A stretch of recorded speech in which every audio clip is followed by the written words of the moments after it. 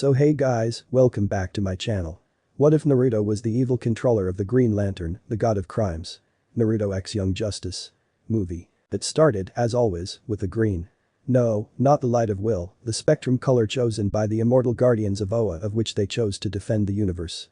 No, the green was the force that connected all plant life on Earth. It was falsely dubbed as Mother Nature by the planet's dominant species, and for a good long while now, it has been ignored. That made it all the more surprising when it, since there really was no gender for a massive source of energy that seemed omniscient, was the first if not the only one to notice him. The newcomer. Thus, the Green sent forth one of its few agents, the only chosen agent to date. A creature not wholly man, not wholly flora, but something stuck in between. The Swamp Thing. The loyal agent of the Green ventured from his Louisiana swamps and ventured to the northwest. Swamp Thing ventured to the northern coastline of California. Traveling by subterranean means in order to avoid humans, he made it quickly to the national park filled with skyscraping redwoods, aptly dubbed the Redwood National Park. Swamp Thing emerged in a small clearing on the edge of a massive crater. Within the center of the crater laid a blond boy. A boy that was clad in possibly the most bizarre orange outfit that Swamp Thing had ever seen on a human. A black band of some sort was wrapped around the boy's head with a metal plate that had a leaf-like shape carved into it. Three thin lines, almost akin to a fox or cat's whiskers, adorned either side of the youth's face. As he walked into the crater, the Swamp Thing felt a familiar tug in his body, in his soul. He is one of us. One of the Green. Swamp Thing did not argue with the echo of his powers. The boy was beaten, bruised, but still breathing, and with each breath taken, a small amount of nature's energy entered. Swamp Thing knew that the boy was special, not of this planet, but all the same belonged. The tamaranian being knelt and slipped mossy arms under the boy's knees and back, being careful to not disrupt any unseen injuries. He lifted the boy from the crater and carried him out. As the first few specks of light danced across the boy's face, eyes cracked open. Then Nani. The croak of his voice was weak and weary. Swamp Thing did not know the tongue which the boy spoke, but confusion and exhaustion was evident in his tone. Rest, my friend. His voice rumbled in his chest. Yellow eyes looked down at the closing ocular organs, and a very small, hard-to-see smile crossed the Swamp Thing's face. You are safe within the green. Bayou Bartholomew, 2010. A set of white teeth tore into the skin of a fresh, shiny green apple. A content sigh escaped the mouth after the fruit was swallowed. Blue eyes watched the branches of the trees around him sway in the wind as their owner rested on a branch within the canopy, the occupied hand near the mouth, while a ring-clad left hand rested over his waist. The light breeze rustled the blonde locks of a familiar whisker-marked teenage boy. The teen wore what were once bright orange slacks, now a dull, almost earthly brown. A mesh shirt covered his torso and arms, and over that was the remains of his bright orange jacket, now sleeveless due to the heat of his surroundings. As mentioned before, an emerald ring adored the middle finger of his left hand, an emissive green light escaping the lantern-like shape. The boy's headband, once proudly tied around his head, now acted as a belt to keep his pants up, and his sandals had been fixed with torn rags. He looked like he lived off the land for quite some time, and frankly, he did. A harsher breeze passed through the air and made the boy's relaxed smile turn into a large frown. Yeah, I hear you. I was just taking a small lunch break. With that, he stood up, tossed the remains of his apple away and leapt from his perch. The teen bounded off of or swung from other branches effortlessly until he finally reached the forest floor. The blonde stretched his arms high above him and stifled a yawn. Now back on full alert after his lunch, the boy made his way to his sensei's chosen protectorate. He traveled through the groves, past the vast amounts of flora and fungi, until he reached a dark and damp swamp. The teen stood at the edge of the swamp's waters and folded his arms across his chest. He waited for about 5 minutes before his patience gave way. Boy, Sensei. Stop lurking around under there. After the center of the swamp bubbled until a figure rose from its depths, wading towards the shoreline. Massive, bulky and dripping with the swamp's water among other things, Swamp Thing towered over the blond boy. The teen's blue eyes blinked dully. That stopped being scary after the 6th time you did it. You're no fun, Naruto Uzumaki. The agent of the Green rumbled sourly to his student. The boy, Naruto, was the same one who had found 2 years ago in California. He was apparently from another dimension and had no recollection of what caused his sudden arrival. What he knew was that had just defeated a terrorist known as Pain and then passed out after the celebration. Next thing Naruto was aware of, had awoken on a different planet in the presence of the Green's chosen hero. Well, try something new. Like from those films you told me about, Naruto said, rolling his eyes. Swamp Thing stroked his chin thoughtfully. I don't think they'd let me into picture shows. Yeah, no kidding. Naruto smirked and crossed his arms over his chest. Yow'd stink up the place. Funny, Naruto Uzumaki. Very funny. Swamp Thing huffed. He made to say something more when he paused and turned to his right. Yellow eyes flashed brightly, and his scowl became more prominent. Do you feel that? That's why I came to get you in the first place, Naruto said. His blue eyes had become a similar yellow as Swamp Thing's, only they were more toad-like, and a line of orange had brushed over the top of his eyelids. Sage Mode, one of his few abilities that he recalled before he awoke in this strange new world. His left hand balled into a fist and the ring on his finger shone brightly. Swamp Thing released a deep growl of unease, one that made the entire forest quiver. Someone is abusing the green. Who? He demanded, his mind spreading through his protectorate to find the source. Someone who needs an ass kicking. Naruto punched his right hand into his open palm. His ring shone again, and his body was momentarily encased by light. When the light dimmed down, his attire had changed. He now wore a black long-sleeved shirt, the sleeves on his forearm bound in two places by green bands. A padded green flak jacket appeared over his shirt and long black pants protected his legs. His sandals were cleaned up and green guards wrapped around his legs. The symbol of the green's lantern shone brightly on his back and either of his shoulders. They are here. Swamp Thing snarled in offense. Due northwest.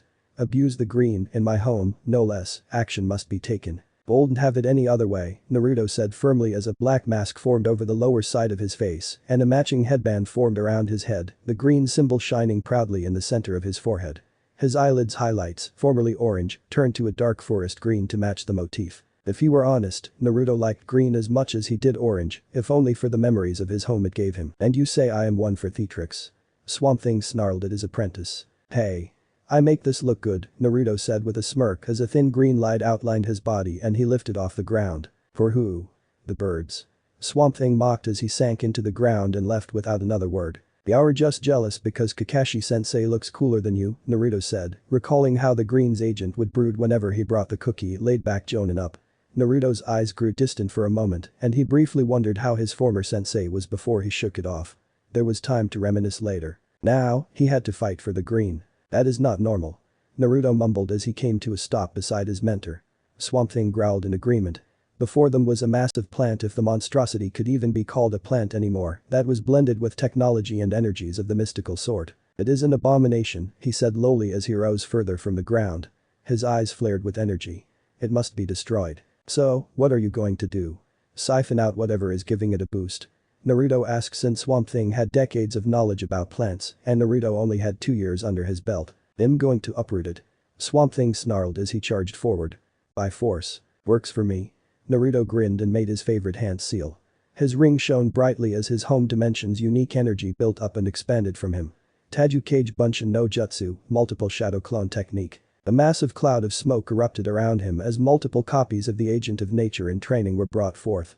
The floating green glowing teens numbering in the dozens looked at the original, each granted a limited amount of power by the green, and awaited their orders.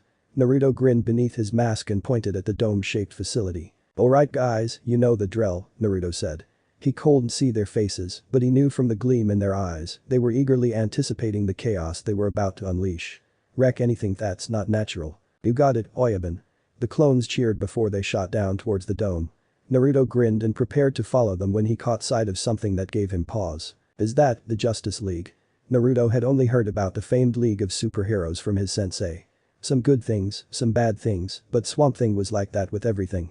Anything that didn't pertain to the green or the other elemental forces was considered unimportant by the Swamp Thing. Though the young green agent in training wondered why they all seemed to be kids roughly around his age. And were fighting a group of nasty-looking guys. Naruto rubbed his chin. He held out his left hand. Help Sensei smash. He held out his right hand. Help group of kids against the ape-man. Sensei, group of kids, Sensei, group of kids. Third option. A deep accent-heavy voice rumbled behind him. Die. What? That's a terrible oh damn, dude, you're big. Naruto gawked at the muscle-bound guy in black tights with a bright yellow lightning bolt on his chest and a golden sash around his waist.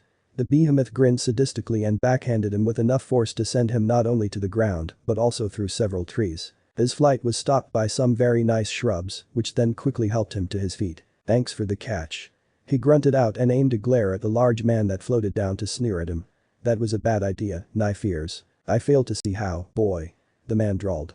He lifted his hands up and tendrils of lightning shot down from the cloudless sky. You now face the power of Black Adam. First of all I'm 17, jackass. I am not a boy. Naruto growled. He thrust his left fist out and a massive green fist flew from his ring. The eyes of the man, Black Adam, went wide before he was sent flying into the bayous forest. And second, you say that like I should give a damn.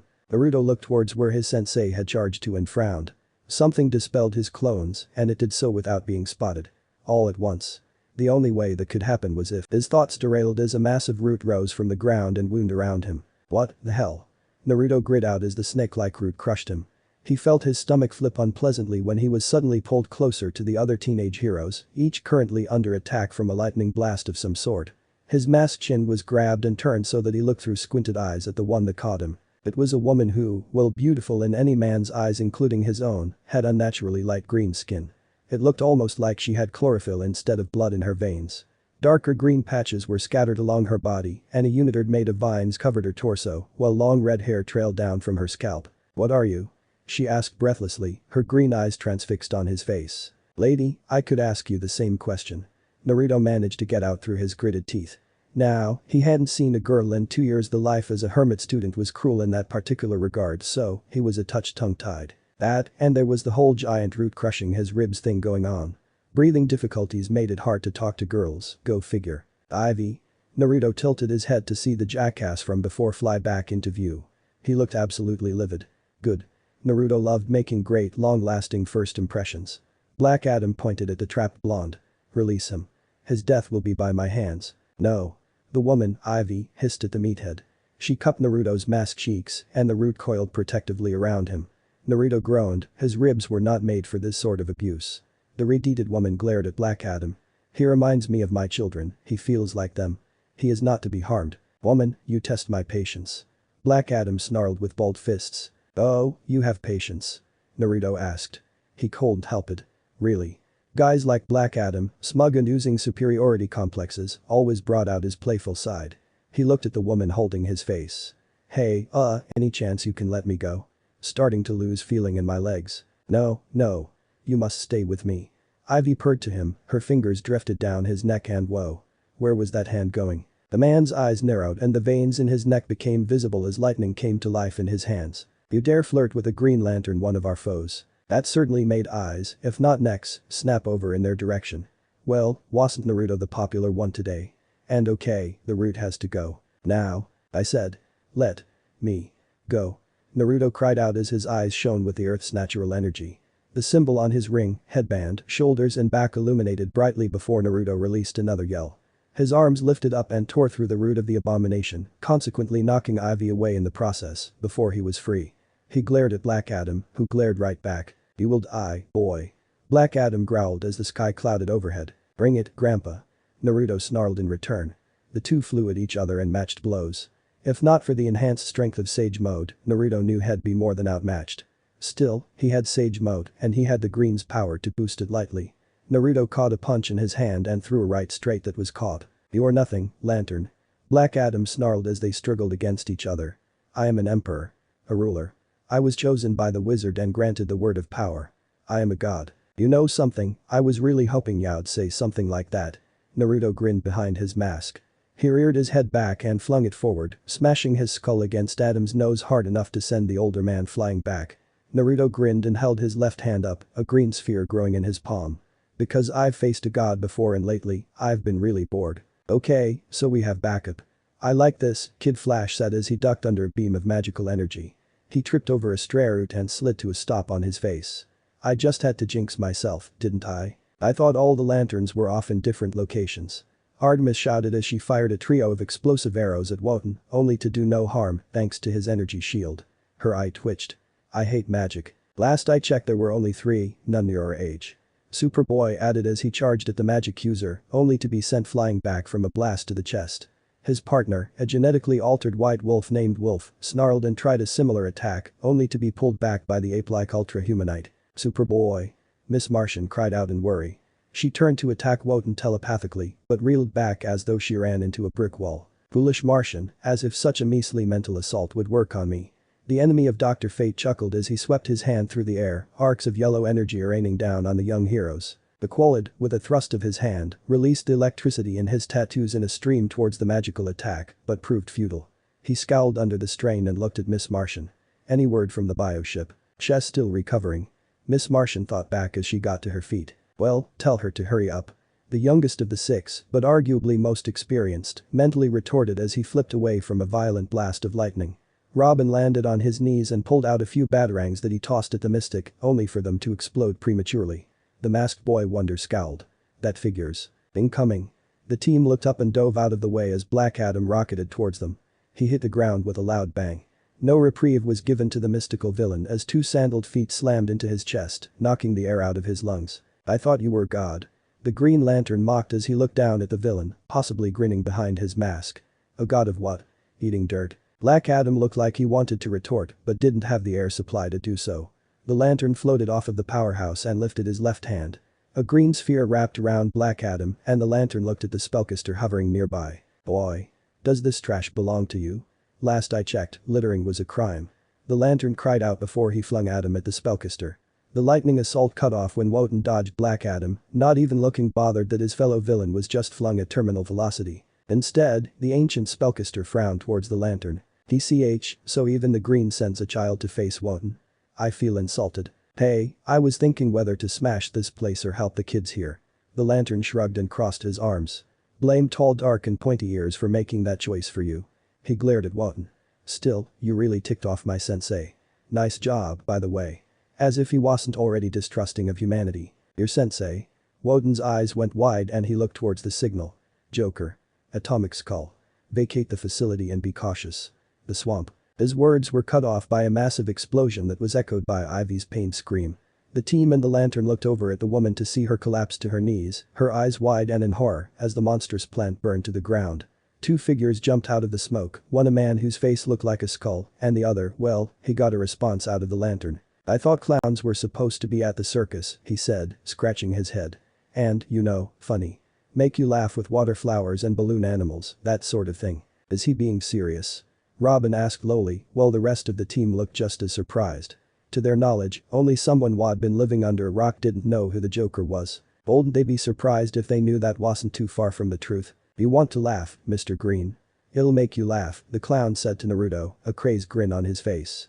He drew two switchblades and launched himself at Naruto. The blonde weaved through the wild slashes like they were child's play, which they honestly were in Naruto's humble opinion. Come on, boy, don't you want to laugh, the clown asked, chuckling with each slash he attempted. Let me put a smile on your face. For some reason I get the feeling you're not going to tickle me with a feather. Naruto slid out of the way of another slice and then ducked down under a stab. His right fist flew into the clown's gut like a missile and he sent the clown flying. The clown hit the wall of the building hard enough to leave a spiderweb of cracks behind. Naruto winced. Ooh, thought he had super durability or something. Naruto suddenly felt sick, immeasurably sick. It was so alien a feeling that he dropped to his hands and knees, almost unable to breathe.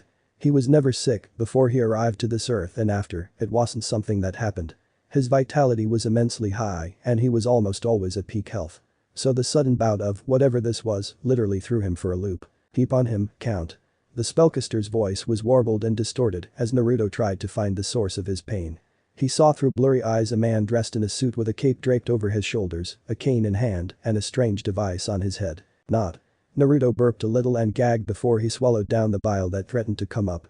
Cool. The tortuous experience thankfully came to an end when the girl with a bow shot an arrow at the dick that was making him feel so ill. Naruto got back to his feet only to be abruptly tackled out of the way of the magic blast by the archer. You okay, Lantern? The archer asked as she got to her feet and offered her hand to him. Wo's Lantern? Naruto returned, rubbing his head and taking the offered appendage to get to his feet. He looked around and spotted his new target. His eyes flashed red for the briefest of seconds before returning to their calm blue and then flaring back into bright yellow. Dibs on the douche with the cane. We are not finished, boy. A gravelly voice snarled at him. Naruto glanced over his shoulder at the rising Black Adam and then looked at the archer. Okay, change of plan.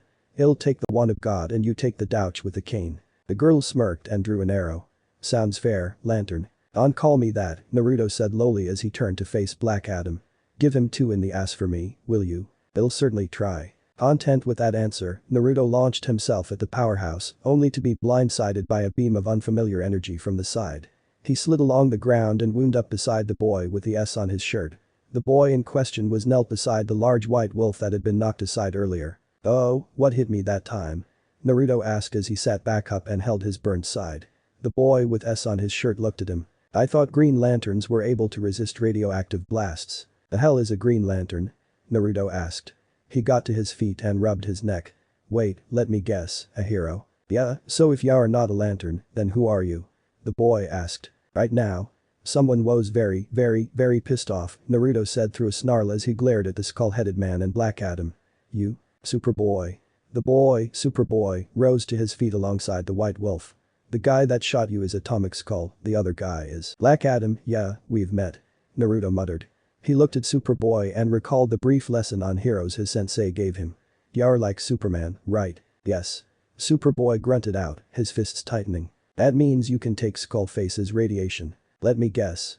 You want to fight Black Adam? Am I that obvious? Plan all you want, children. You will die all the same. Black Adam sneered at them as Atomic Skull dropped down beside him. Kind of want to fight Black Adam, Superboy said under his breath. Dead in line. Naruto hissed as the green light outlined his form again. He glared at the powerhouse villain. Lightning fart is mine. Come and kneel before your king, boy. Beg me for your life. Adam shouted before he and Naruto flew at each other, while Atomic Skull fired blasts of radiation at Superboy. Black Adam and Naruto rose into the air as they traded blows. Naruto took a shot to the jaw that made him flip back before he righted himself mid-air. His stomach continued to flip and he almost took a devastating blow to the neck had he not used the seal-less substitution technique. Okay, now I'm really mad. The blonde glared at the Egyptian and held his hands up into his favorite techniques, hand seal. Kage Bunshin no Jutsu. 3 clones popped into existence beside Naruto and he held his hand in front of his body while one clone went to fend off Black Adam. The 2 other clones rotated chakra in Naruto's palm to form a sphere that grew and widened, becoming a massive spinning force of energy that Naruto had to hold above his head. The 2 clones vanished in plumes of smoke once their purpose was gone, and the one fending off Black Adam willingly took a dispelling shot that shrouded the villain's vision. Here you go, Dirt Eater.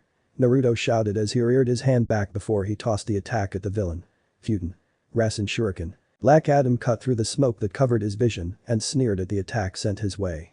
He fired a massive bolt of lightning at the Rasen Shuriken from one hand, but the wind jutsu cut through the magical attack like it was made of paper. As horror spread across the villain's face, Wotan teleported in front of him and conjured an energy shield to protect them from the attack. Wotan's face contorted in pain as his arms shook from the stress on his magical shield. Adam, leave. He snarled out while the jutsu let out a loud shriek at the obstruction. Now. Black Adam did as instructed just before the technique exploded into an expanding dome of microscopic wind blades. The yell of the sorcerer stuck within was lost to the ear-wrenching shriek that caused all those in the vicinity to cover their ears. All save for the originator of the attack, who charged at the dumbfounded powerhouse with a war cry. Naruto's right arm caught Black Adam around the neck and they dove for the ground. A good 30 feet from the ground, the blonde stopped abruptly and spun. He used the added acceleration of his mid-air turn and the sudden descent to launch Black Adam headfirst into the dirt. The magically gifted villain hit the ground with an earth-shaking boom and then flopped to his back, unconscious. Wotan fell and landed nearby, just as unconscious and badly injured by the attack that had been at the epicenter of. The green-clad blonde's chest rose and fell as he quickly gathered more natural energy from his surroundings. The clones and Rasen Shuriken followed by the chakra-assisted throw really took some of it out of him.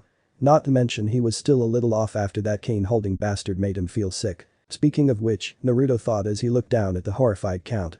The reason for the villain's abrupt emotional shift was lost on the Green's agent in training, but had he looked at the other heroes, had have seen a look of awe on their face. Wotan was a huge baddie, rivaling Dr. Fate and Zatara in magical renown and ability. Throw him in with Black Adam, who could go toe-to-toe with Superman himself and win, and you had yourself an already dangerous duo. To the team, this new guy, some Green Lantern look-alike, had not only taken out Wotan with one attack, but just tossed Black Adam around like he was a rank amateur. That made their respect for him skyrocket and the confidence in their chances rose just as fast. I did not sign up for this, Atomic Skull said, his voice raspy as he held up his hands. We can still emerge victorious. Count Ouch, as Naruto had dubbed him, snapped. Do not surrender. Surrendering would be your wisest choice of action, my friend. The stern warning came from above and all eyes looked up. The villains felt dread and anger, whereas the team felt relieved and victorious. Naruto just wondered why the heck the dude in blue had his underwear on the outside. He floated down alongside the other guy in green, who gave him an odd look. I've never seen you on Oa. You new to the Corps? The masked hero asked as he lowered those incapable of flight to the ground. No idea what you're talking about. Nice spandex. Naruto smirked behind his mask while the older man frowned at him. I'm going to have to ask you a few questions about your ring. I'm going to have to tell you to piss off, Naruto said dryly. The man in green's nostrils flared and he narrowed his eyes. Listen, you little smart mouth. He was cut off as the man in red with the golden lightning bolt on his chest put a hand on his shoulder. Pal, I don't think now's the time. He whispered, unaware of the young hero's heightened senses. So the guy's name was Hal, huh? Good to know, Naruto thought. He landed beside the green hero, seeing as no one present wore orange, he went with the second best option. The other heroes landed around the Injustice League as the blue dude with his red undies on the outside called them and the villains immediately surrendered. Well, almost immediately. No, no, no, the game's only just started. The clown was cut off by a massive green hand of energy slammed into his body and made him collide with the wall once more. Dude, you lost. Deal with it. Naruto grumbled as he lowered his left hand and looked back at the other heroes and villains. What? Is something on my face? Did Sensei draw on my face again? He'll kill him. Are you sure Hess not a Green Lantern? The red-suited lightning bolt man that looked like one of the teens asked the green-clad man. I'm pretty sure. Oh. Okay. Was just a little confused was all, you know, by the energy construct of green light. Glad that's cleared up. Flash, don't be a smartass, the black-caped hero said firmly. He looked at the blue man with his undies on the outside, who nodded and went with a few other heroes, including the green-clad man, to apprehend Black Adam. The man in black turned to Naruto. I don't believe we've met. I'm Batman. That's arguably one of the dumbest names I've ever heard, but whatever. Your life. Naruto shrugged as he crossed his arms over his chest. Dude, what's your casket size? The formerly black now banana-colored suit-clad kid asked. Naruto blinked. Why would this kid want to know his, oh, it's an earthling innuendo. Well, two can play at this game. I'm not into dudes, kid. Flattered, though. I'm just going to shut up now. The red-faced teen mumbled while the short boy and the red-clad hero, Flash, laughed. The cutie of a green archer whistled, a smirk on her face. Wow, I'm officially impressed. He shut up Kid Flash. Artemis. The banana peel, Kid Flash, hissed. Well, almost. Enough. We need to discuss your performance in this battle. Batman's voice quieted the teens and Flash and he looked over at the team. He gave them a brief nod. It was more than satisfactory. While the 6 teens and the genetically altered White Wolf seemed pleased by that, Naruto rolled his eyes. Ugh, you sound like an academy instructor. He mumbled under his breath. He began to levitate up and away, ignoring the wide eyes of the rest of the league and the kids. Naruto nodded briefly at Superboy before he looked back at Batman. So, everything seems fine here. You have all your crazies rounded up, yeah? Good, good. Word of advice. Get lost. Sensei doesn't like it when you humans come to his land. Batman's eyes narrowed behind his cowl. And who is your sensei? The young agent in training smiled behind his mask. The man in green looked just as interested as the villain in his green sphere, Ivy, whose eyes he could feel roaming over his body even without looking at her. Gross. Pushing that to the back of his mind, Naruto folded his arms over his chest. Alec Holland. Team, get your things. We need to leave. Batman announced while the other members of the Justice League seemed to freeze at the name and Poison Ivy began to hyperventilate, her eyes darting at each shadow that moved. The younger heroes frowned and shared confused looks with each other, each wondering about the words from their mysterious aide. Before he could leave, Batman spoke to Naruto once more. Who are you? You can call me. Naruto paused and looked away for a moment when he heard a whisper from the green. He looked back at the Caped Crusader. You can call me Sage. An object flew up and Naruto caught it with ease in his hand. He arched a brow at the strange device and looked back at Batman. Well, be in touch. The Bat of Gotham muttered lowly before he turned and apprehended the clown. Yeah, sure. Naruto shrugged indifferently and pocketed the device before he shot off towards his home. The green was safe for another day. You want me to what? Naruto asked as he stared at the moss-covered form of his sensei. You are to venture into the world and act as the voice of the green. Swamp Thing instructed as he slowly began to seep into his marsh.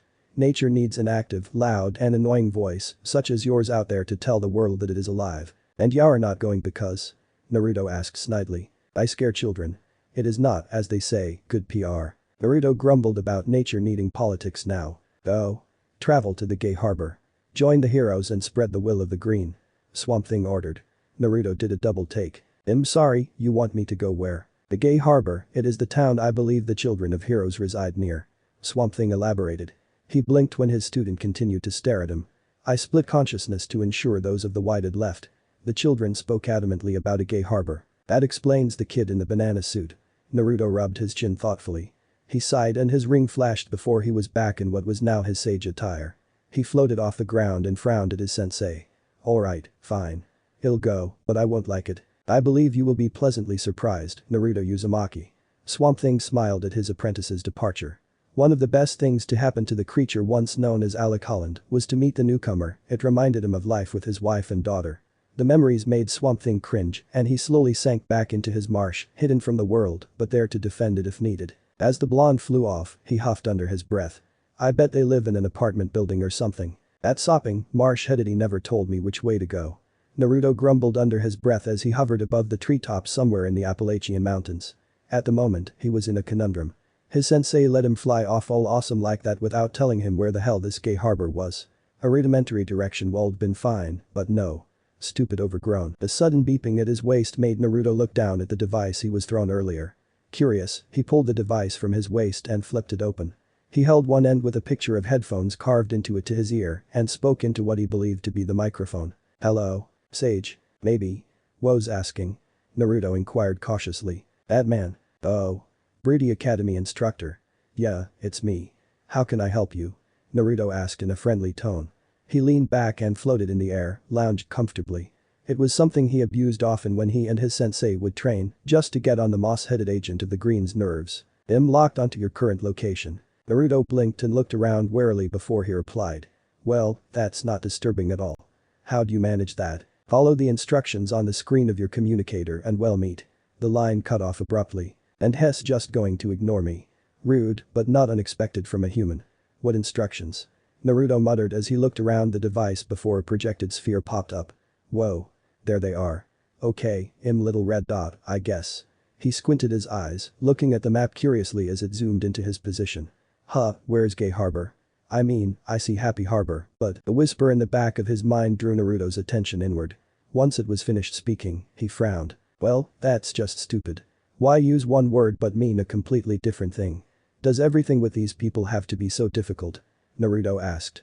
He shook his head and followed the coordinates with only a few mistakes on his part. Head on up to them, technology wasn't really his thing, so to speak. He arrived over a small mountain near a decently sized forest a few hours after the initial contact. The blonde landed near the mountain and looked over at the woods. Seeing no one else around, he shrugged and popped down with his legs crossed and his hands in his lap. A little exercise and meditation never hurt anyone. Almost an hour later, that green-suited guy from the day before, Hal, touched down near Naruto. Naruto had felt his presence, but said nothing until he had completely expelled the abundance of natural energy within him. He didn't want to accidentally appear hostile or overload his senses. Hey. Naruto got to his feet and waved one hand in an effort to be friendly. That broody guy tell you to pick me up or something? Something like that. Hal's lip quirked upward. He was covered in a green glow similar to Naruto's, and he floated a few feet into the air.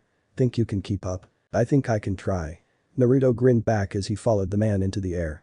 Despite their terrible first impression, he was starting to like this human. Even if he wore a bit too much spandex for his taste. Well see. Your ring may look like mine, but I'm pretty sure it's a cheap knockoff, says the man in spandex. It's a uniform. Hal stressed the word with a frown as they flew towards the city. Right. And I'm going to give up Raymond. Naruto smiled behind his mask. He was so getting under the man's skin. Then again, that was his superpower if he was to listen to his sensei's words. I wanted to go to the nice little cafe down the block, but Batman won't have it. Sorry kid. Hal waved his hand. Bat says it was too exposed.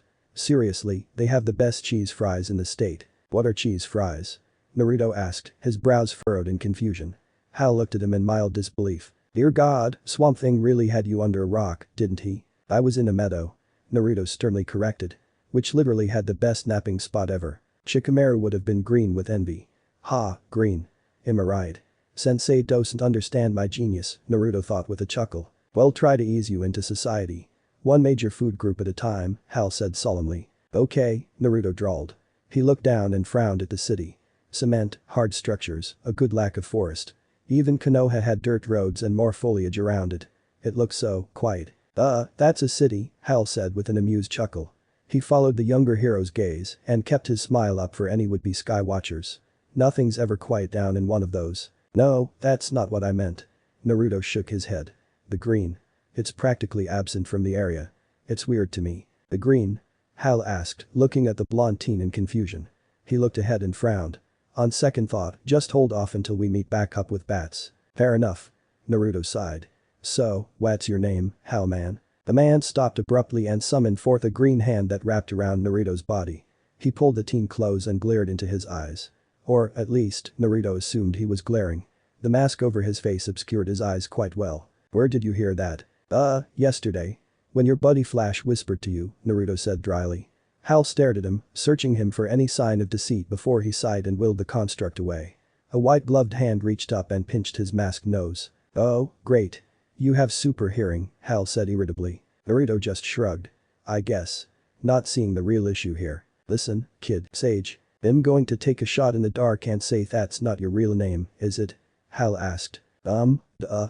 Naruto arched a brow. Why would I tell any of you my real name? We just met. Hal is my real name. Well, that's stupid. Why would you use your real name in this sort of business? Naruto asked, his arms crossed over his chest. You're a cheeky little bastard, aren't you? Hal asked lowly. Naruto gave him a big grin in place of a verbal response. The man shook his head and pointed at the symbol on his chest, similar to Naruto's, but fully connected and not made up of shapes. See this? This means I'm a member of the Green Lantern Corps, we're basically the police of the universe. On Earth, when I'm in my uniform, I go by Green Lantern, or GL if you have to shorten it. Only my friends and fellow Green Lanterns can use my real name. So, you're an agent of the Green, but you work in space. Naruto scratched his head. How does that work? My ring gives out if I go too high off the ground. That was a day Naruto would never forget. Neither would Swamp Thing, for that matter. After all, it wasn't every day that a blonde 16-year-old fell from 30,000 feet off the ground because his supposedly endless energy suddenly cut out. All Naruto could do from that day forth was thank the heavens and the green for the soft foliage that surrounded Naruto's meadow. No, listen, I'll explain it later after we meet up with Bats, Hal, or rather, Green Lantern said. He turned and began to fly off. He stopped and looked back. Are you coming or not? Naruto blinked and resumed flying with the hero, confusion evident on his face. They flew for several minutes in silence before Naruto thought of something and decided to indulge himself in query. I don't want to sound rude, he said, but Broody Guy sounds kind of like a dick. Do we have to talk with him? Yes. Are you sure? Kid, you want to know what the Green Lantern Corps are, right? Damn it. After another 5 minutes, they finally arrived in a clearing within some woods. Back in the semblance of his comfort zone, Naruto took a deep breath and then proceeded to choke a little. Man, even your park suck, he said sourly to the lantern. Can you stop acting like a hippie for 5 seconds? Hal asked, a bit fed up with all the negativity towards the modern culture of his homeworld. Had gotten enough of that on patrol through the rest of his sector. And on Oa. I don't even know what that means. Naruto deadpanned. It was an insult. Oh. Harsh. I thought you were a hero. Naruto frowned at the smirking man and then looked away pointedly. Well, I'll be sure to remember that. Yeah, I'll bet. Hal chuckled as Batman, the blue guy with his undies on the outside, and another guy that was dressed similarly to Hal, walked out of the woods. The new Green Lantern had darker skin, and his uniform looked more like something Naruto might consider wearing.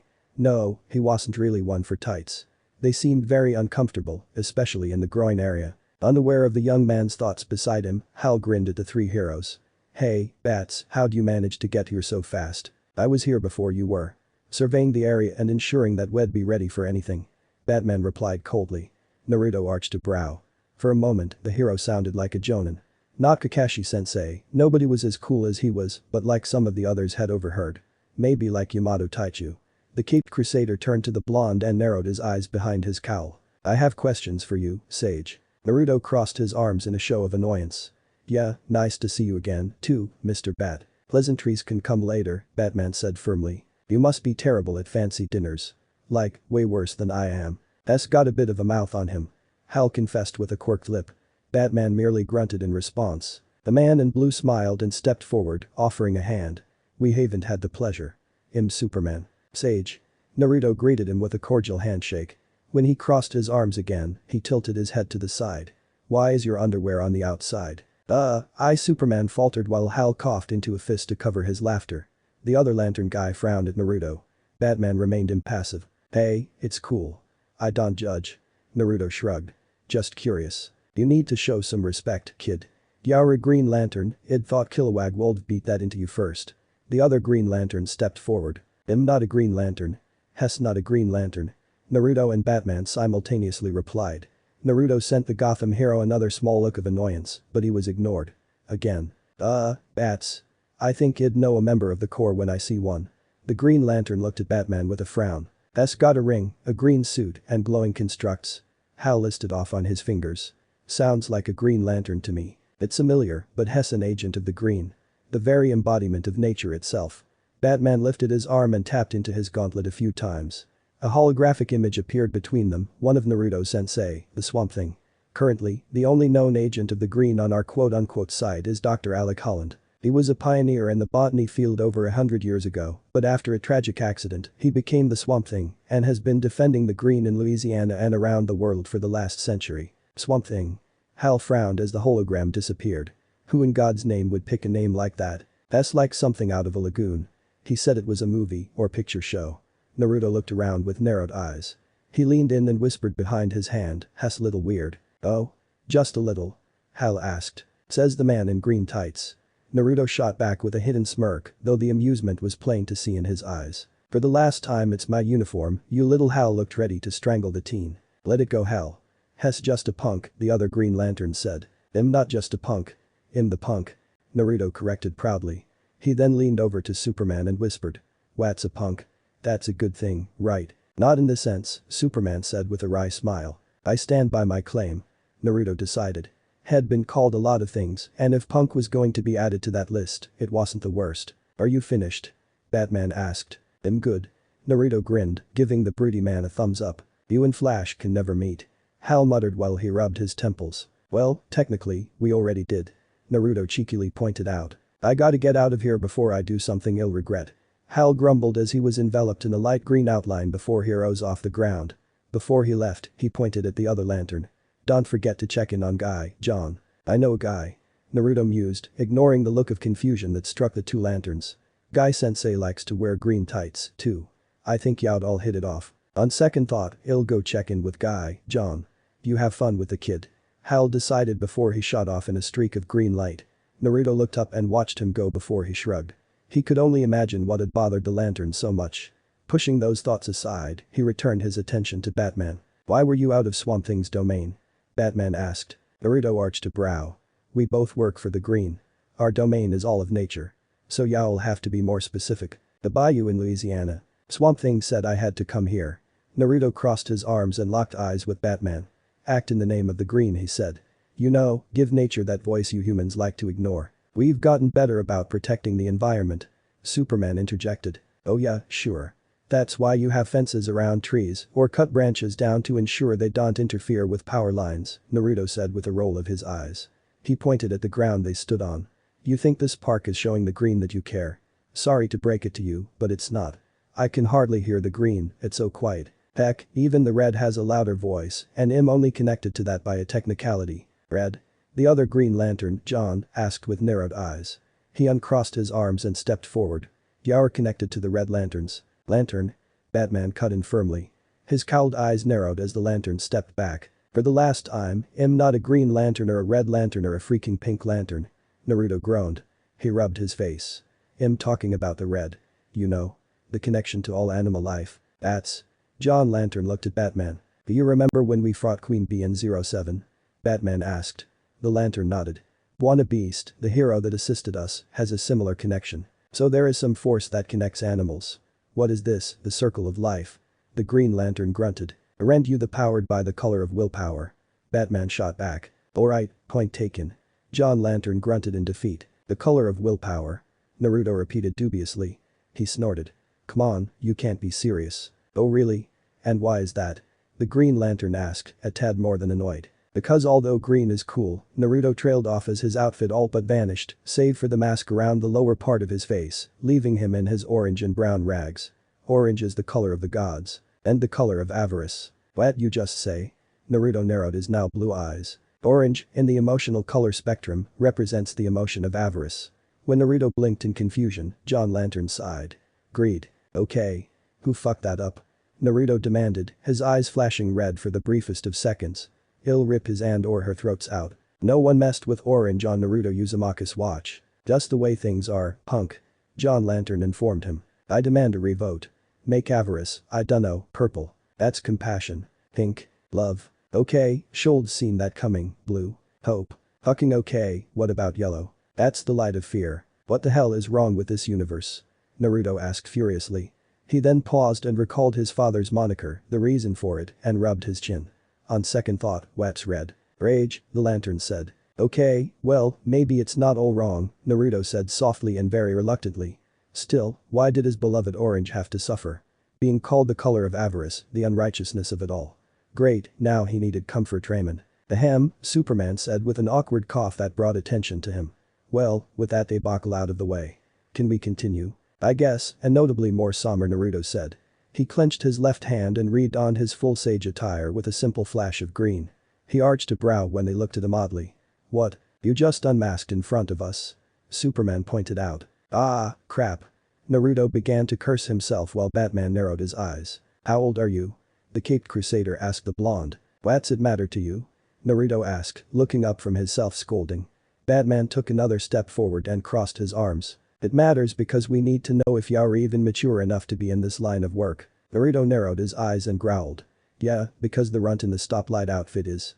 Try again. While most of us agree that Robin is maybe too young for this line of work, I can assure you that Hess very mature for his age, and don't let that get in the way of what needs to be done, Superman said. Don't try that reverse psycho what it's on me. Naruto jutted a finger at the blue spandex wearing man.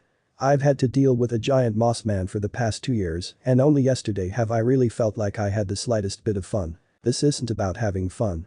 It's about saving lives, John Lantern said firmly. Yeah, I get that. Really, but your priorities and my priorities vary, Naruto said. He pointed at the glowing symbol on his headband. See this? This means I'm an agent of the green. I have a duty to protect the planet, your planet, from danger. Not your people. So you'd let innocent lives end? Batman asked. No. Kami, why is this so hard? Oh, I know. Because I've been living with a moss man for the past 2 years. Naruto shouted, glaring at the cowled hero. I don't prioritize like you do, no I won't let innocent people die, but I have to put my duties first. Like you, John, right. Green Lantern. John Lantern corrected him sternly. Yes. That. Naruto rolled his eyes. Hal said something about having a sector to patrol. I'm guessing he means in space, right? Yeah. So he can't always be here on Earth, even when the situation may call for it. At times, yes. Same for me, Naruto said. He took a deep breath and calmed down, connecting instantly with the green. His eyes, now toad yellow, opened and then he gestured to the park. All this land, dedicated to preserving nature, is nothing. Every day, there's thousands of miles of natural habitats that are being destroyed to make way for the surplus of humanity that is ever expanding. That isn't to say that I don't care about humanity. Where I'm from, and that would be. Batman insisted. Naruto glared at him, and the air suddenly became thin. First all, rude. Secondly, that's hardly any of your business, bat jerk. The sage grit out. I beg to differ. Batman. Superman cut in. Shame he did, too, because Naruto was looking for any excuse to deck the man who was filled to the brim with withheld negative emotions. The guy was so full of angst and anger that it made Sasuke pale in comparison. Why he was considered good, Naruto had yet to see. Fine. Batman stepped back and nodded cordially. Continue, Sage. Thank you, your highness. Naruto gave a small curtsy and looked away from the hero. Ah, it was the small things in life. Naruto coughed into his fist and let Sage Mode escape him, again. The longer he was in it, his emotions were being influenced by the others he felt. Blue Eyes looked back at Superman. Anyway, like I was saying, where I'm from, we managed to keep our civilizations and nature intertwined. Sounds like a great place. Superman smiled. Naruto returned it with a smaller and slightly melancholy one of his own. Though that was thankfully hidden by his mask. Yeah, it wasn't so bad. Nearly died on my first venture out of the village, but I'm getting off point. Naruto shook his head, missing the looks of bewilderment that crossed the green, John, Lantern's and Superman's faces, whereas Batman's eyes merely narrowed before relaxing. Naruto rested his hands behind his back. Point of the matter is, I want to help people, you wanted to talk to me about something, so what was it? Well, initially, it was to learn why you were leaving the Swamp Thing's domain. Superman shrugged. For the League, that is. I, however, wanted to see what you were about and, hearing that, have an offer for you. I'm listening. The red-headed freckled youth lounged within the recreation room on a lazy boy reclining chair. He had a big bowl of potato chips in his lap and his right arm was in a cast.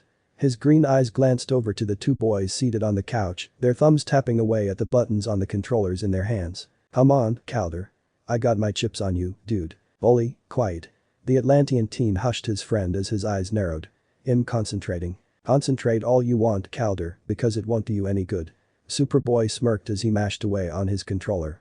I've been practicing. On easy mode. The Atlantean quirked a brow and gained a smirk of his own when he delivered a devastating combo that put Superboy's character in the red. The clone Kryptonian smirk fell into a scowl. "Lucky shot." Superboy grumbled. "Luck had nothing to do with that, my friend." Calgerum chuckled. Their game came to an abrupt halt when the large television screen they were playing on fritzed out and an exclamation point appeared on screen. Designation, 01. Superman. Designation, 02. Batman. Designation, Alpha Clearance. Guest. "I think we have company," Wally said, eating a handful of chips. Superboy dumped his controller and got to his feet.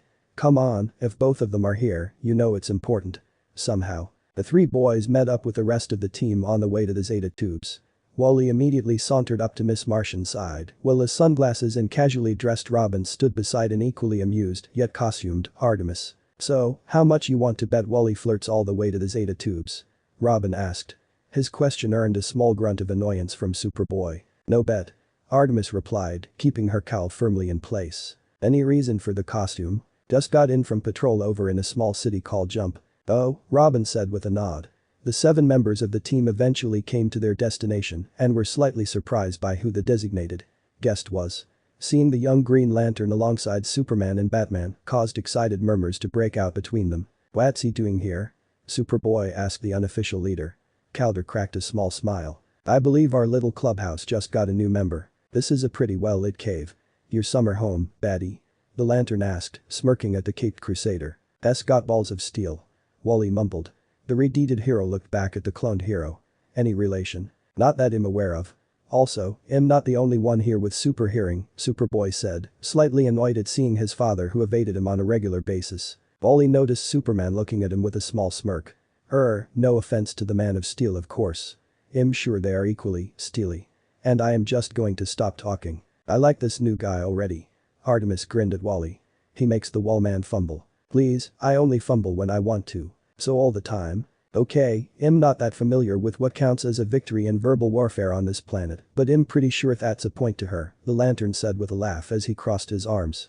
Superman shook his head in amusement while both Miss Martian and Superboy perked up at hearing he wasn't from the world. "Oh, who asked you?"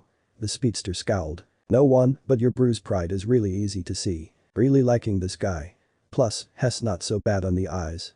Artemis said, looking the new guy up and down with half-lidded eyes. The Lantern audibly choked on his tongue and looked away as his face heated up. Thanks." "Who was the bruised one, again?" Wally asked, grinning cheekily. "I've been living with a swamp guy for 2 years, cut me some slack."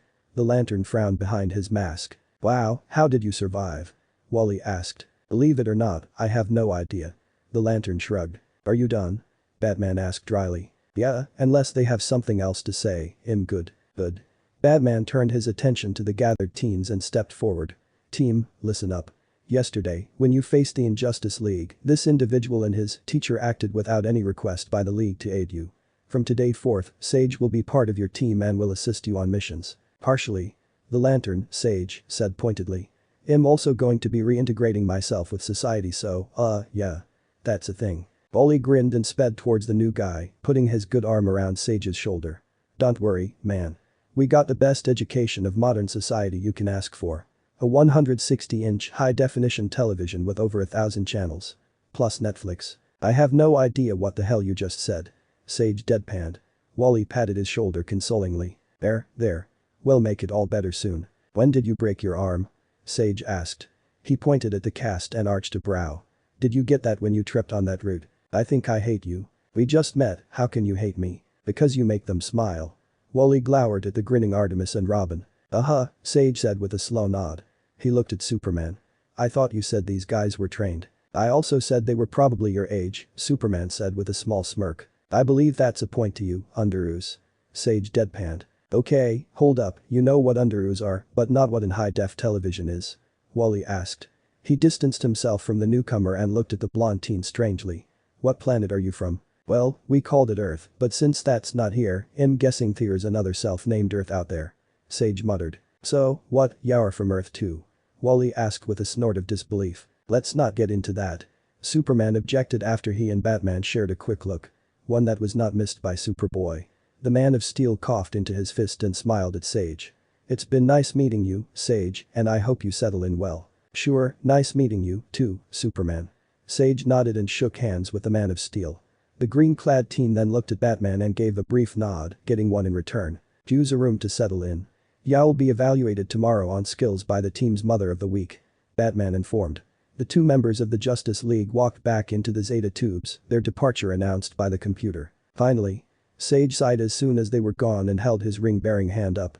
A flash of green light later and Sage was back to what could be called civilian clothes. A whiskered face beamed a smile at the dumbfounded teens, and Sage gave a small wave. Now that they're gone, I can chill. Name's Naruto Uzumaki. How's it going? Good to know, I guess. Why didn't you say anything in front of Superman or Batman? Wally asked. Because I don't trust Batman. Naruto admitted while he rubbed the back of his head sheepishly. The guy's making every emo sense I have go off. Nearly as bad as or worse than this guy I know. You know Hess got the whole mountain bug, right? Robin asked, grinning. And I should care about insects, why? Balls of NTH metal. Robin awed. I think he is unfamiliar with our terminology, Robin, Calder said with a hand on the younger boy's shoulder. He stepped forward and offered his hand. Calderum, otherwise known as Aqualid, but my friends call me Calder. Naruto took the offered hand and shook it with a grin. Nice to meet you, Cal. What you mean by technology? Like, a computer or radio or something? How familiar are you with nanotech? Robin asked. He put a thumb on his chest. Robin, by the way. That man won't let him reveal his identity, Wally said with a snicker. Shut up, Wallace. Robin smirked. Aw, dude. And filing that away for future pranker notice, Naruto said with a grin as he shook Robin's hand. Putting his hands in his pockets, he shrugged. He'll flat out admit it and just say I know diddly squat. Well, I think we should introduce you to the internet. The boy wonder grinned broadly. Why do we need to get into a net? Naruto asked. He blinked and looked over at the two females when the girls snickered. What? Was it something I said? Okay, yeah, I'm so staying over tonight, Artemis said. She pulled her mask off and smiled at the newcomer. Artemis. I'm the team's Archer and Green Arrow's niece. Nice to meet you. Naruto smiled back and took her hand. As they shook hands, he blinked and leaned in to get a better look at her eyes. Wow. You got really pretty eyes. Forest green, good color. Artemis smirked and gave Wally a look. Not even 5 minutes here and he already can hit on a girl better than you. I wasn't, I mean, not that you're not pretty, but I was just, what I want to say is I think I'm just going to stop talking now. Naruto laughed nervously as his face heated up. Why was he stuck in the woods for years with his antisocial, mostly anti-human, teacher? Talking to pretty girls was never this difficult. The nah, that's like a 5 or a 6 out of 10 flirt at best, Wally said with a scoff. Them with Artemis. Way better than your moves, dude. Robin nodded with crossed arms. Calder rubbed his neck while Superboy nodded in agreement. You guys are the worst friends. Wally deadpanned. Artemis' smirk turned into a wide grin. Well, I think Hess kinda cute. Hess got a real down-to-earth vibe to him. I see what you did there, Naruto said with a laugh. He focused on the joke to ignore the embarrassment that came from being complimented. Yeah, and simple enough too. Wally huffed. Naruto narrowed his eyes at the teen. It'll remember that, banana peel. He muttered while he crossed his arms over his chest. He tilted his head. I think I hear water trickling. That's probably Wolf, Superboy said as he came forward. The two shook hands and Superboy cracked a small grin. So, Green Lantern, huh? For the love of why does everyone keep thinking him like hell? Naruto wondered with a groan. He rubbed his face. He'll explain it later. Superboy. The clone introduced himself. He nodded over at the last member of the team when she floated over to land beside her secret boyfriend. And this is Miss Martian. Actually, my name is Mgan, but you can call me Megan. Megan smiled and took the offered hand. Okay, I have to ask. Is every superhero girl super pretty? Because I can get behind that, Tebeo. Naruto grinned as he shook Megan's hand. He noticed Superboy's eyes narrow slightly and his smile wiped into a frown. Now, although not up to par with his social skills of the past, Naruto was gifted in the way that could read a face and determine someone's mood. Something super important to have when a former teammate communicated in grunts, scowls, smirks, and sneers. So, he could tell that. Not that him hitting on you or something. Not that you shouldn't get it, but god, it was so much easier talking to trees. Naruto bemoaned and dropped his face into his hands. Superboy's smile returned when Megan giggled. Robin laughed and Calder shook his head. Wally looked at Artemis smugly. Yeah, has so much better at flirting than me, the speedster said sarcastically. Artemis returned the smug look. A girl likes a guy who can tie his tongue. What the heck is that supposed to mean? Wally asked, dumbfounded. He looked at Robin when the boy fell onto his knees and started to laugh harder. What? Dude, Robin, try to pull yourself together, Calder said with a chuckle. He nodded at the distancing trio of Superboy, Megan and Naruto, who were talking animatedly about being roommates. Well, to be fair, Megan and Naruto were talking. We've got a teammate to move in. Yeah, okay, Robin sighed and wiped a tear from his eye as he got back to his feet. He caught up to Artemis, who followed if only to change into her spare set of clothes she kept in the mountain, and grinned at her. That was great. Don't have to tell me twice, Artemis said as she shared a fist bump with the younger hero. Since when are they so chummy? Wally asked indignantly before he raced off to catch up with the group. Calder shook his head and simply smiled as he followed his teammates. It was never boring as a hero. A massive spacecraft of unknown origin passed by the gas giant Jupiter. It was spherical in shape and had an oscillating set of rings around it. Two notable cylindrical tubes protruded from what could be considered the front of the craft. It was simple enough that Hal Jordan felt a quick warning from a Green Lantern such as himself would get the ship to turn around before it accidentally was spotted by Earth's militaries. Though, that wouldn't be the first time, Hal thought in amusement as he made his way to the ship. He flew up to what his ring told him was the front and manifested a giant fist to gently rap on the shell. "Excuse me?" he called. "Hal Jordan, Green Lantern. Would you mind pulling over to the nearest asteroid and rolling your window down, please?" Hal was completely blindsided when the forward left cannon suddenly turned and fired at him. The blast knocked him a good kilometer away, but ultimately left no damage.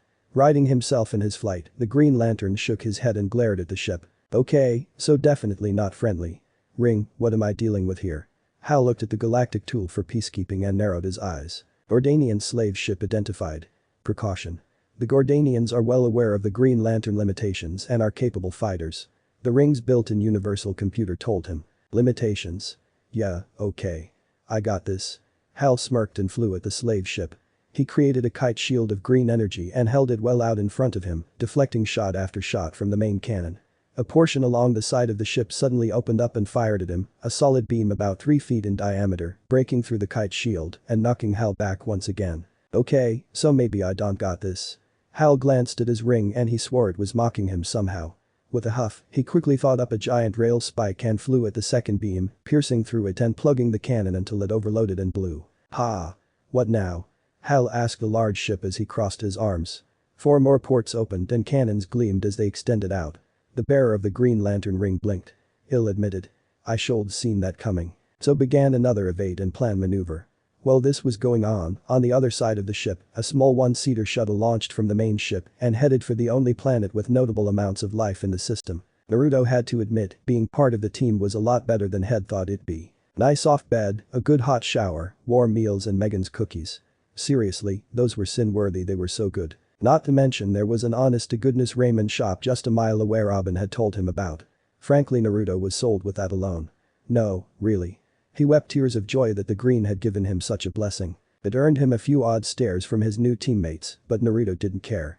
There was ramen on this rock. Finally. After years of craving and those horrid months of withdrawal, Wally had sworn Naruto shoveled the noodle why goodness down faster than he could. It was a good thing Robin said he was paying, because the little acrobat went home with an empty wallet that day. Considering who really covered the cost, it was needless to say that Batman was much more annoyed than usual at the League meeting the day after. Man, could this place get any better? Naruto wondered aloud as he sat with his team in the rec room. They had on a Discovery Channel special based on the wonders of technology, or more specifically, the wonders of smartphones. Naruto was half listening, far more dedicated to finishing his takeout ramen, and partially listening to Calder compare the technology of the surface world with that of Atlantean mystical items. On a side note, Naruto was sure that the Green wasn't particularly fond of humanity, and it definitely liked Atlanteans more than the surface-dwelling bipeds, if the way his ring hummed around Calder were any indication. How about you show us just what you can do? A rich feminine voice asked, and the team turned to see a woman in a black unitard with a choker around her neck and a dark leather jacket. Fishnet leggings tucked into black-heeled boots. She was lean, looked mean, and from the muscle that was seen, was obviously a fighting machine. The Green both loves me and hates me. I don't care right now, though. Naruto confessed as he swallowed some spit at seeing the beautiful as Sin woman. Going to ask again, but are all superheroines on this planet super pretty? Aren't you the charmer? The older blonde asked, cracking a small smile when the boy became flustered. Artemis, seated on Naruto's left and Robin's right, pointed a thumb at Wally, who was back in his claimed chair, and smirked. Better than this guy, she said. Oh, come on. Wally tossed his arms in the air. He didn't even use a line. Maybe Hess naturally that smooth. I will pretend you did not just say that. Wally grunted. He crossed his arms as best he could and groaned. Can't I get some sympathy? No. Artemis, Robin and Superboy smirked. You guys suck. The biggest of dick. Naruto added before falling into a bundle of Snickers. The team and their den mother of the week deadpanned at him before Artemis looked at Wally. That right there? That's what your education caused. South Park is the greatest way to learn the ins and outs of political and modern society in America. Wally protested with a huff. Besides, he delivered that perfectly. Maybe we should cancel the Netflix. Calder muttered. Superboy looked at him in horror. If they did that, how would the boy of steel finish soap? The blonde woman shook her head and crossed her arms. Calder, please turn the television off. Team, get dressed and meet me and the new guy in the training room. Yes, Mom. Calder said, taking the remote from the side table and powering down the entertainment screen. Training? Naruto asked, his ears perked up instantly. His bowl was set aside and he was standing in front of the woman faster than even Kid Flash thought he could move. Naruto grinned. When do we start? Now that's a good attitude to have. Hope it's still there after a few rounds, the woman said with a smirk. Black Canary, by the way. Sage. Naruto returned as he began to follow her to the training room. He suited up in a flash of light, all the while animatedly asking what they were going to learn, how long they were going to train, how often they could train, and so on. He was rather eager. Megan giggled. Well, with Black Canary teaching, who won't be? Am I right? Wally asked as he waggled his brows and gained a shameless grin on his face. Didn't you get flipped over faster than you could spell your name? Robin asked as he followed Superboy and Miss Martian out to the training deck while Artemis and Calder headed for their rooms. Dude. Really, Wallman? Don't you have any shame? Artemis asked. I don't know, Miss Tongue-Tied, do you? How long did it take you to figure it out? I don't have to answer you. Wally grumbled as he followed Robin, since his injury prevented him from taking part. Artemis laughed as she ducked around the corner and Robin snickered. That long, huh? The boy wonder asked his friend. Let's just watch the new guy get his butt handed to him. Wally said, cradling his bowl of popcorn and plopping down in a seat nearby. Megan's clothes shifted into her work uniform and she stood beside Superboy on the sidelines. So, rules. Naruto cocked his head to the side while he loosened up his arms. No flashy bling. Black Canary said, pointing a finger towards his ring. Naruto shrugged and powered down, losing his costume. Canary shook her head when the boy took his ring off. No. I meant no using your powers, I didn't say not to fight in uniform. Oh, well, if it's just a spar I don't think it matters. Naruto flashed her a big grin. It's all fun, right? Did he just say fun? Robin asked. Wally grinned and popped a handful of his snack into his mouth. Yep. The speedster chirped around a full mouth. He swallowed and pumped his fist in the air. Go Sage. Get your butt whipped. What's he talking about? Naruto asked, looking at Wally when the counter went off and the floor illuminated. A kick flew at his head and Naruto was nearly hit by it if not for his training. He backpedaled away and blocked the strikes thrown his way. A grin was soon across the ex-nomad's face. So you specialize in Taijutsu? That's cool. I know a few guys like that.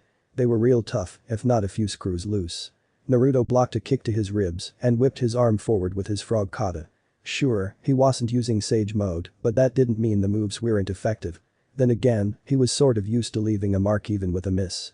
Like he just did. Interesting, you fully intended to miss. Black Canary noted as she spun her hips and brought her other leg up to get a blow across Naruto's head. The whiskered blonde was knocked off his feet but recovered with a handspring to his feet. He hopped back, his body loose and ready to spring at the drop of a pin. His grin was still plastered on his face, showing that a kick didn't faze him in the slightest. That style is pretty fluid. Black Canary mused and brought her arms up to block and counter a punch. You seem very comfortable with it, too. How long have you been practicing it? Naruto hummed as they circled the ring, both ignorant of the wide-eyed teens watching them. Almost 3 years, I think. Give or take a month. Not bad, Black Canary said. She dropped down and swept the blonde off of his feet. Again, he kicked back up in record time, doing so in a roll to get back to his feet. She smirked. Not invincible, but it's not bad. I'm going to have to pay you back for that one, Tebeo. Naruto squinted his eyes and grinned in a foxy fashion. Besides, its true strength is hidden because I'm holding back. Really? Black Canary asked, arching a brow and her smirk widening. I thought it was odd. Your forced miss at the start and your recovery time didn't match up to anything I've seen before. You were getting up faster than what you dealt out. Ah. Naruto sheepishly laughed. He straightened up and rubbed the back of his neck. You caught me. That style was designed for, a particular power of mine. I guess we'll just have to see it. The blonde bombshell smiled. Let's see this power. Are you sure? Naruto asked. I thought you said no powers. Does it activate with your ring? Not really, kind of, it's complicated. Does it manifest as a weapon? No. Naruto answered firmly. Then go for it. Black Canary offered. Okay, just remember you told me to, Naruto said and inhaled deeply. He clapped his hands together and exhaled. This is Sage Mode. Did he just name his Wally's question was cut off as a sudden tension that filled the air. The weight that fell down on the room made the other members of the team straighten up and focus. SHH. Robin hushed his friend, his eyes watching the newest member of the team intently from behind his sunglasses. Canary adjusted her stance, her face stern as she became very serious. With his eyes still shut, Naruto bolted forward like a cannonball, leaping into the air and swung his arm downward for a chop. Black Canary evaded and was successful, or so she thought. It was a force of something that slammed into her and knocked the heroine back. She recovered with a solid backflip, landing on a knee and holding her arm across her torso. Where she had been previously standing, the floor was completely broken. Circuitry and tubes jutted out and sparked. Black Canary looked up from the impact site to her newest student's face. What she saw made her blink. Something akin to orange mascara had appeared Naruto's eyelids, and his eyes themselves had turned from their vibrant blue to a murky yellow. A pair of pupils that reminded her of a toad's eyes stared at her, and a small grin was back on the blonde's face. I can see why missing is so effective for that style. She grunted and stood back up, bringing her arms back up. I'd hate to get hit by the real deal. Naruto scratched his whiskered cheek. Yeah, it's not a great experience. And I'd know. He learned early on that Swamp Thing hit as hard as Fukasaku Sensei did. Go figure. From the sidelines, the team watched as the battle began anew, but this time Naruto was on the attack and Canary was forced to defend and counter, which were more effective than one would think. However, as she pointed out before, Naruto had a fast recovery time. It was hard for Black Canary to get the advantage back in her favor, but she was far from being on the ropes. For someone with similar powers to that of a lantern, he is formidable in hand-to-hand combat. Calder commented as he followed the battle to the last detail with keen eyes. He watched as Black Canary changed tactics again to target Naruto's joints. Not a fan of the eyes, though. Artemis shivered and rubbed her arm. They remind me of a frog. That's nature guy for you. Wally pointed out with a cheeky grin. You just watch. Hell be on his back and call uncle soon enough. On the upside, I think I have another sparring partner now, Superboy said with a smirk.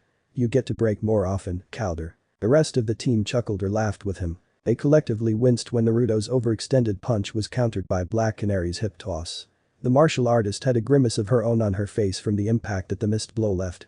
She got off of the slightly dazed blonde. Poor Naruto had taken the fall back of the head first and immediately turned around to drop a knee onto his chest. And Iro Sennin thought I'd never get a pretty woman on top of me. Ha. Wait until he hears about this when I get to the Pure Land. Then again, this probably wasn't what he meant, Naruto thought with a small laugh to himself. He reached up and pushed his palm against Black Canary's stomach when she looked at him in confusion. A shove later and head rolled back to his hands and feet. He was back upright just in time to turn and take a high roundhouse that tilted his head. Ow. Naruto blinked and stumbled away. He put a hand to his ear and when he pulled it back, stared at the blood that came from it in bewilderment. Looking for an answer, his gaze went to his sparring partner, who panted and grinned at him. Specific strikes can bring even Superman down if you know where and how hard to hit, she said. Huh. Neat. Naruto stumbled back and shook his head. She raised a brow. Just neat. What? It is. You're a strange kid, Naruto. Not the first time I've heard that, believe it or not, Tebeo. Naruto laughed. He dropped out of Sage Mode and fell back to his rump. He chuckled again and rubbed his stomach when it rumbled loudly. Ah, I give, Canary-sensei. I'm still a little hungry, I guess. Didn't he just eat 17 bowls of ramen?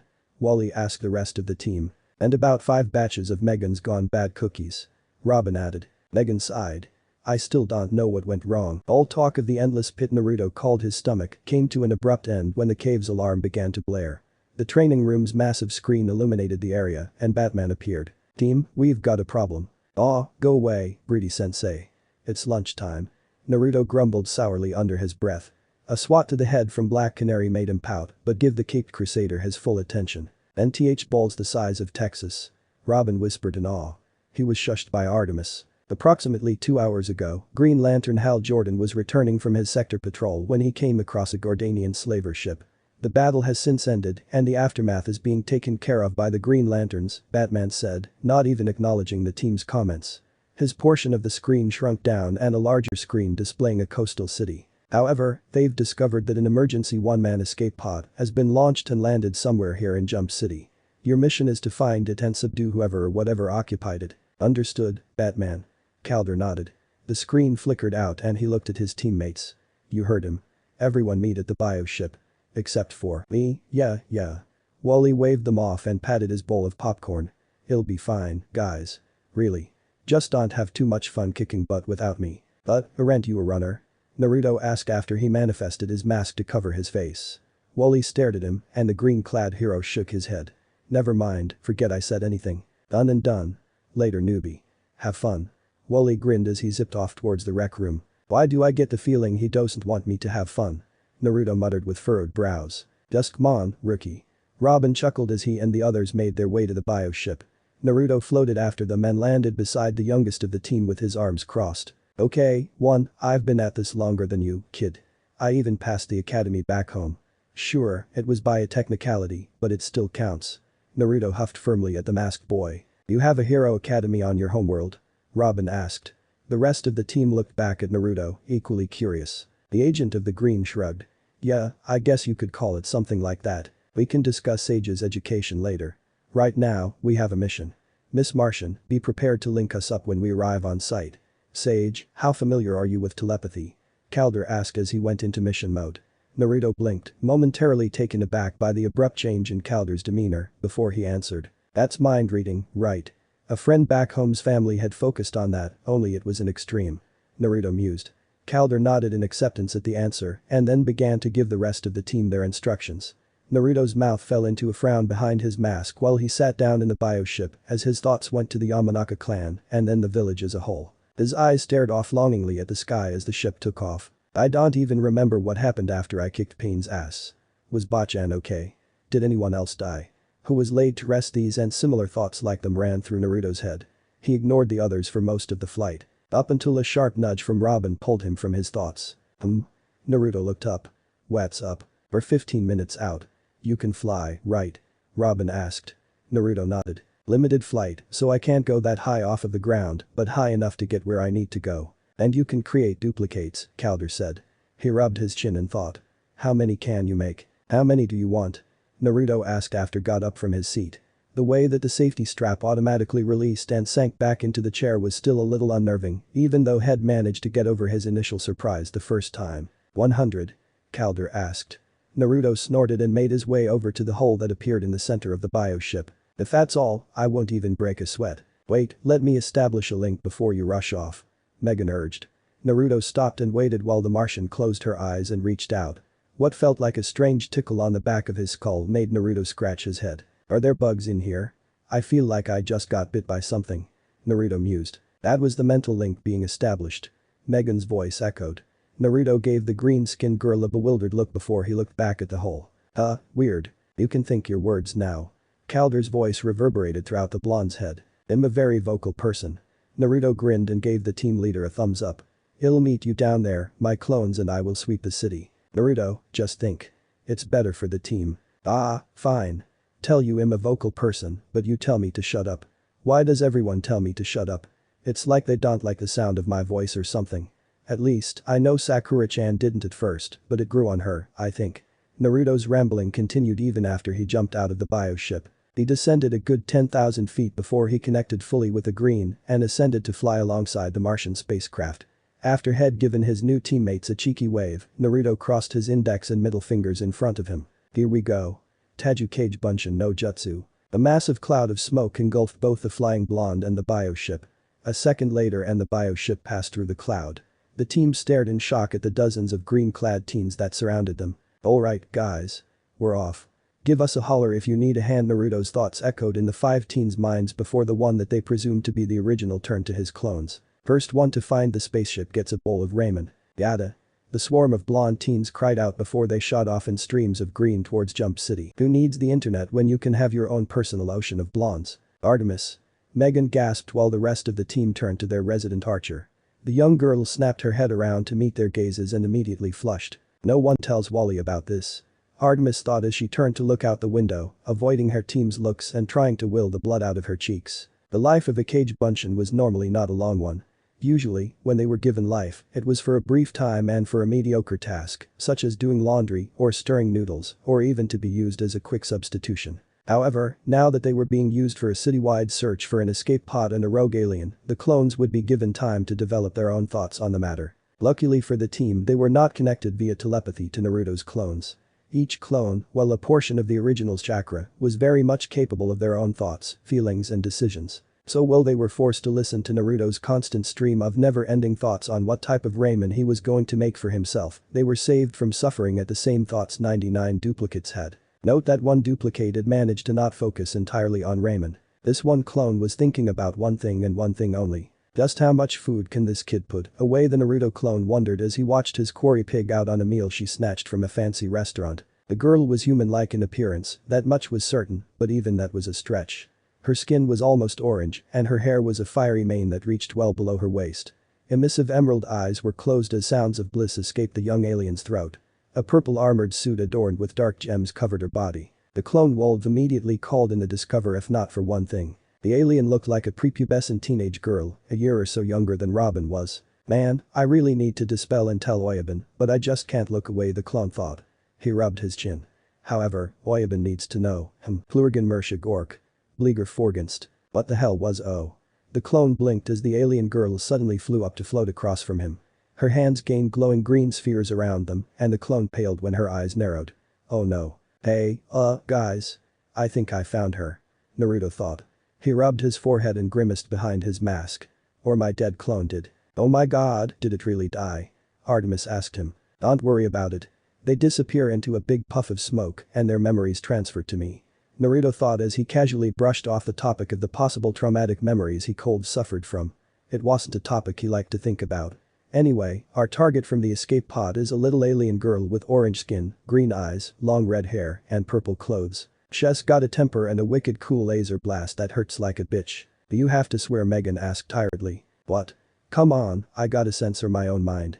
Do you know how difficult it is after who I trained under? Do not make me turn off this mental link, mister. How is that a threat? It is. Believe me. Superboy deadpanned. You just meet up with me, okay? Geez, he'll try to keep her in one place. Naruto thought before he shot off towards where his clone was killed, while the rest of his clones dispelled in small bunches at a time. Some on their own, others who tried to keep the girl in place. Naruto grimaced. Ow. Hey, guys. Be aware that she does not fight fair and aims low. The blonde watched as the alien girl wrecked a giant yellow truck in her attempt to squish one of his clones. A Hummer, he believed it was called. The green seemed pleased by her actions if the whispers that he alone heard was anything to go by. Well, she can't be all bad. Naruto mused as he put his hands on his hips and drifted down after his last clone bit the dust.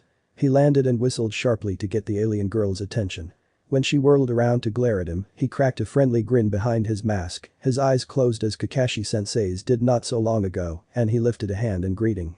Yo. Finbar. The remains of the Hummer were thrown his way, and Naruto manifested a large green hand to catch it. Now that wasn't very nice, he said to the wide-eyed alien. The girl gave him a closer look and focused intently on the symbol on his headband. She pointed at it and gained an elated smile. Gurren-Lagann. Naruto blinked and pointed at himself. No, my name is Sage. Sage. Gurren-Lagann, Blordmatish. Coriander, Granic Tamarin. The girl said, putting a hand on her chest. Tamarin? Naruto asked and she nodded furiously. The blonde held his hand out. Hello Tamarin. Nice to meet you. Welcome to Earth. The girl stared at his hand and then shook her head. She began to chatter again in her language, and Naruto sighed. Why is it always him? The rest of the team had arrived and came upon the sight of Naruto nodding to the animated young alien. It seems Sage is quite the diplomat, Calder said as he and the rest walked over to join their newest member. The young alien turned to see the team and snarled, her hands gaining their green spheres. Hey. Sage got in between them and frowned down at the young girl. They're my friends and on our side. No blasting. The glow dimmed, but she continued to look at them suspiciously. Naruto sighed and looked back at the others. Thank God you guys showed up. I have literally no idea what she's been saying for the past 10 minutes, he said. We assumed you were conversing with her. Calder said. That would be like trying to talk to a dog. Naruto deadpanned. He tilted his head. Then again, there was the Inuzuka clan. Who? Superboy asked. Nothing. Anyone have any ideas on how to break the language barrier? The green hero asked. I could read her mind. Megan offered, but winced. Oh wait, I probably should. Privacy and permission. Calder gave her a gentle smile and put a hand on her shoulder. I believe we can bend that rule this time, Miss Martian. It's for a good cause. Are you sure? Yes, please. Naruto interlaced his hands in front of him. The green Martian nodded and closed her eyes. The young alien jumped and went on full alert, ready to blast them all until she slowly calmed down. "She's scared," Megan said after a long moment. The Martian furrowed her brows and focused further. She managed to escape a slaver ship out of a lot of luck. She and her sister were on it, the Gorgonians experimented on them. Her planet Tamarin was taken over by a dark force. She's blocking it, but from what I can see, she's got nowhere to go. Megan opened her eyes and looked at the younger alien girl sadly. She walked closer, prompting Superboy to take a solitary step forward, but stopped by Calder's hand. The Martian bent down to become eye level with the shorter girl. Megan smiled gently at the suspiciously staring alien. Then, to everyone's surprise, began to converse in the young Tamaranian's native language. "Cirkish Tomgan Morse," Megan said, putting a hand on her chest as she did. The Tamaranian blinked and then beamed as she fell into the conversation. Naruto backed up and looked toward Superboy, pointing at the Martian with an arched brow. "Does she do this often?" "No. We haven't really gotten any new aliens around." I'm technically an alien," Naruto said dryly. "Yeah, but you spoke the native tongue," Superboy said pointedly. This girl dosed. She's like Megan, a stranger on a new world. Honestly, I think she's excited about it. "You don't say." Naruto chuckled. He crossed his arms and tilted his head slightly when the green whispered something to him. Naruto's eyes narrowed and he looked over at Calder. "Is the link still up? Does this answer your question?" Calder asked telepathically. "Hey. Leave the smartest comments for the masters, Aqualard," Naruto thought back with a concealed playful smirk. His shoulders squared as he nodded over at the Tamaranian. "The escapee's being tracked. I can sense, or rather, the green can tell that 4 non-natives are approaching us with hostile intent. What do you propose?" Calder asked. Naruto pointed at the girl. "We have to get her out of here and back to the bioship. Until Hal Lantern or someone else who can help her get settled in shows up," he thought. Naruto put a thumb on his chest. "I can run distraction and provide cover for you." "That's crazy. These are aliens we're talking about. Who knows what they're loaded with?" Robin pointed out. Naruto's eyes gained a twinkle before his orange pigments returned and his eyes became toad-like. "They'll be fine." Naruto patted the younger boy on the head and laughed at the growl he got in return. He floated up and looked down at the Tamaranian when she looked at him in confusion. He gave her a 2-fingered salute. "See you around, kid." He bade the newcomer farewell before he shot off towards the 4 sources of ill intent. Naruto smiled under his mask. Cute kid and fairly carefree, too. A whole lot of happiness under that fear. "Naruto, be careful." Calder's thoughts echoed. Naruto rolled his eyes. "Yes, Sensei. Geez, you're worse than Swamp Thing." "They'll try to take that as a compliment. Didn't mean it any other way."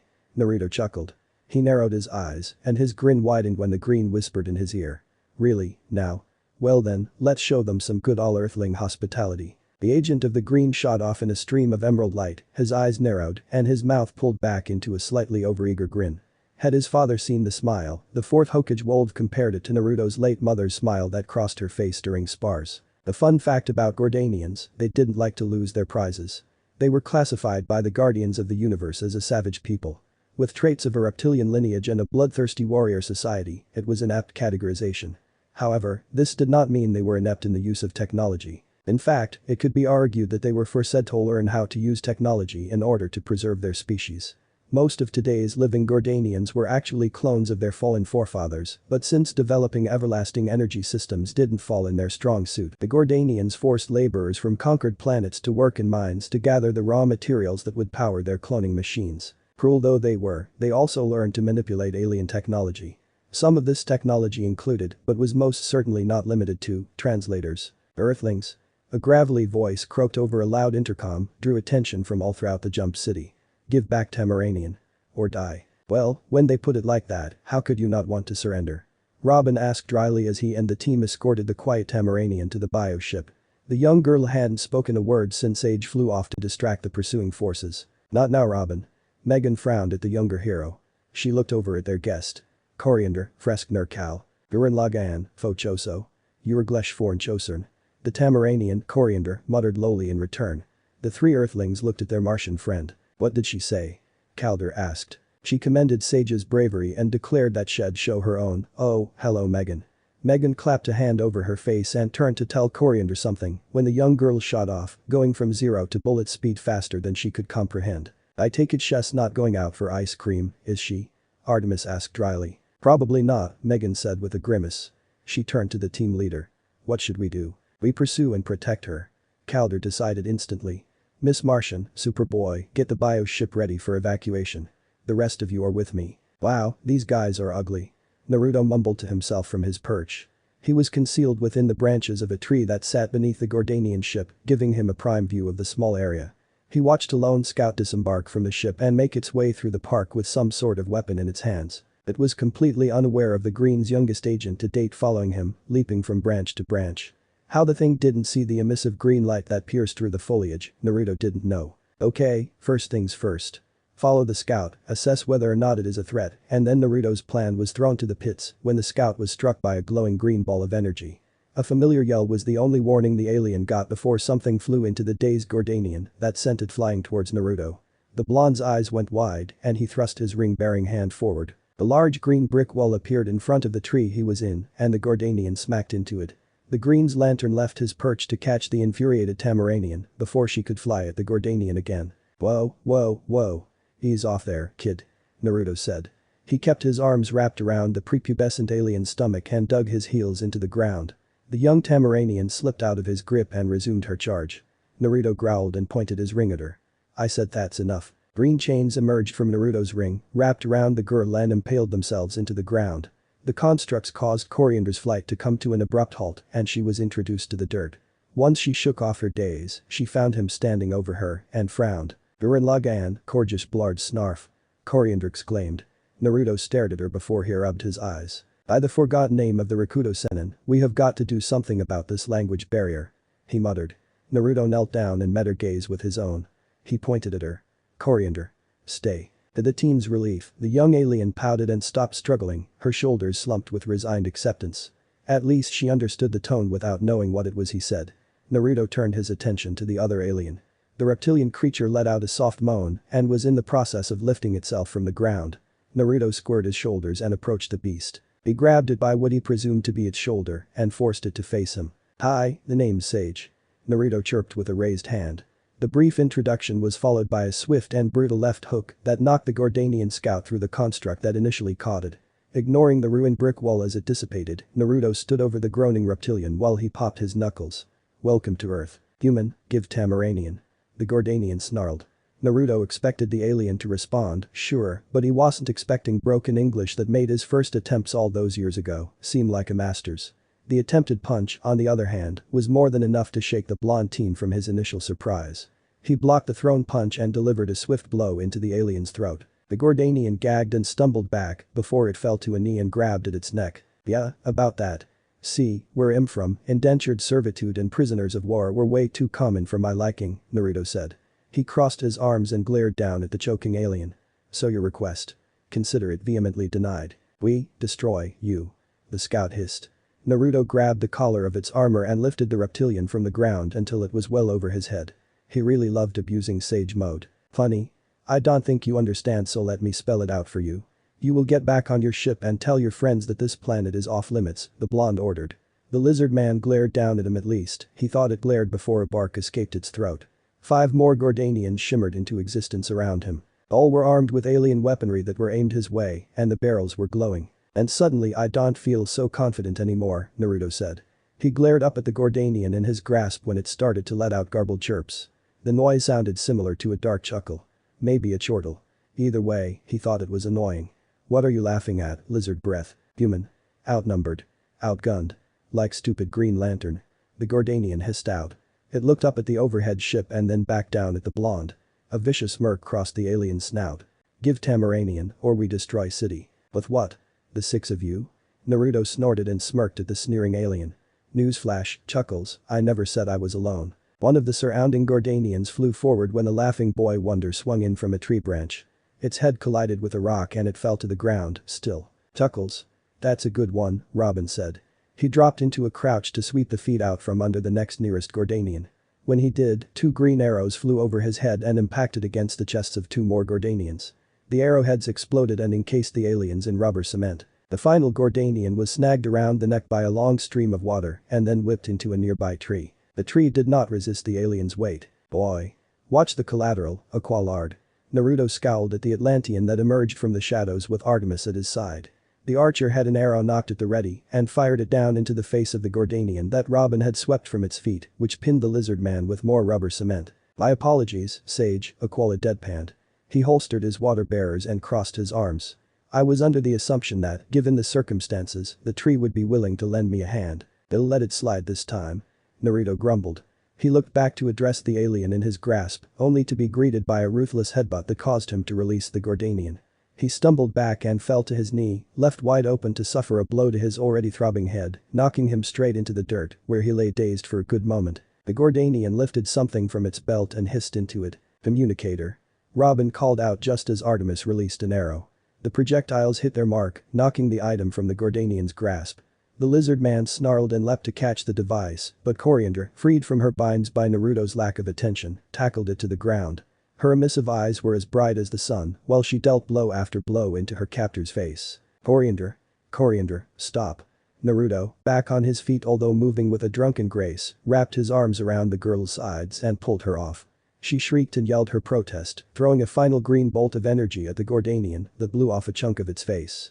The alien flopped to its back, cursing and wailing. Its yells of pain being met with those of anger and anguish from its freed slave. "Naruto, down." Robin's warning came almost a second too late. Another Gorgonian, the one previously downed by Aquilid and the sacrificial tree, was back on his feet and had its rifle aimed at the Green's lantern and the tamaranian. Naruto dropped, twisting himself so that the younger girl was protected by his body, and Robin tossed a red batarang. It was lodged in the alien's rifle, and the weapon promptly exploded. Naruto, once the Green assured him that Coriander wasn't hit, shot up from his place on the ground and rushed the alien. The Green enshrouded him with emerald light as he drove his shoulder into its gut. He pulled himself up to straddle the Gorgonian, grabbed the crest of its head, and reeled his arm back. The punch knocked the lizard out cold. He sat there, straddling its immobile form, and panted. The Quolid came up from behind him and put a hand on his shoulder. "Good job," he said. Naruto nodded, his hand ached despite his healing factor and the Green's protection. He took another deep breath and then got off of the Gorgonian's body. He stumbled a bit, caught by the team's field leader. "Easy," Aquilid said. "You're strong, but you can't fight with a concussion. It'll be fine." Just gimme a second," Naruto mumbled. He blinked and shook the stars out of his eyes, then rubbed them with his good hand. The Green told him he would be fine, that the initial headbutt had broken his connection with nature for a millisecond. He blinked his green eyes and groaned. "I hate reptiles." Diragnosh, Coriander's voice made the two boys look at her. She was being helped to her feet by Robin and stood a good head taller than him. She stared at the boy wonder for a heartbeat before grabbing his shirt. "Hey, why Robin's complaint was muffled when Coriander pressed her lips against his. It looked forced, firm and a little uncomfortable, but a kiss was a kiss. "Well, that's one way for her to show her gratitude," Artemis said. "Oli is really going to wish he didn't miss this mission," Aquilid said. He had a small smirk on his face, one Naruto knew he'd have if his head and hand didn't hurt so much. "We made another friend, fought some aliens, and saw Robin get his first kiss." "Yeah, speaking of, I think Hess turning purple," Artemis said. She walked over to the two preteens, prepared to separate them, but Coriander broke away first. The Tamaranian gave a light smile to the dazed Cape Crusader before she tore away from him and launched herself at Naruto, who was so glad to be held upright by Aquilid. "Thank you, Green Lantern." Coriander squeezed and Naruto heard something crack. With a hand on the girl's hair, he weakly returned the hug and looked at his other two teammates. "Okay, I know I must have some serious head trauma because I could swear that she just spoke English." "Yes. She did." Their unanimous and slow, disbelieving retort made Naruto give a slow nod. "Then I didn't imagine that, did I?" They shook their heads and he nodded again, before wheezing. "Cool. I'm going to pass out now." Coriander was the only one surprised when he followed through on his word. Needless to say, Tamaranians are strong. Very strong. Super strong, even. Go figure, an alien was super strong on Earth. They should just make it a norm. Coriander, or Cori as she insisted they call her, had accidentally cracked a rib when she hugged Naruto into unconsciousness. When he awoke on the bioship, she almost did it again whilst she apologized. It took a lot of assurances that yes, he was fine and no, he was not mad at her, but eventually the young Coriander stopped fretting enough to explain to them, sans a still unresponsive and autopilot mode Robin, how she could suddenly speak and understand their language. Tamaranians can integrate most spoken language by pressing our oral muscles against those of another race, Coriander said as she sat next to Naruto, her eyes wandering across the ship's hull. She looked at Megan with a small smile. "I had to perform the act with a glurtle skletch once." "My sympathies," the Martian said with a wince. At their questioning stare, a mental image was projected into their minds. That of a green blob with snouts dripping with what one might call slime. The rest of the team, again sans Robin, whose mind was eerily blank, turned an unnatural shade of green and shuddered. "Thank you. I only wish I could have performed the act sooner, but I was still suffering from gorp gorp." Coriander's cheeks darkened in shame. The group turned to Megan again. "The bloodlust state," she said. "From what I've gleaned, it's common at this point in chorus life to become overwhelmed by her emotions. Could it be a problem?" Calder asked. The team looked at him and he arched a brow. "I meant if she were going to stay, would we accidentally trigger?" "No, at least, I don't think we'd have too much of a problem if we did. It would be an accident and we can't hold her accountable for her species biology, at least not yet," Gan said.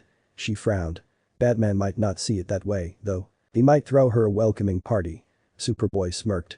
His fellow teens laughed and Naruto gave a small chuckle while Coriander looked around, confused. "I'm sorry, is the party of welcoming a joke on Earth?" she asked. Naruto grinned at her and patted her head, watching with pride and nostalgia as the girl prined from his touch. Konohamaru and his gang were the last ones to give him such adorable looks. He squashed down the painful pang in his chest and focused on Coriander. "Rudy Sensei is a stuck-up jerk, Cory. Hess got a pin out to stick up his." "Naruto." Megan and Calder snapped. Artemis had a hand over her mouth and her shoulders shook while Superboy was fighting back a grin. Robin continued to stare dead ahead. "What?" "I was going to say but. Despite what I said earlier I can censor myself, Dadabeo," Naruto said, frowning at the two. He looked back at the younger alien girl and smiled. "Don't take it personally. Batman won't throw a party for anyone, not just you." "He might insist," Superboy said, nodding at Robin. "Has been quiet for about 2 hours now." "Oh, that's normal." Coriander chirped, waving off the catatonic boy. "Tamaranian transference often results in states like that. Likely because of the energy shared between the two organisms." "Right, and getting Frenched by a cute alien girl has nothing to do with it." Artemis' thoughts resonated through the group. Calder and Megan glared at her with flushed cheeks, while Naruto and Superboy laughed outright. "Oh, it hurts a little to laugh," Naruto said when his laughter died down. He frowned and looked at Calder. "What else happened while I was out?" "The League's dealing with the Gorgonian troops. The Green Lanterns were not happy to see them and told us to return to the cave," Calder said. Green Lantern Jordan in particular looked absolutely livid. "I don't doubt it," Naruto said. He felt Coriander grab his hand and look down at her. She was examining his ring, her emissive eyes squinted into slits and her lips pinched together in a pout.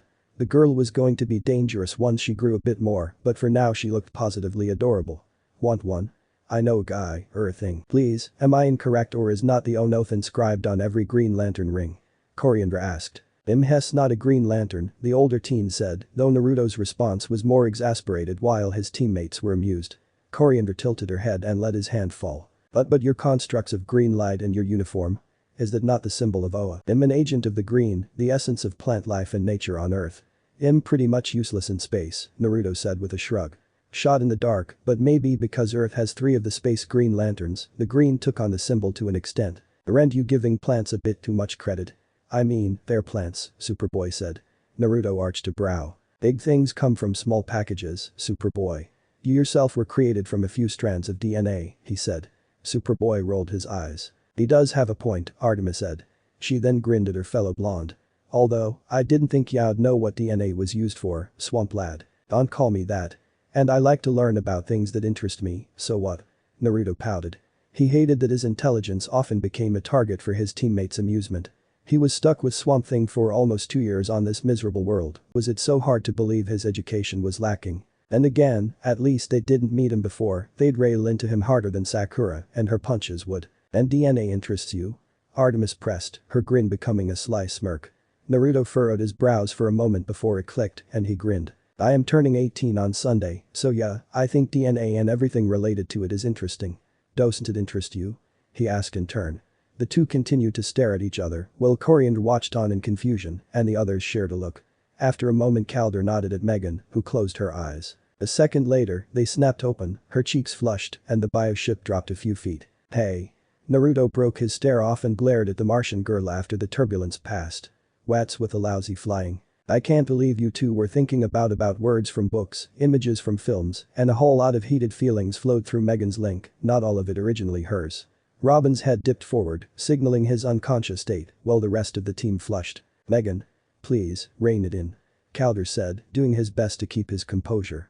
Superboy fared little better, his eyes firmly locked on a panel of the ship's floor. Naruto fumbled for words, and Artemis cleared her throat awkwardly. The two blondes pointedly avoided the other's gaze. Sorry.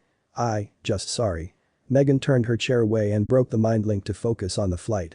An awkward and tense silence hung over the group. Naruto was almost grateful when he felt a tug on his sleeve and turned to look at the newcomer. Lantern of the Green, Coriander looked a little unsettled. He hoped it was from the jarred flight and not from the group message that went around. Her orange skin seemed pale and her eyes dim. Could we perhaps journey, that is to say, could we not fly in the bioship of Mars? Yes. Yeah, Naruto said, looking at Calder. Think we could meet you back at the mountain? That would probably be best, the Atlantean teen said. He looked at Megan. Megan. Doors open, Megan said, her voice tight from embarrassment. Once ship side door opened, Naruto and Coriander's seatbelts were off and the two jumped out with little regard to their safety. The door sealed shut and the awkward silence carried for a good 10 minutes. So, Artemis Calder began in an attempt to lighten the mood. He was met with a stony glare, one that made his lips snap shut. The girl's green mask did little to hide the coloring of her face and ears. "Don't you start." The archer grit out. That would have been the end of it, but Calder was determined to be a good leader to his team. He had to hold them together, especially after his secret nearly tore them apart. Still, if we arrive at the mountain all stoic, Wally will. Wally won't hear about this because it never happened, Artemis said, her edge dulling, but still present. She glanced at the other two members of the team. Right, guys. Yep. Megan squeaked. Superboy grunted. Besides, hell want to bother Robin for all the juicy details, Artemis said, her tone lighter as she glanced at the unconscious boy wonder. A smile returned to her face and the faces of the others when they followed her gaze. Calder sighed in acceptance and relaxed. At least the tension was lifted. Wait, Superboy said, looking up. Did Naruto say he was turning 18 on Sunday? Thank Kami you pulled me out of that, Cory, Naruto said as he and Coriander flew ahead of the ship. It was much easier to think, let alone breathe, when he was flying on his own, away from the ship. That was more awkward than the time I had to infiltrate a girl's onsen for my teacher. Stupid pervert almost got me killed with that stunt, but I escaped by the skin of my teeth, Tebeo. Your teeth has skin. Do you possess the retractable teeth like the Pharynx of Ichipalaga? Coriander asked while she barrel rolled around him. What? No, it's a figure of speech, Naruto said, his eyes spinning to follow the excitable alien. He shook his head to rid himself of the dizziness. It means I barely got away with my life. Oh. That is good, the Pharynx are notable hostile creatures able to conceal themselves in plain sight, Coriander said with a nod. She came to fly at Naruto's side, smiling widely. Do you think that your League of Justice will allow me to stay? As much of a brooding jerk brewer Batman is, I don't think I'll turn you away, Cory, Naruto said. He grinned. And Underoos will insist you stay, Hess kind of the alien spokesman. Nice guy. I think y'all like him. Oh, I do hope so. Gan has showed me so much of the Earth's culture. The hello Megan looked very entertaining. Coriander said with an excited nod. The what? The buzzing alarm clock was shattered beneath a glowing green anvil. Two green eyes stared up at the rock that acted as a ceiling. Naruto had told the team's babysitter of the month that he didn't require an alarm clock. The green always told him the official mark of a new day, it told him when the Earth had started its rotation once again. That moment came 5 hours and 43 seconds ago, at 1 in the morning. Just shy of 4 hours after the team had turned in for the night. If he weren't so burdened with the appreciation of the notion of sleep and welcomed his ability to live without it, he would be grateful to the green for bothering to tell him. Since that wasn't the case, one could understand why he was a tad irritable. It wasn't solely due to the green's impeccable sense of time, either, because as previously stated, Naruto could survive without his sleep.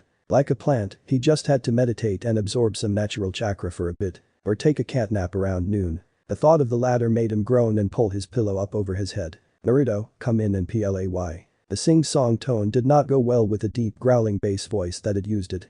Most days, Naruto could ignore his tenant. Hell, the bastard chose to sleep most of the time anyway. On the rare few occasions that they did interact, it was somewhat cordial, if one could call demands of freedom or threats of violence intertwined with snide-filled barbs cordial. However, today, he had to confront and engage with it, and he dreaded what would come. The Red's avatar was very talkative throughout the first week in Mount Justice. He should have known better than to hope it would let him sleep in today. It was going to be chatty today, it was going to try something sneaky, and he would have to be at his best.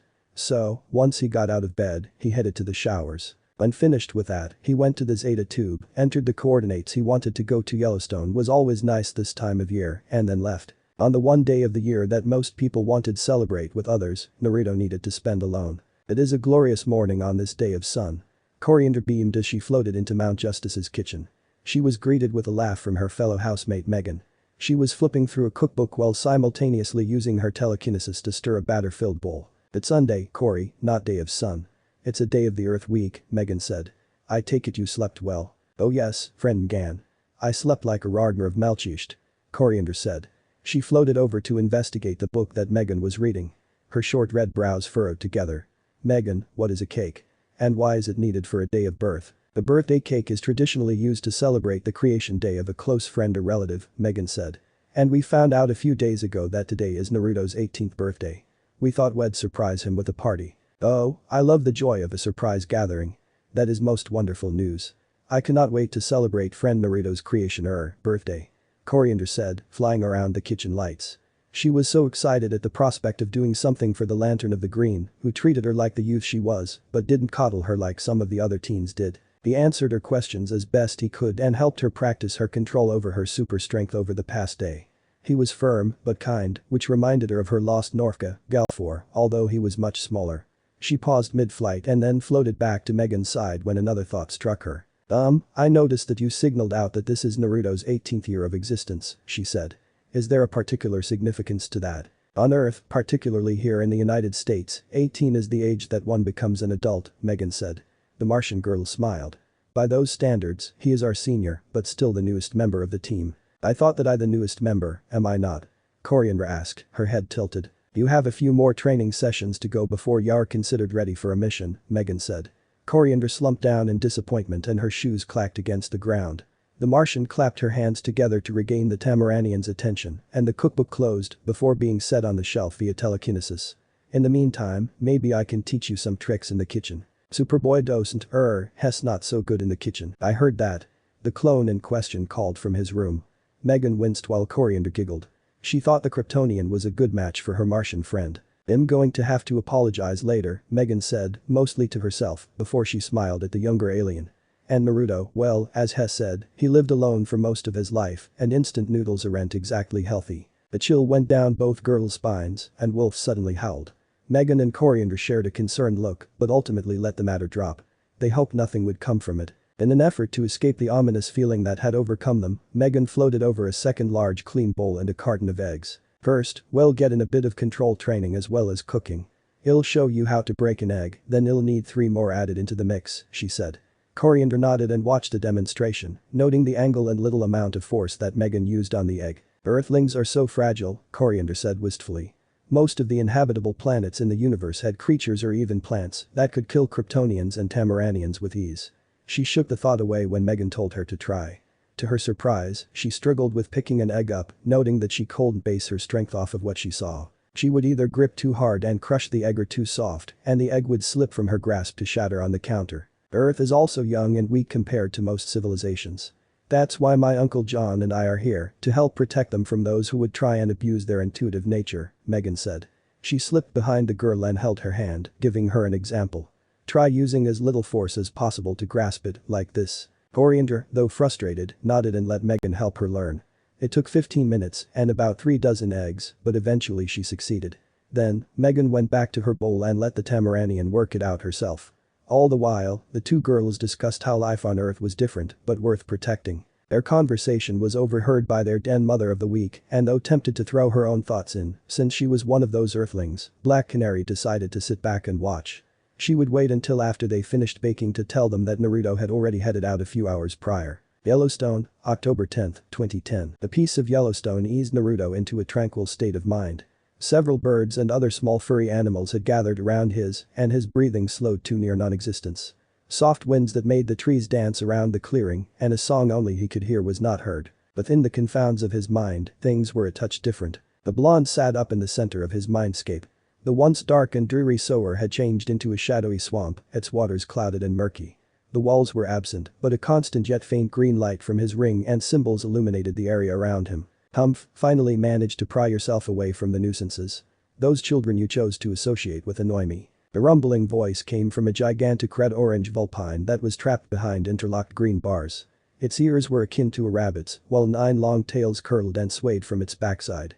The fox towered over him easily and would possibly match the size of Mount Justice if he could comprehend a being of such stature. Around the creature was a faint but notable red light, and a similar lantern to the green's was visible in the center of its forehead, a darker red to contrast the fox's fur. This was the bane of Konohagakure no Sado. The Kyuubi no Kitsune. Everything annoys you, Naruto said to his tenant as he rose to his feet and stared it down. The mighty beast scoffed at him and looked the other way, settling down on its forepaws, which had opposable thumbs. The blonde let out a soft sigh and frowned. Ever since he first celebrated his birthday on this new world and they had been appointed their respective roles, the two would try and attempt to negotiate a way to coexist and cooperate. The reason being that he was an avatar of the green and the Kyuubi, or Karama, as it had introduced itself a year before, had become an avatar of the red. The two life forces were allied in a way and had urged to their respective avatars that unity was better than animosity. Begrudgingly, they agreed to try, but in the 3 long years that they've been present on this earth, they've been locked in a stalemate. Mostly due to the distrust that they had for each other. Lives forced together by hate didn't mix well with antagonistic personalities. Their disagreements had to be settled, and soon. They didn't speak about it, but they could feel that something was coming.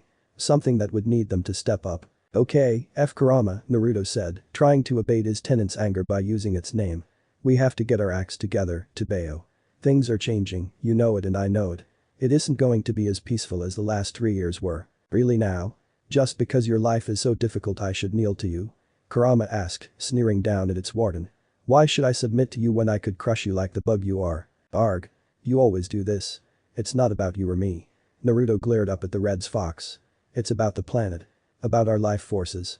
If you can't see that, then I don't understand why the red even picked you. Because with me here, I am the mightiest extension of the red's will, even your jumbled flowerpot of a teacher would concede to that, Karama said. It had a smirk on its face, and he stared at it before groaning. You're such a cocky bastard. And you are a loud-mouthed hairless ape. Go lick yourself. Poison yourself with your beloved noodles. The two were locked in a deadly glare, his enraged green eyes meeting the fox's furious red. Only the intertwined green bars kept them from being nose to body. Fine. Be stubborn. Naruto said, throwing his hands up in defeat.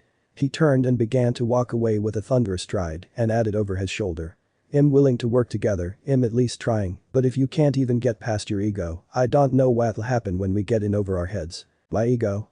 My ego? You think I'm so full of myself that I don't know that? Karama snarled, back on its feet. It stamped its paw and a red wall shot up a few steps in front of Naruto.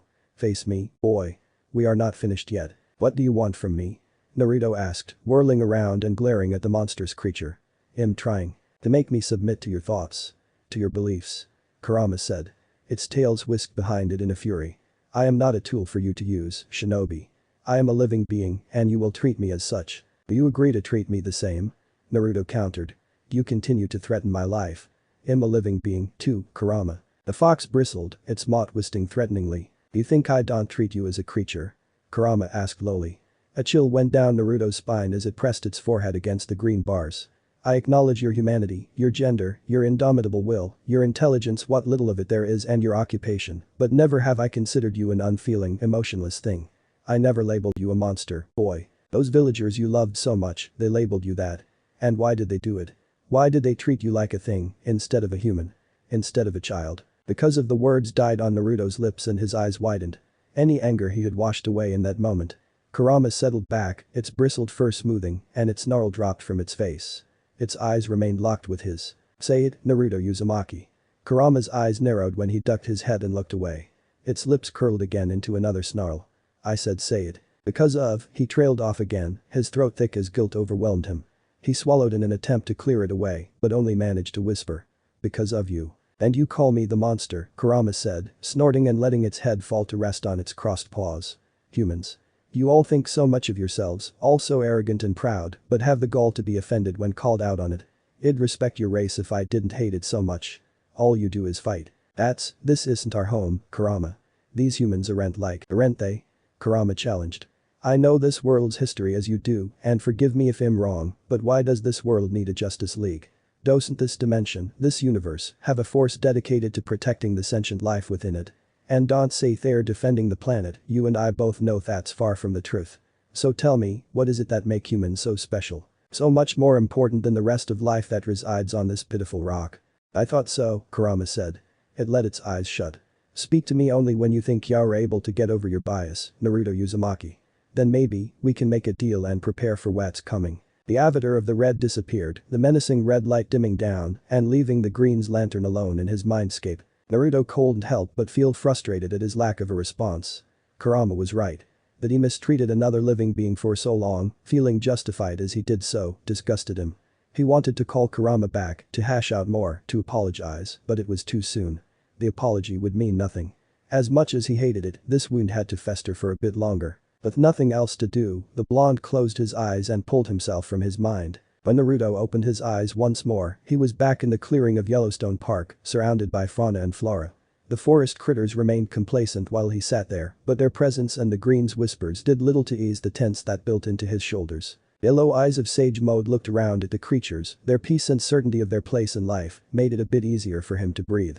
He let a small smile grow, knowing that at least some creatures were simple enough to live without these challenges. The bird that was nestled on his shoulder suddenly took to the skies with its fellow winged brethren. Deer, chipmunks, rabbits and squirrels also began to depart, fleeing the area in haste. Alarmed, Naruto got to his feet and looked up at the sky. Instead of starry skies that the green told him should be clear as day, he saw dark clouds roll in from several directions, as if they were guided to a certain point, and his eyes narrowed. Okay, I'm no meteorologist, but I'm pretty sure that that's not normal, Naruto said. There was a faint snort from the back of his mind that caused him to stiffen in shock, but he shook it away. His lantern emblem shone with power, and he balled his hands into fists. He took to the skies and raced after the clouds, diverting his attention when he saw multiple tornadoes sprout from non-existence to form a circle. Called it. Dastardly deeds are being done. He thought. As he approached, he felt a probe at his mind. He grinned and opened the door, feeling the connection to his tenant dim slightly as he let the Martian in. You guys look like you're having fun, Tobeo. Where the heck have you been? Kid Flash's query was accompanied by an unknown girl's question of whoa, who was that? Don't you have a broken arm? Naruto asked in turn as he landed with his team, willing a wall of green spherical shield to surround them and defend them from rocks that were being kicked their way. Kid Flash mentally sputtered before retorting audibly, shut up. Naruto shrugged and glanced at the unknown girl that Robin was standing in front of. She was dressed like a stage magician, which was a bit weird, but at least it wasn't another spandex-wearing warrior. Then he did a double take at Coriander, who floated nearby the two. His gaze went to the red metal man that stood across from them, a red twister growing from his waist down, and then he looked at the team's leader. What the hell do you guys get up to while I'm not around? He asked. Language, Sage, Aqualid said firmly. He stared at the metal man. That's Red Tornado. He was on our side, but then betrayed us a few weeks before you joined. That explains so much, thank you Mgan. Naruto corrected himself as a flood of memories filled his head. He reviewed the memories like he would a clones, thinking out his next moves based off the quick strategy that the team's power couple thought up. A certain portion of Megan's morning flashed across the forefront across his memory, which prompted him to look at the Martian in shock. You guys were going to throw me a birthday party. Oops, Miss Martian said with a wince, while feelings of incredulity were sent across the team's bond. She smiled sheepishly at the blonde. It was supposed to be a surprise. You guys didn't have to. Hey. There's a robot that's hellbent on killing us. Debate over a party later. Superboy snapped. He looked back at Red Tornado and narrowed his eyes. Sage, drop the shield. Superboy Aqualid said firmly. The two held a meaningful glance that flew completely over Naruto's head. Aqualid sent a thought back at Naruto. Keep an eye on Starfire and Zatanna. You're our best defensive player right now. Who? Naruto asked in turn. A tap on his shoulder made him look down at the smiling Coriander. My name in your English is Starfire, Coriander explained. She looked over at the magician girl. That is friend Zatanna Zatara. She is the daughter of League of Justice member Giovanni Zatara and is a practicer of magic. That's great, Cory, Naruto said, smiling at the young girl. He looked over at the magician, now finding the amusement in her choice of attire, and nodded at her. Welcome to the team, Zatanna. Name Sage. I'm still getting used to the whole mind link thing, and I'm pretty sure that we're supposed to be fighting Red Tornado, Zatanna said.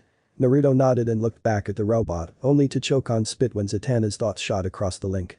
Holy crap, a cute green lantern. Be cool, Zatanna, be cool. We can hear you, Artemis fired at the girl in a moment of amusement. Naruto sent her a grateful look while Zatanna's embarrassment flooded through them all for just a brief moment. Sage, give us an opening through the shield. Aqualid ordered as he and Superboy rushed towards Red Tornado.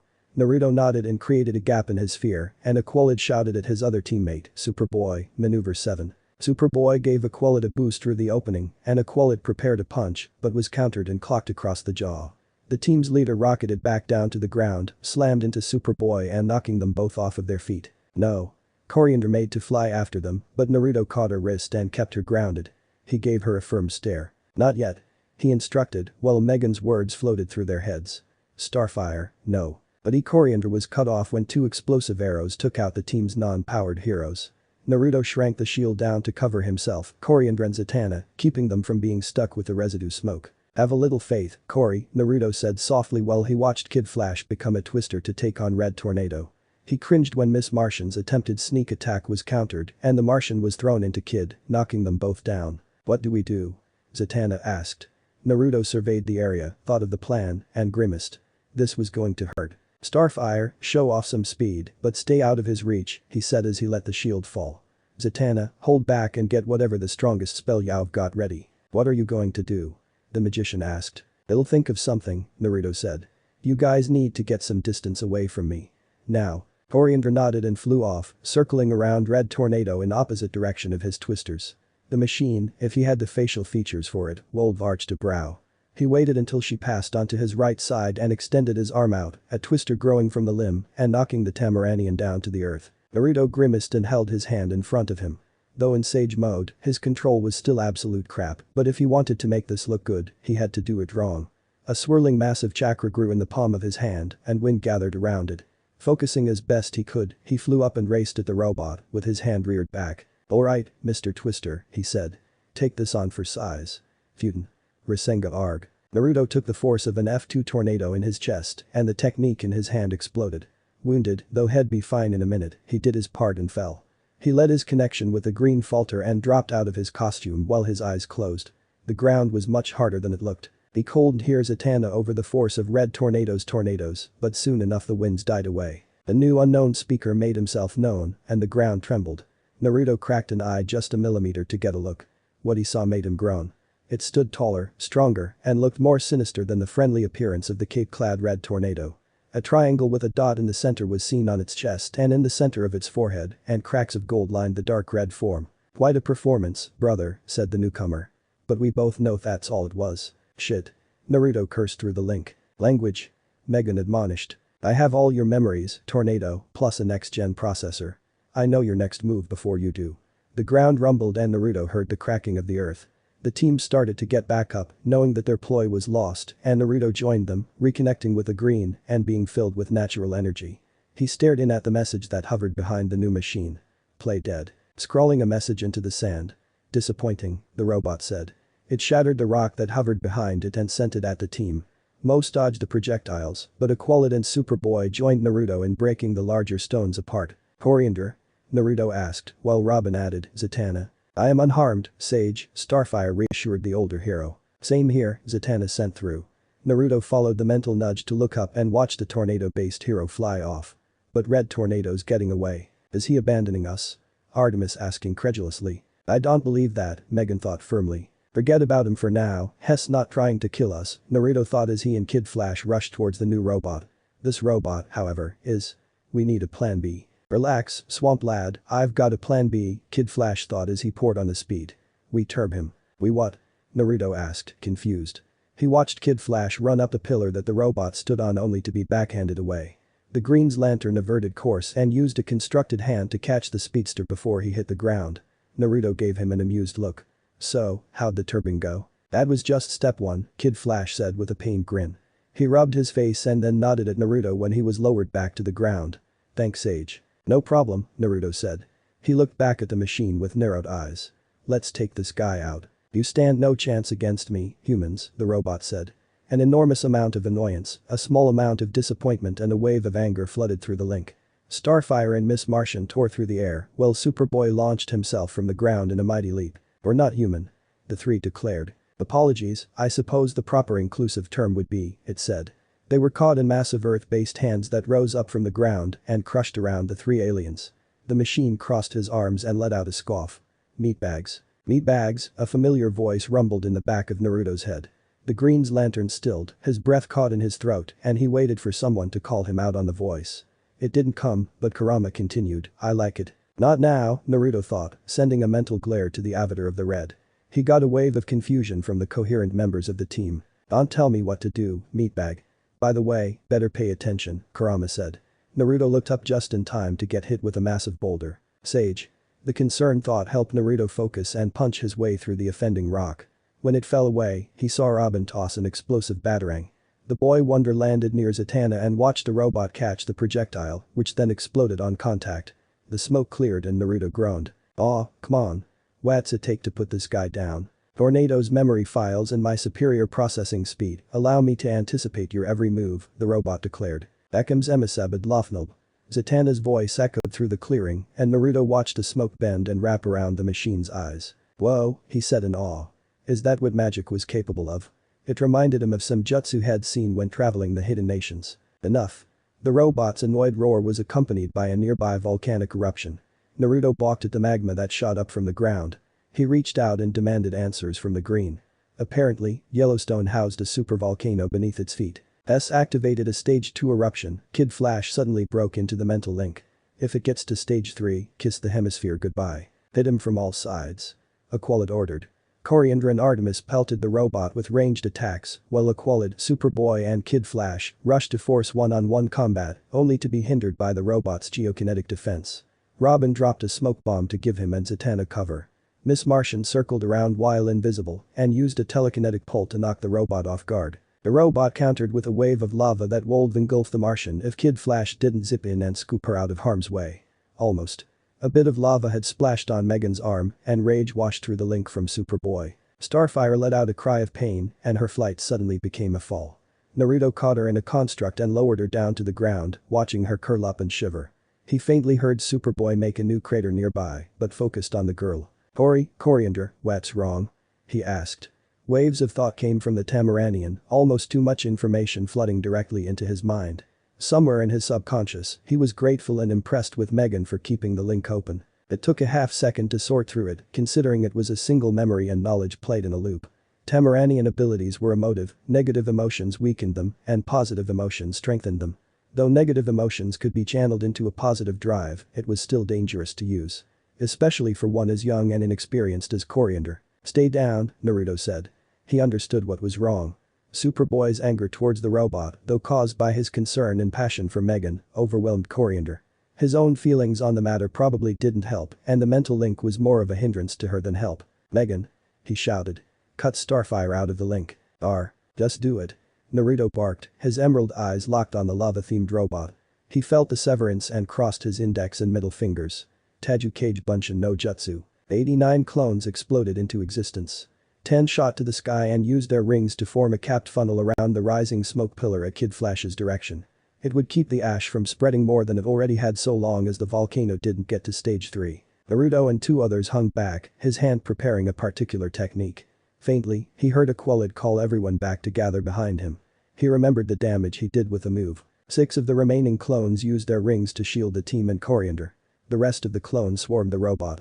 A good half of them were taken out by its defense before getting in arm's reach, and another quarter diminished from the strength behind its blows. When the last assault clone was extinguished, Naruto moved. A stream of green light followed him as he closed the distance between himself and the robot. He used the technique to plow through any would-be defense of the machine, cutting through walls of lava and rocks thrown his way. Once he got close enough, he reared his arm back and threw. Gyuten. Rasen Shuriken. The S-rank technique was a hair from touching the robot when a pillar of lava rocketed up from beneath it. The pillar of lava exploded out as the technique detonated, the exposed magma and dirt atomized before anyone else could be harmed. The robot stared, blank-faced, and the team's thoughts of dismay echoed through the link. Naruto grinned. "Meatbags, I will never understand my brother's fascination with you," the robot said. It sounded disgusted. "You stand there, smiling like a fool, after I destroy your final solution. I was not active during your encounter with the Injustice League, but my father's aide was smart enough to implant records of it into my brain. You could never hope to catch me with that attack." "I figured as much," Naruto said. He curled into a sideways stance and brought a fist back to rest at his side. "Which is why I used it as a distraction." "What?" The 2 clones that helped Naruto make the Rasen Shuriken rushed in from behind, a larger than normal Rasengan held between their hands. "The Dama Rasengan," the clones declared as their attack assaulted the robot. It was launched forward and the clones dispelled. Naruto dug his foot into the ground and let out a warrior's yell as he swung his fist, putting all of his weight and the weight of the green's power behind it. The robot's right portion of its face caved in when it collided with his knuckles. "That turbed," Naruto shouted just before the robot went flying again. Before it could collide with the volcano, a geyser of heated water broke through the ground and launched the machine into the air. Turning, he found another red robot man, lifted above the ground by a cape of running water. The green whispered, and he was surprised to find a small connection with the inorganic being, thanks to its connection with the clear red torpedo. Superboy's confusion put a name to the bot's face. A wave of elation filtered through the link from Miss Martian as the robot Naruto just turbed was knocked from the sky. Red tornado, I knew he didn't abandon us. The Martian girl sounded relieved. A stream of fire blasted the robotic villain into the lava. Red inferno, Artemis thought. A mild sense of fear washed over the link from the team, both of the robot, the fire, and of loss. Naruto would save the questions and instead focused on the fight between the mechanical siblings. Red Torpedo and Red Inferno tackled the unnamed robot, but if he had to guess based off the theme it'd probably be something obvious like Red Volcano. As the volcanic robot started to rise back up, Red Tornado shot down and drilled both feet into its chest. The heroic robot stood knees deep into the lava, his three siblings submerged beneath it, likely melting in the heat. Before Red Tornado could sink any further, Superboy pulled him out. A little tired from the fight, Naruto helped Superboy support Red Tornado, while Kid Flash devised a manner to defuse the supervolcano before it could erupt and eradicate all life. When his clones dispelled, his mental exhaustion took toll and he slumped down. The world went dark a second after he closed his eyes to rest. Once the volcanic crisis was averted, the team loaded back onto the bio ship and rushed back to the mountain.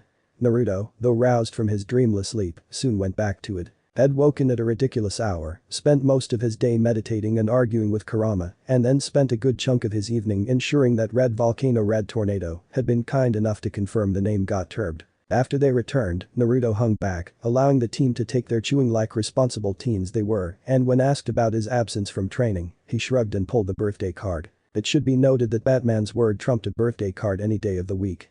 Jerk. Which is why he was here now, leaning against the wall of the medical bay, and casually eavesdropping. Could it really be called such when they knew that he was in the room with them? On his teammate speak with the bed-bound robot. I think we've gotten everything straightened out for now, Calder said. He put a hand on Red Tornado's arm. Well, let you rest. Naruto watched the team and Zatanna filter out of the medbay, meeting only the concerned emissive eyes of Coriander when she lingered behind to send him a questioning look. He gave her a reassuring smile before he waved her off, silently telling her he'd be with them in a moment. She frowned, but nodded and floated after her friends, gathering Robin and Zatanna in a hug as she recounted their victory and rejoiced the return of their friend. With a chuckle and a shake of his head, he stepped into the medical room and approached Red Tornado. He stopped at the edge of the bed, not sure of how to proceed. You're welcome to speak. I am still, as they say, awake, Red Tornado said, turning to face him. You are the Green Lantern. Successor to Alan Scott. Never heard of him, Naruto said, his lips pursed. The green had gone quiet. He was a friend. Like you, he was a lantern outside of the Corps, Red Tornado said. You're not here to ask about him. Maybe another time, Naruto said. He shifted on his feet and crossed his arms. He opened his mouth, hesitated, and then tried again. Why do you do it? Elaborate. Why do you tolerate humans? Protect them. You're not a biological life form, you were created and designed to eradicate heroes, he said. So why? Your statement is accurate, but your initial query is not, Red Tornado said. I do not tolerate humans. Humans are a fascination. A study. I was designed first to infiltrate them, then destroy. To accomplish this task, I had to understand them, however, I was unprepared to face the challenge. Of the heroes. Of humanity. Red Tornado waited before he continued. Humans are capable of irrational and rational thought, an impossibility for a machine. We must be programmed, designed, our decisions made based off of mathematical equations that we process faster than most biological beings are able. Those are my thoughts. Formulas, statistics, and numbers that are fixed into a pattern. I cannot willfully ignore any thought or observation that crosses my processor. Humans, as most biological life, can't choose which thoughts they hear. It is their strength and their weakness. You chose to protect them, Naruto said. Artificial intelligence, though inorganic, is still intelligence. I am designed to learn, to become more human, to effortlessly assimilate myself into organic life. That is my first directive, Red Tornado said. To do so, I cannot allow organic life to be eradicated, otherwise my programming will have failed and I will cease function. This conclusion allowed me to override my secondary objective and to join the other heroes against evils and threats that come from within and outside of humanity. So, you're helping protect humans, just so you can study them? Doesn't that sound a bit cold? Naruto asked. Perhaps, but I am inorganic. Emotions are one of the many things that puzzle me about humans. The emotional spectrum is a scientific improbability, the exact formulas to create the light constructs of the lantern core will forever elude me. A likelihood I can exist with as it does not interfere with my objective, Red Tornado said. He sat up and looked into Naruto's eyes. You are troubled, conflicted, with something concerning humanity. Yeah, you could say that, Naruto muttered. He manifested a chair and sat on it. He licked his lips and thought about his next words. I've come to realize that a creature from my world was always mistreated by humans. Abused? Hunted? Red Tornado asked. No, well, kind of. The creature was thought a demon, a being created of malicious energy, Naruto said. That wasn't what she? I don't know, the creature wasn't a demon. A being made of energy, though. Energy that made it powerful. Humans fear that which they don't understand, Red Tornado said. Power, no matter the source, if not in humanity's control, is feared. On some level the Justice League is feared by the very people we protect. For good reason. Who's to say that we may one day choose to decide what is right and wrong? That one of our own takes matters into his or her own hands. Batman, as a human without powers, considers this every day. He has as many contingencies for every hero that he does for his villains. Even himself? Naruto asked, snorting. I doubt that. His contingency for himself is the Justice League. The day Batman goes rogue, if it comes, we will stop him, Red Tornado said, his voice low. The chances of it occurring change with every day, sometimes greater or lower than the day before. Oh, Naruto said, his eyes turning down. He felt a swell of respect for the Dark Knight. The man was cold and distant, but he was smart and clearly he cared in his own weird way. Robin was his ward along with his sidekick. The creature, I presume that Swamp Thing is aware of it. Yes, he said. The creature is the avatar of the Red, you could say that we're close. There is a wedge between you and the creature. Red Tornado observed. One caused by you, by your world's treatment. I abused it. I saw it as only a tool or as a monster, even after it became the avatar of the Red, Naruto said. He felt his throat tighten and swallowed. Since becoming an agent of the Green, his connection to life through Sage Mode has increased dramatically. He could stomach being near Wolf, a creature that was abused and warped, but that was through his understanding of the animal. Wait. I've thought of something. Yeah, I think I have, Naruto said. He smiled gratefully at the hero and put a hand on his shoulder. Thanks for helping me out, Red Tornado. It'll leave you to rest. He shot out of the room in a green stream of light, leaving the recovering hero alone. Though I do not require rest, and I have not reached whatever conclusion you have, you are welcome Naruto Uzumaki. Red Tornado laid back on the repair bay. He stared at the ceiling, calculating the upgrades required that would allow John Smith's faceplate to shift as the boys did just now. Organics are fascinating, you are able to express so much life in various ways. I will have to log this information into my databanks for when my other shell is complete. Karama was waiting within the mindscape when Naruto arrived. The red light illuminating the lithe form that laid behind the green cage. Come to beg my forgiveness? The fox asked. You will have none. I don't expect it and I know you won't accept my apology, Naruto said. He approached the cage and placed his hand on a bar.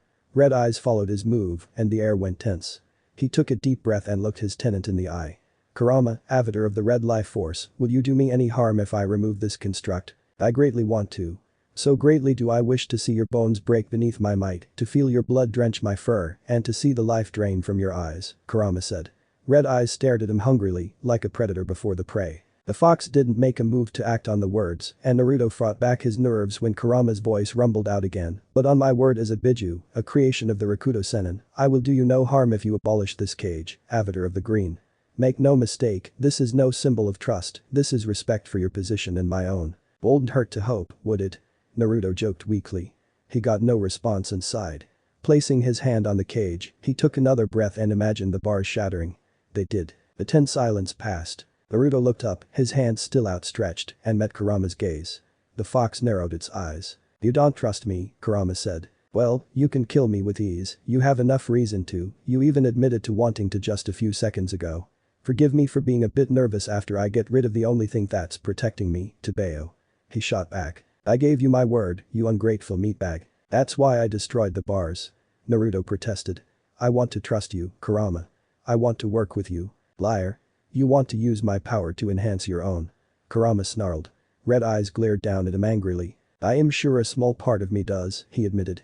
It was bittersweet, but his pride had taken enough blows in the past, particularly in the recent fight against Red Volcano where he didn't do much to help, so swallowing it wasn't too hard. He took a breath and let his hand drop to his side. I want to trust you, Karama. I want to, but trust has to work both ways for it to mean anything. You are not wrong, Karama said, begrudgingly. The fox growled and adjusted itself. It will take more than a meager show of faith for me to trust you. Nothing is ever easy with you, is it? Naruto asked.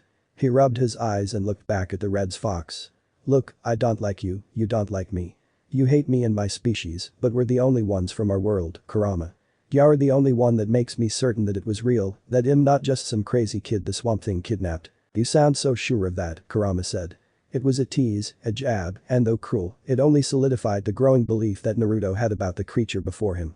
It was more than an evil spirit. Or maybe I'm wrong, Tebeo, he shrugged and played along. Maybe I am crazy and I thought you up, or maybe you're the red given sentient form. The latter isn't too far from the truth, Karama said. The fox sounded hesitant before the red eyes became a shade lighter. Very well, Naruto Uzumaki, I will try to trust you, but I must be shown more than just trust. I demand to be treated as a living being, as an equal avatar, and with respect. Respect, like forgiveness, is earned, Naruto said. He gave Karama a small smirk. You'll earn your respect like I'll earn my forgiveness, or will die trying. Agreed. Fine.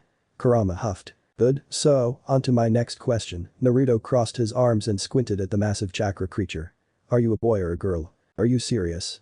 Karama asked, a flat stare landing on his container. Our first truly cordial conversation as equals and you want to ask me what sex I am? What? I'm not just gonna assume because you've got a deep voice that you're a guy, Naruto said, frowning. That's wrong. And I don't want to call you in it either, because that takes away from you.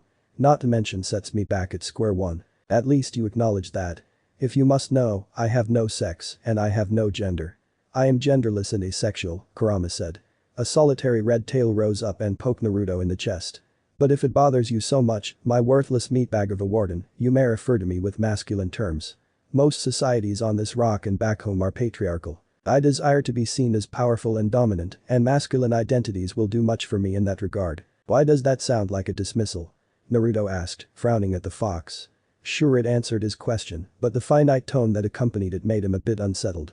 Karama's wide grin didn't exactly reassure him either. Your spatial awareness outside of your body whilst meditating needs work, he said. He lowered his head onto his forepaws and pushed the blonde avatar back. We'll continue this discussion another time, Naruto. Yeah, okay, didn't exactly answer my question, Naruto said, frowning. He slipped his hands into his pockets and allowed his eyes to drift shut. Before he awoke, Karama spoke to him again, though it was quiet, subdued, and not to mention a little awkward. For what it's worth, the avatar of the red muttered, I wish you have a happy birthday. Happy birthday? Naruto wondered as he woke up, seated on his bed within Mount Justice. He thought over their conversation and then chuckled. The Kyuubi no Kitsune, the demon fox of Konohagakure no Sado, had just wished him a happy birthday. Blue eyes traveled down to the green ring that wrapped around his finger. This thing that's coming, it's really bad, isn't it? He asked. The green whispered its answer and then assaulted his mind with images of decaying corpses and eroding flora. He shook his head. Yeah, I get it. No words can describe it. How about a name? Or a title? The green refused to say anything, just repeating the images. That's so helpful, he said dryly. He flopped backwards to hang halfway off of his bed. What about Alan Scott? Was he your lantern, too? Thankfully, this answer was more direct. Sort of. What do you mean sort of, Tebeo? Naruto asked. He pursed his lips when there was no response. Before he could curse his life force out for being too secretive, there was a knock at his door. He glared at the ring that acted as his connection to the green. This isn't over. The green conceded with a hint of amusement. The knocks came again and he flipped off of his bed. He walked to the door, muttering under his breath, and scowled when the knocks came a third time. I heard you, geez. Give me a second, he said, before grabbing the doorknob and pulling his door open. Before Naruto could gather his wits, his hand was snagged and he was yanked from his room. A second and a hell of a lot of wind later, and he found himself seated at the head of the dining room table. Happy birthday. The team, Zatanna and Coriander stood at either side of him. He looked around, awestruck, before he yelped and pulled away from a pinch to his right cheek. A pinch to grow an inch. Wally said with a chuckle, his right hand making an exaggerated pinching gesture. He zipped off and reappeared on Robin's left, grinning at the gobsmacked blonde. Happy birthday, swamp lad. I hate that name, Naruto said. He glowered at Artemis, who stood on the bird-themed hero's other side, a bit behind Zatanna. Her lips pulled back into a grin. I know, she said. He glowered for another moment before crossing his arms and looking away with a petulant pout. You're so lucky you're pretty. Her lips pulled back a bit farther. Meh, seen better, Wally said with a wave of his hand, sending a wink to the Martian girl that stood across from him. Megan rolled her eyes, still smiling, and nudged the fidgeting Coriander. The tamaranian smiled up at her and then flew off to the kitchen. "Don't say anything," Megan said before Naruto could open his mouth. She was just about ready to destroy your door. "We've got 1 hour left of October 10th and the real party is going to be held tomorrow. Starfire insisted that we get the most important tradition over with after this one," Zatanna said, elbowing Robin in the arm, told her what it was. "Hey, a wish is a wish. You only get one every year," Robin said, rubbing his arm. Naruto arched a brow. "You guys do that here, too?" "I had a few friends that celebrated with that tradition, but I normally opted for a bowl of ramen," he said. Superboy snorted. "A bowl? I think you mean 10 bowls. You say that like it's a bad thing." "Naruto, you eat ramen like a fish drinks water," Calder said. He crossed his arms and gave a challenging stare to the birthday boy when Naruto opened his mouth to refute it. "Our stock of instant ramen, which consisted of 56 packs total, has been abolished in the past week. Does that include the packs that Wallace tucked away behind his trophies?" Naruto asked. Wally slammed a hand on the table and pointed at Naruto accusingly. "I knew it was you. That was not an admission. I was merely asking about the poorly cared after ramen. I need to eat like 5 times the amount of what the normal teenager does, and ramen was a good easy fix. Despite the sodium that stuff carries, at least it made for a good snack." Naruto shot to his feet in outrage. "You insult the dish that is ramen with your blasphemy. It is no mere snack. It is a delicacy that must be treasured and praise be to the almighty Inari who shared it with us." "Okay, simmer down, boys," Megan said, using her telekinesis to force the 2 hotheads into their seats. She and the rest of the team, all amused by their gluttonous friend's argument over food, sat down just as Coriander flew back in with a large cake above her head. She set the cake down, and those at the table with super hearing heard the wood and metal groan. The cake was lathered in orange icing, with unlit candles lined around the ironic flowery green script that read, "Happy 18th birthday." Naruto's throat tightened, and he forced himself to ignore the sting in his eyes. 3 years since he last really managed to celebrate, the last 2 being spent arguing most of the day with a beast sealed in his stomach and the rest of the day meditating with his teacher. He hadn't been part of the group for that long, hadn't been more than an acquaintance or comrade, and they still wanted to celebrate his life. Struggling with his words and emotions, he was grateful when Coriander suddenly engulfed him in a tight hug. It made a good excuse for the tears. "Cori, too tight," he said. Her hug loosened and he let out a chuckle as she moved to sit between him and Megan. "I hope that you had a most happy day of birth, Naruto," she declared, a bright smile on her face. Then, before anyone could stop her, a glow engulfed her fist and she fired a bolt of energy over the cake. The candles lit and the energy bolt dissipated before it struck Artemis, who sat across from her and in the attack's path. The tamaranian, unaware of the heart attack she had given everyone else present, continued to smile. "Starfire," Artemis said, her voice tight and her nails digging into the table. "Remind me that we really need to talk about when it is appropriate to use your superpowers." "Tomorrow," Coriander said with a nod. She turned back to Naruto, eagerness plastered on her face. "Now I believe you blow out the candles and make a wish, yes?" "Why yeah," Naruto said, trying so hard not to smile or laugh. As he centered himself and took a deep breath, he thought of a way to alleviate the tension. Focusing his chakra as he exhaled, he extinguished the lit candles and then launched the massive cake across the table so that it slammed into the wall. Then, when their eyes landed on him, he sheepishly scratched the back of his head and grinned. Whoops." Wally, Artemis, Zatanna and Robin laughed while Superboy and Megan had matching looks of awe on their faces and Calder simply shook his head, his lips pulled back into a small smile. Coriander, still new to Earth, was lost over how abnormal the exhale was. She clapped her hands and began to pester Naruto about his wish. Her questions went unanswered because Naruto laughed the rest of the night away while Wolf began to clean up the cake. Mount Justice, October 16, 2010. Green eyes stared up into the black void and their owner wondered how this happened. It started like any other day would, serene, peaceful, the woes of the world willfully put on hold for a moment. That changed when the Green Lanterns, Hal and John, were eradicated by an unidentified alien fleet. The Justice League's big guns fell shortly after. Superman, Batman, a silver guy named Captain Atom, John Johns the Martian Manhunter, and Captain Marvel were destroyed just as swiftly as the Lanterns. Heroes across the world fell. The Flash, Zatara, Aquaman and Green Arrow were lost while rescuing civilians on live broadcast. Black Canary and Red Tornado died in the midst of contacting them. The team watched the deaths mount from their sanctuary, watching their mentors and friends fall to this threat. Wally paced angrily behind them, itching to move, and Artemis leaned against the wall, adjusting her bow and checking her arrows. Superboy and Wolf sat with Megan while she mourned her uncle's demise. Zatanna and Robin shared a similar moment in the kitchen. Calder remained stoic, unmoved and determined as he watched hell unleash over Earth. Naruto stumbled when he felt the green scream and a pit appeared within him. Coriander kept him from falling, but was unable to save the comfort raiment he dropped. That loss was minuscule compared to the sheer agony that tore at him. He heard Karama howl and rage in the depths of his mind, all while he struggled to accept what he so desperately wanted to deny. Sage, what happened? Coriander's concern finally broke through to him, and he let out a gasped sob. She wrapped his midsection in a gentle hug and he held on, while tears streamed down his face. "That's gone, Hess actually, really gone," Naruto murmured, trying to convince himself it wasn't true, but failing. The Swamp Thing was dead. The planning and actions that followed were fogged and distant. They had piled into the bioship, heading north to a fortress that was some kind of importance. He didn't remember why he agreed to stay on the camouflaged bioship and guessed it was because of his inability to alter his costume. Green was pretty easy to spot, even in a snowstorm. The team did fine despite his absence. For the most part. Wolf gave his life for Superboy, and Karama didn't like that at all, but that went without saying since the fox was the avatar of the red. The fortress was defended, and Miss Martian uncloaked the bioship to analyze and attach the alien hardware to it. A fight fire with fire sort of thing. Naruto opted to secure the area, keeping an eye out for any other threats, when he saw a hidden cannon take aim at Artemis. He didn't move fast enough, but Coriander did. The tamaranian shoved the archer out of the way, taking the shot for herself. Starfire. Robin cried her name while the rest of the team took down more cannons as they came up.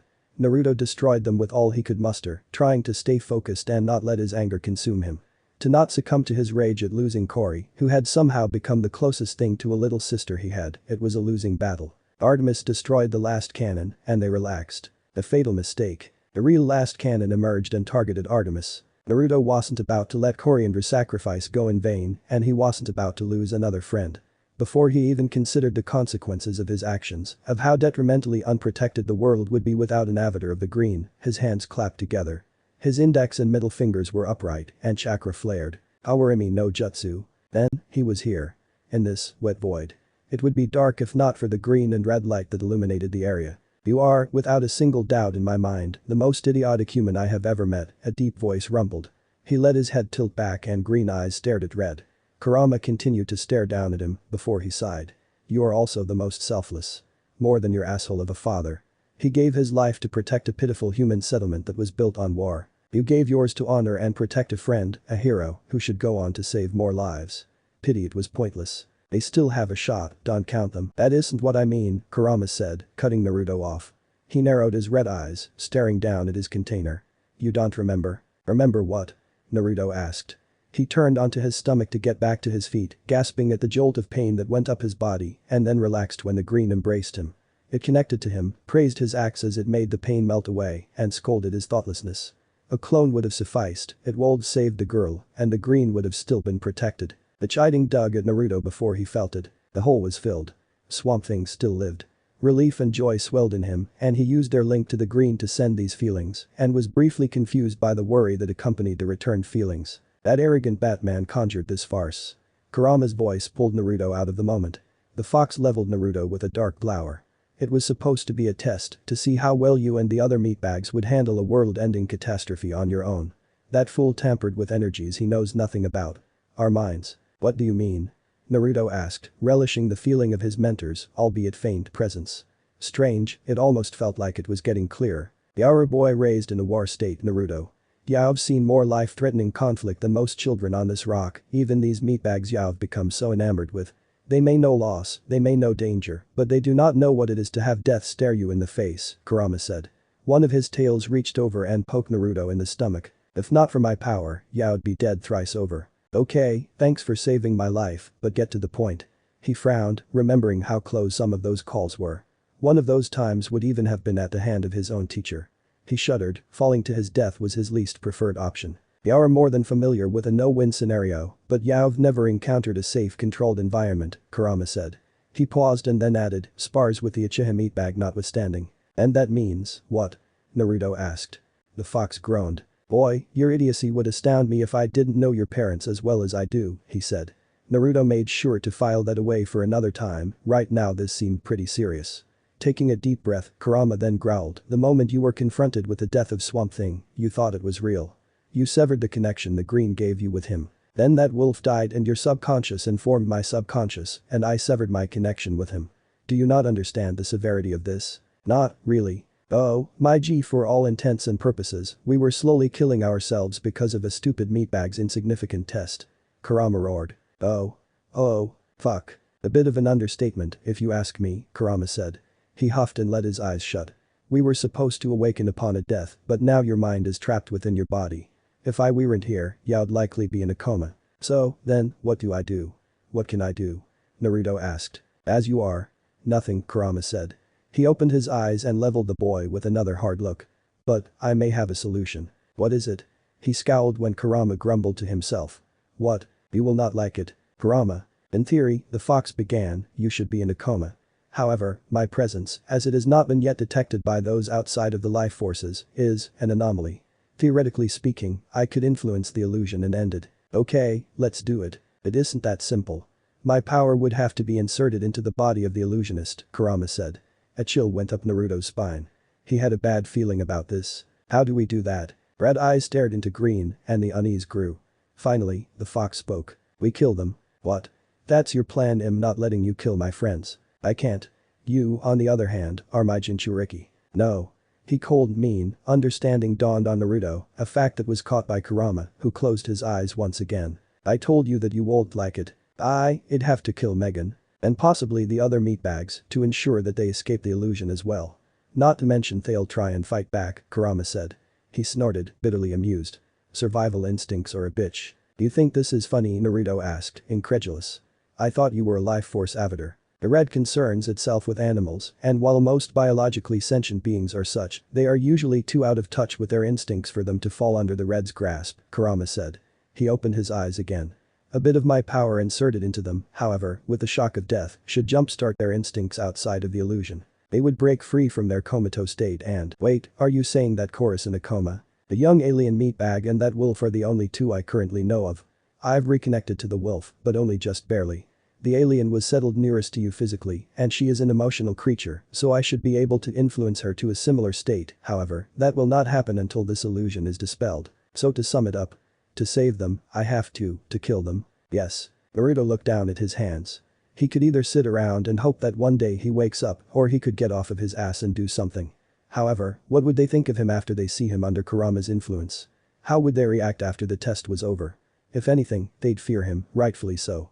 They'd have memories of dying by his hand, even if it weren't true. Almost 3 weeks of events flashed through Naruto's mind. Outside of the few missions they partook on, he remembered spending time with the team. Learning more about the world with Robin and Wally, being teased by Artemis whenever she flustered him, sparring with Calder and Superboy, being the living garbage disposal for Megan's mishaps in the kitchen, exchanging knowledge of spells with Zatanna and her father, and helping Corian readjust to her new home, correcting her words or helping her practice restraint. That last memory of her being destroyed by the cannon played in his mind. She was alone. Tamaranians did not do well alone, they thrived off of companionship and the positive energies of others. Aura flashed through his mind. His own childhood followed. Thoughts of his friends comatose, stuck forever because of a test, were what sealed his decision. Naruto looked up, resolute and determined. He would do this for them. They'd hate him, they'd fear him, and they very well may never speak with him again, but he would rather all that than have them be stuck in their minds. Alone. What do we have to do? Bayou Bartholomew, October 16, 2010. It started as it always did, with the green. Swamp Thing had felt pain before. He remembered the day that Alec Holland broke his collarbone while on a ski trip. That was a tickle compared to the sudden absence of his wayward student. He felt the pain of loss, as Alec Holland had when his sister died. The absence meant one thing. Naruto Uzumaki, the sage, had perished. The Swamp Thing considered this. The boy was aggravating, stubborn, impatient and reckless, true, but he was also a bridge between humanity and nature, the likes of which hadn't been seen in centuries. The green mourned him, so the Swamp Thing did too. Then Naruto Uzumaki lived again. The Swamp Thing felt relief and joy flood through their link, but with that came fear, uncertainty, grief and sorrow. The green felt all of this as well and explained it to the Swamp Thing, who tried to comprehend, but cold. The green's bridge to humanity returned, but the bridge was in danger. The Swamp Thing wanted to know from who. A name was sent.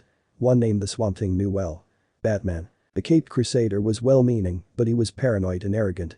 It was expected, he was human, but to risk the bridge.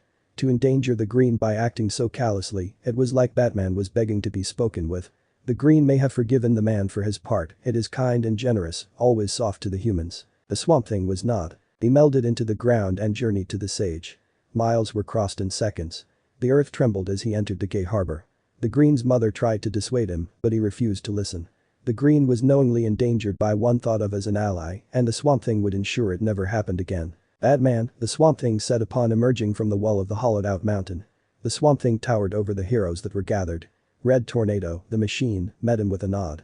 Any other time it would be returned, but the Swamp Thing is not one for cordial greetings when moments are tense. Swamp Thing. Batman stood at the front of the other heroes. His eyes narrowed behind his cowl.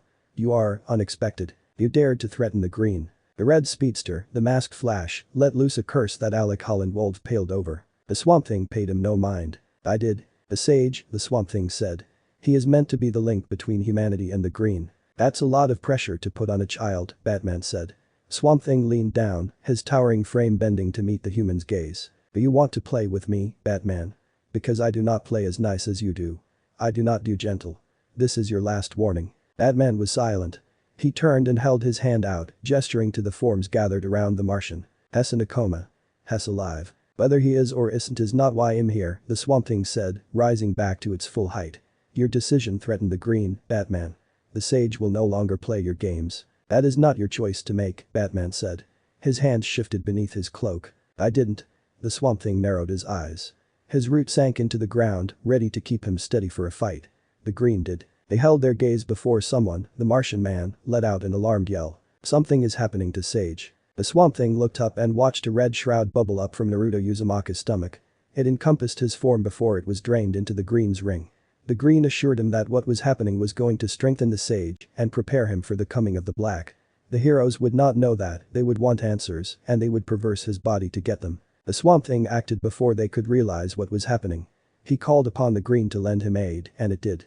The ground itself opened up, and Flora began to entrap the various heroes. "Swamp Thing, this action is ill-advised," Red Tornado said. "This action, Tornado, is to protect the Green and its bridge." The Swamp Thing retorted. "The Red is helping." "The Red?" A few heroes repeated. Batman narrowed his eyes. "We will watch and wait." The Swamp Thing had no patience for any arguments. His eyes remained on the Sage's form, watching as his costume shifted. For a brief moment, he looked away to look at the heroes. "One wrong move and I will end you all. So, this is how you see the world." "Yes. It's different." "It is. And I'm still connected to the Green." "Yes. They won't know that." "Fine by me. You sure you want to do this?" "I could easily. I have to do this. I just have to. If you say so." "Good luck." "And Naruto." "Yeah? Don't hesitate. Be quick and move on. I fear that we don't have much time." Hall of Justice, October 16, 2010. Do you want to talk about it?" Kid Flash's voice was soft. He sounded concerned, a stark contrast to their usual poke and prod banter. He was hesitant, too. Weird, she didn't know he could hesitate. Speed was his thing. "Talk about what?" "Starfire?" he asked, and she stilled. "Sage." Her chest fell tight. The tamaranian threw her from the line of fire, the younger girl disappeared right before her eyes. Sage took her place, literally, before she even knew she was in trouble. They died for her, to save her. She didn't have powers, all she had was a bow and arrow, she would been fine with it if she died. She would die for the mission. They cold saved so many more people than she could. "Do you want to talk about the Flash?" It was low, but talking over loss was a foreign concept. Kid Flash stiffened and looked away. "That's different," he said. He was angry. Good. She could do angry. The other thing, not so much, but angry Kid Flash. She could handle him easy. "They're all dead." "How's it different?" "Flash didn't die trying to save my life." "Fuck you." She wanted to say. She wanted to tell him that he didn't see Flash's worried eyes close up before it blinked away.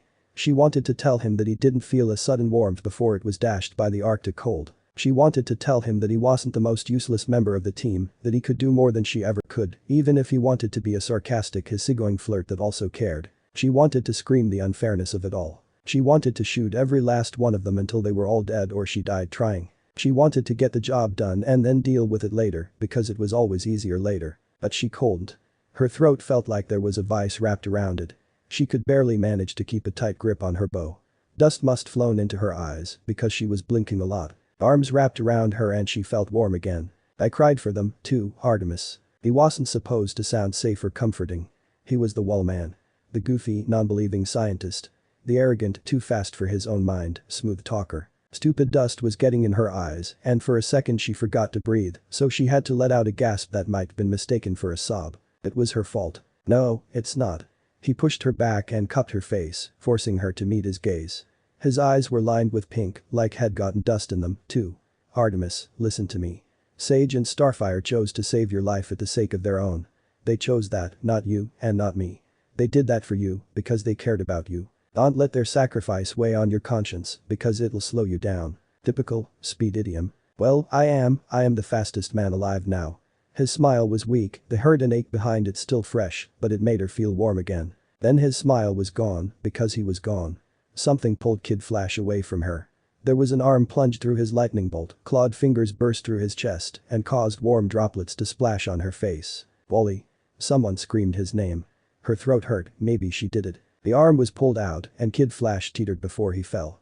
She could only stare at the man standing, disbelief locking her in place. His build was lean, but powerful. He stood slouched, staring at the red on his arm, the red that was darker than the short-sleeved cloak he wore over his fishnet-covered torso, a stark contrast to his usual green vest and black shirt.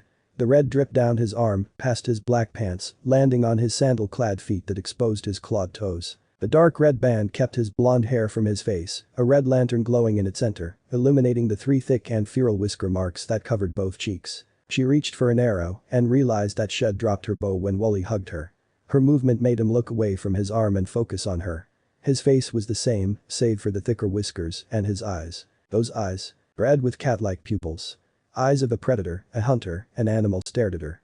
She saw instinct and, unless she was mistaken, remorse. His clean hand wrapped around her throat and she was lifted above the ground. He was strong. Very strong. She couldn't breathe again.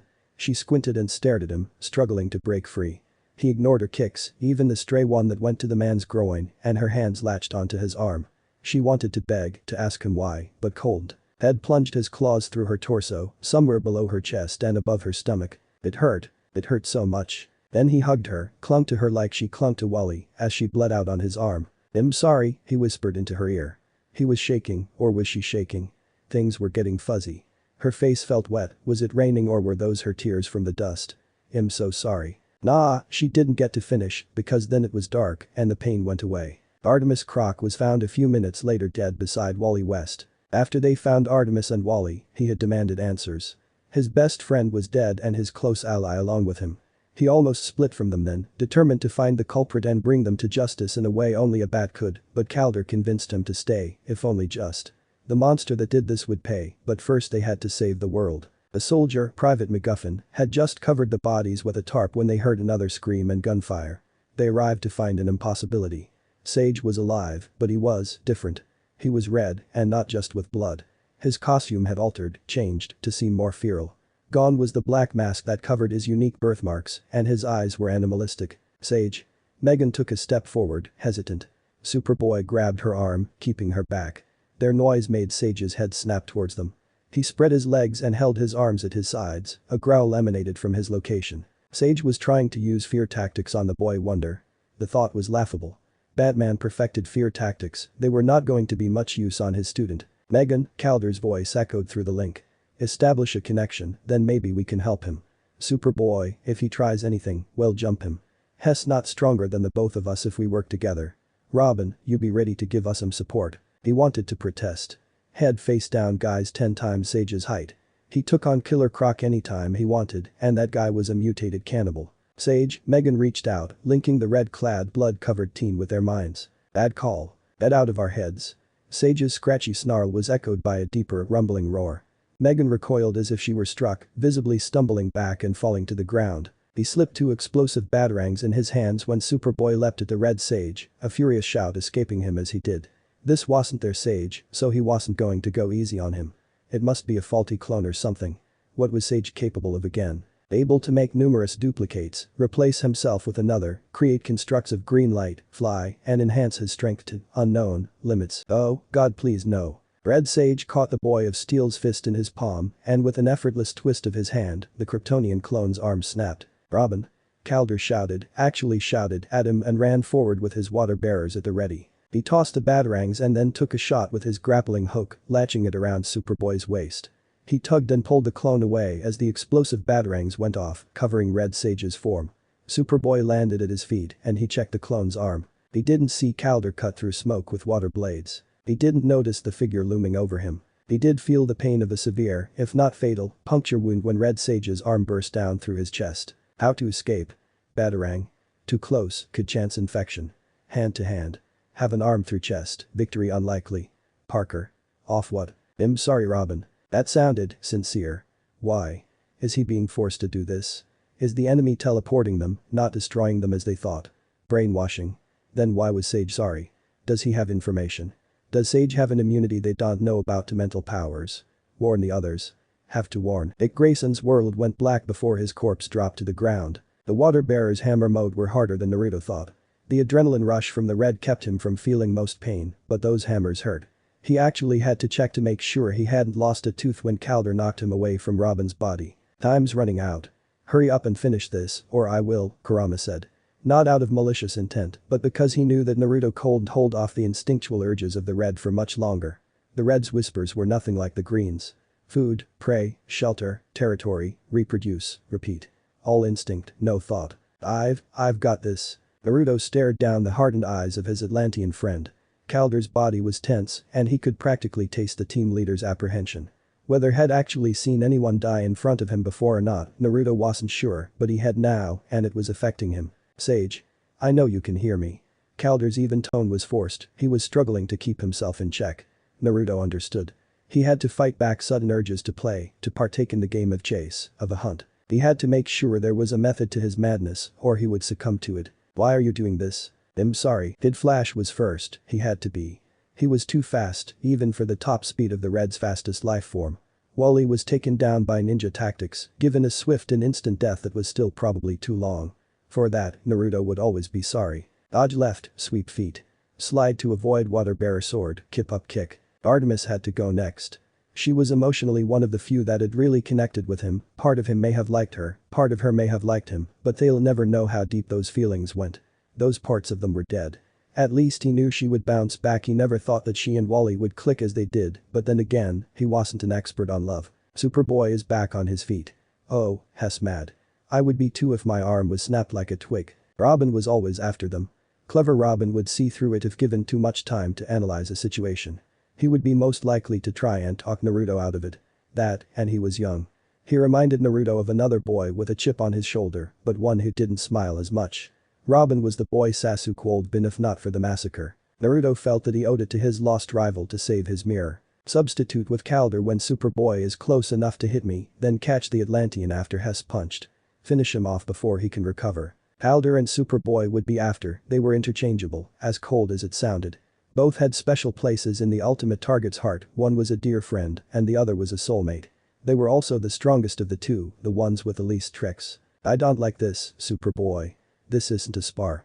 Please, understand. Please don't hate me. Stop struggling, it'll be quick. I want to make it quick. Damn it, stop fighting me. His neck snapped so easily. I wonder if I can do that in real. No. I don't enjoy this. Finally, he would end the whole facade. Megan, the lovely and sweet Martian he never knew he wanted as a friend, had to be last. Her suffering would put pressure on her subconscious, strained as it was, and it would pierce through to the instincts that the Red could reach. He did not want it to be that way, but it had to. Megan would die last. Megan's probing again. Trying to shut me down. Very determined this time. Karama, time to introduce yourself. Sage? Wats. Hello meatbag. Megan dropped to her knees trembling and crying. She watched Naruto with horrified eyes as he let Superboy drop to the ground. She began to scoot away and turned invisible. He could still smell her fear. He could smell her fragrance on Superboy. He could smell Superboy's sweat on her. He could smell the corpses. He could smell Wolf and Starfire. He could smell his bed. He could smell their blood on his hands. Easy, boy, Karama said. We're almost done, just one more and we'll stop. One more and we're free. Just this last meatbag and you can be done. Megan. He put a hand on her shoulder and pressed his forehead against hers. Their eyes met as her invisibility faltered. His head started to throb, she was fighting back. This was her kicking and screaming. He closed his eyes, straightened his hand out, and whispered his last apology. I'm so sorry. Naruto's hand then pierced through her chest and the world ended. Mount Justice, October 16, 2010. Let me go, fiend. Gan. The Martian manhunter was difficult to keep restrained, but Swamp Thing had faced intangible forces before. A constant shifting array of plants of various densities kept him in place. Wally. The masked Flash had blood relation to the teenager that wore his symbol. The Speed Force chose well when it struck Barry Allen, his heart was large and his mind even larger. His speed, however, did little to help him. Pheromones and chemicals emitted from his binds kept him sedated. Swamp Thing, hear reason. Red Tornado didn't struggle, but wanted to help his allies. He was the least restrained. Please, let us help them. The Black Canary was the easiest to subdue and the most vocal. The root that had been wound around her mouth was destroyed. Batman stared at the sage, his eyes narrowed. The Swamp Thing ignored the heroes entirely. He walked from one teenager to the next, holding a hand over their heads. They would live. He stopped and stood at the head of the Green's lantern. The sage was physically unharmed, but physical pain was but one of multiple that humans are most fragile to. Naruto Uzumaki, he said once the red dwindled away and the green embraced its bridge. It covered the boy in its armor, comforting his mental and emotional distraught. The mask didn't return, and his eyes remained green. They were unfocused and blurred, but quickly cleared. Sensei. His voice was weak and hoarse, as it was the day he was given to the Green. The Swamp Thing stared down at him, and the Green relayed what happened. Alec Holland would have hugged the boy, he would have grieved for the horrors he chose to do to save his friends. He would have cursed out Batman and the other Leaguers for agreeing to this incredibly stupid plot. There were too many variables, too many uncertainties to consider with the different physiologies and powers that were present. The Swamp Thing just stared. The Green rejoices at your return, he said. Naruto Uzumaki stared up at him before nodding and getting to his feet. The Swamp Thing looked at Batman, who continued to stare, and then gathered the heroes together. He pulled them over to be near their precious teenagers, who began to stir. Naruto Uzumaki was on his feet before the first woke, the first being the youngest alien, the tamaranian. He had made a clone and then went off into the cavern, while the clone remained behind, using his ring to keep the teens and the heroes in place. Then the questions began. Why does my head hurt? Uncle John? Superboy? Wolf? Gan? Where are we? Where are the aliens? Most joyful reunions, friends. We're live. What is that? The Swamp Thing was amused by the Kid Flash's question, since he pointed at him when he shrieked, but did not let it show. Alec Holland would been offended by the boy's rudeness, but Swamp Thing was indifferent. Had gotten worse from the sage. Wow, it is as tall as a Northbur. The Tamaranian had such strange words. The shortest male's gaze fell on the Swamp Thing. Oh, no, he said. The Atlantean looked at him. What is it, Robin? Eyes, turn around. They did. They saw their mentors bound by roots and a green sphere around their persons. They saw the clone of Naruto Uzumaki on the other side, keeping them within. The bastard creation of human and Kryptonian genetics tensed, as did the rest of the teenagers. They, however, remained frozen in shock, while the abomination let out a roar and leapt at the sage, prepared to fight. The Swamp Thing didn't hesitate to show it how bad of an idea that was. He melded to the ground and sprouted up in an instant on the other side of the shield. He caught the artificial Kryptonian in his hand, slammed it into the ground and glared at it. You owe your lives to the Green, abomination, the Swamp Thing said. He downed at the struggling creation. He extended his fingers, rooting them to the ground, and pressed down on the creation's chest. Try to attack the Green Sage again, and I promise you it will be a swift demise. The other teenagers made to move to challenge the Swamp Thing, but stopped at Batman's shout. Team, stand down. But Hess. Robin. Batman glared pointedly at the boy. The one called Robin was cowed. The Swamp Thing was impressed, and somewhere, Alec Holland would have been jealous that he couldn't do the same with Naruto Uzumaki. Batman returned his gaze to the duplicate of the sage. You never told us you could access the red, he said. The Swamp Thing scowled at the human. He had no right to sound so upset. First of all, jerk, yeah we did. Back when Hal Lantern introduced us, the sage clone said, his arms crossed. He narrowed his eyes. Second, you were the one who threw a mixed bag of nuts together in an experimental simulation. They might not realize it, but what the boss did in there saved their lives. Or it cold killed them. And what would you have done? For that, Batman had no answer. The sage clone nodded. Yeah. Boss acted based on what he knew we could do. If he hadn't, they cold all ended up dead or worse. Have fun sleeping with that on your conscience. You killed us. How well will you sleep with that on your conscience? The abomination snarled. The Swamp Thing pressed down on it. Now was not the time for such pettiness. The sage clone's shoulders sagged and his head fell. The Green tried to comfort him, but he pushed it away. The Swamp Thing frowned, the sage should never push the Green away. All the more evidence that the sage needed to get out of here. Away from these humans. The boss did, and Hess sorry that he had to do that to you. To all of you. It was all he could think of after Kerr the Red woke him up, the sage's clone said. The Swamp Thing furrowed his brow. So, Naruto Uzumaki decided to keep Karama the Red Avatar a secret. Very well, the Swamp Thing will keep Karama the Red Avatar a secret, too. If the boss is so sorry, why doesn't he apologize himself? Robin asked. He seemed as angry as the rest, save for a confused Tamaranian and a cowering, oversized wolf. Because I needed to pack. Naruto used the green's flight to land beside his clone. In his hand was a small scroll, the same one had left the swamp with, the one that sealed away the little and precious belongings had obtained since he arrived. He walked up to the shield, standing across from his tamaranian sister. "Coriander," he said. She floated over to be in front him, and he put a hand on the shield. He tried to let his relief at her living, his joy of their memories and his familial love for her filter past the green into her. "Be good for them. What is the matter?" Coriander asked. She pushed against the shield, trying to get through. "What has happened? Why does Robin and Superboy think you killed them? That cannot be true, you are a lantern of the green. You are a hero." "I'm not that kind of lantern, Cory. You know that," Naruto said. He smiled at her, the same one he wore whenever his homeland came up in conversation. "Then why? What happened?" Coriander's lip began to tremble and she shook her head. "I do not understand why you have to go. Why must you leave?" "Because I did a very bad thing. I did it for the right reason, but that doesn't make it right," Naruto said.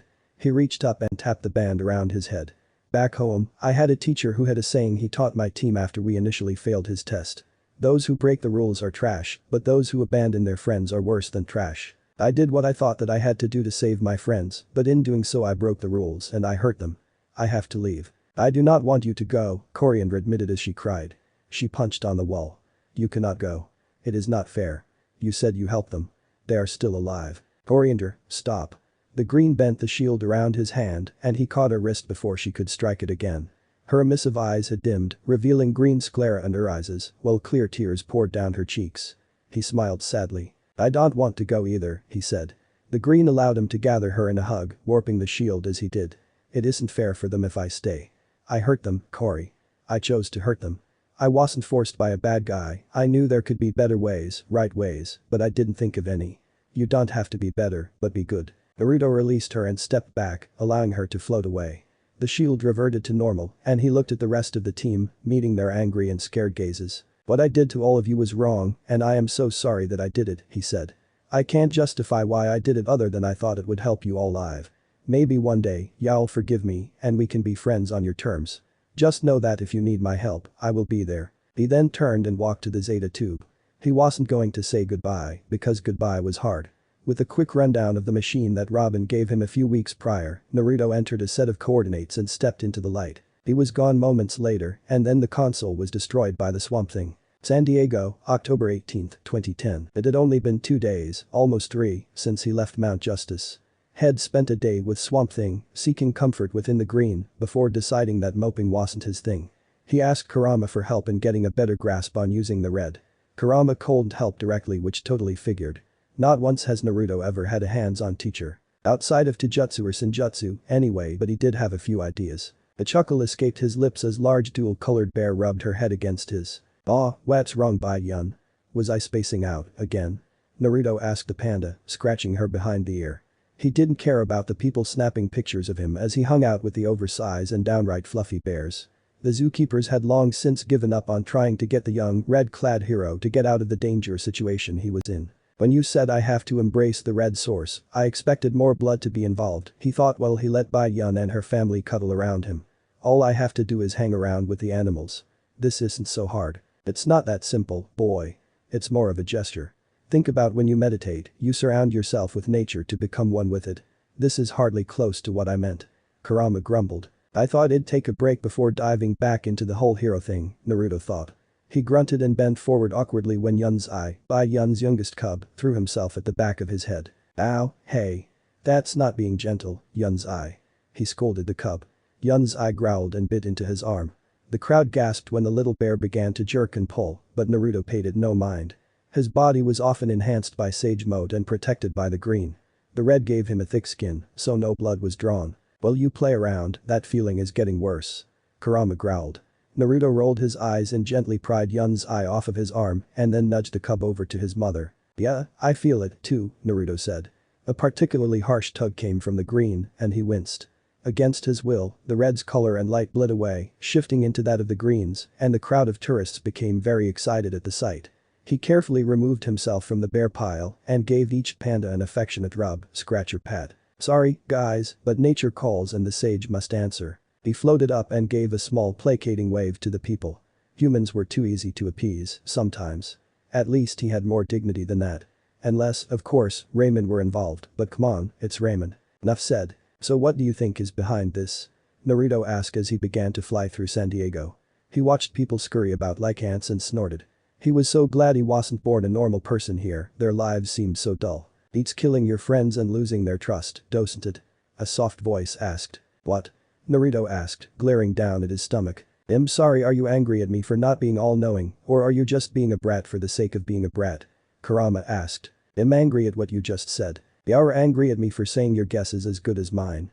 And I thought you were incredibly stupid before, Karama said. That's not what you said and you know it, Naruto snapped. What are you talking about? I was thinking about how dull it would be to be born in this world without powers, and you said it would be better than killing my friends. I thought we were past the snide comments. Naruto, as much as I love to insult your intelligence and ridiculously moral personality, I would never say that to you. Especially not now. Well, it's not like I have another snide antagonistic voice in my head, now is it? How would I know? Yes, how would he know? Okay, stop messing around. What? That's just a big stupid fox. The other voice sneered. It became louder and Naruto came to a stop in the air, looking around for any possible threats. Dumb animal doesn't know better. But we do, don't we, brother? Karama. Can you really not hear that? Naruto asked softly. I have no clue what you're talking about. Have you been eating something weird? Karama asked. Well, weirder than usual. Ramen is not weird. It's the food of the gods. Finally, the other voice was making sense. Wait, Karama. Tell me you heard that. Naruto, I don't know how many times you want me to tell you this, but I am the only voice inside your head. He thinks he's so smart. Live a few hundred years and you'd seem pretty smart, too, brother. That's it, get out of my head. Naruto demanded. He swiveled around in the air. Who are you? That's Simon, guy. Stop messing around and show yourself. Naruto, what are you talking about? Karama asked. There is no one in here with us. I would know. Patience, brother, patience. All in due time, it'll make sense. Make sense now, damn it. Naruto screamed. He balled his ringed hand into a fist before lifting both hands in front of him. Clones, dozens of them, exploded into existence. He thrust his hand out.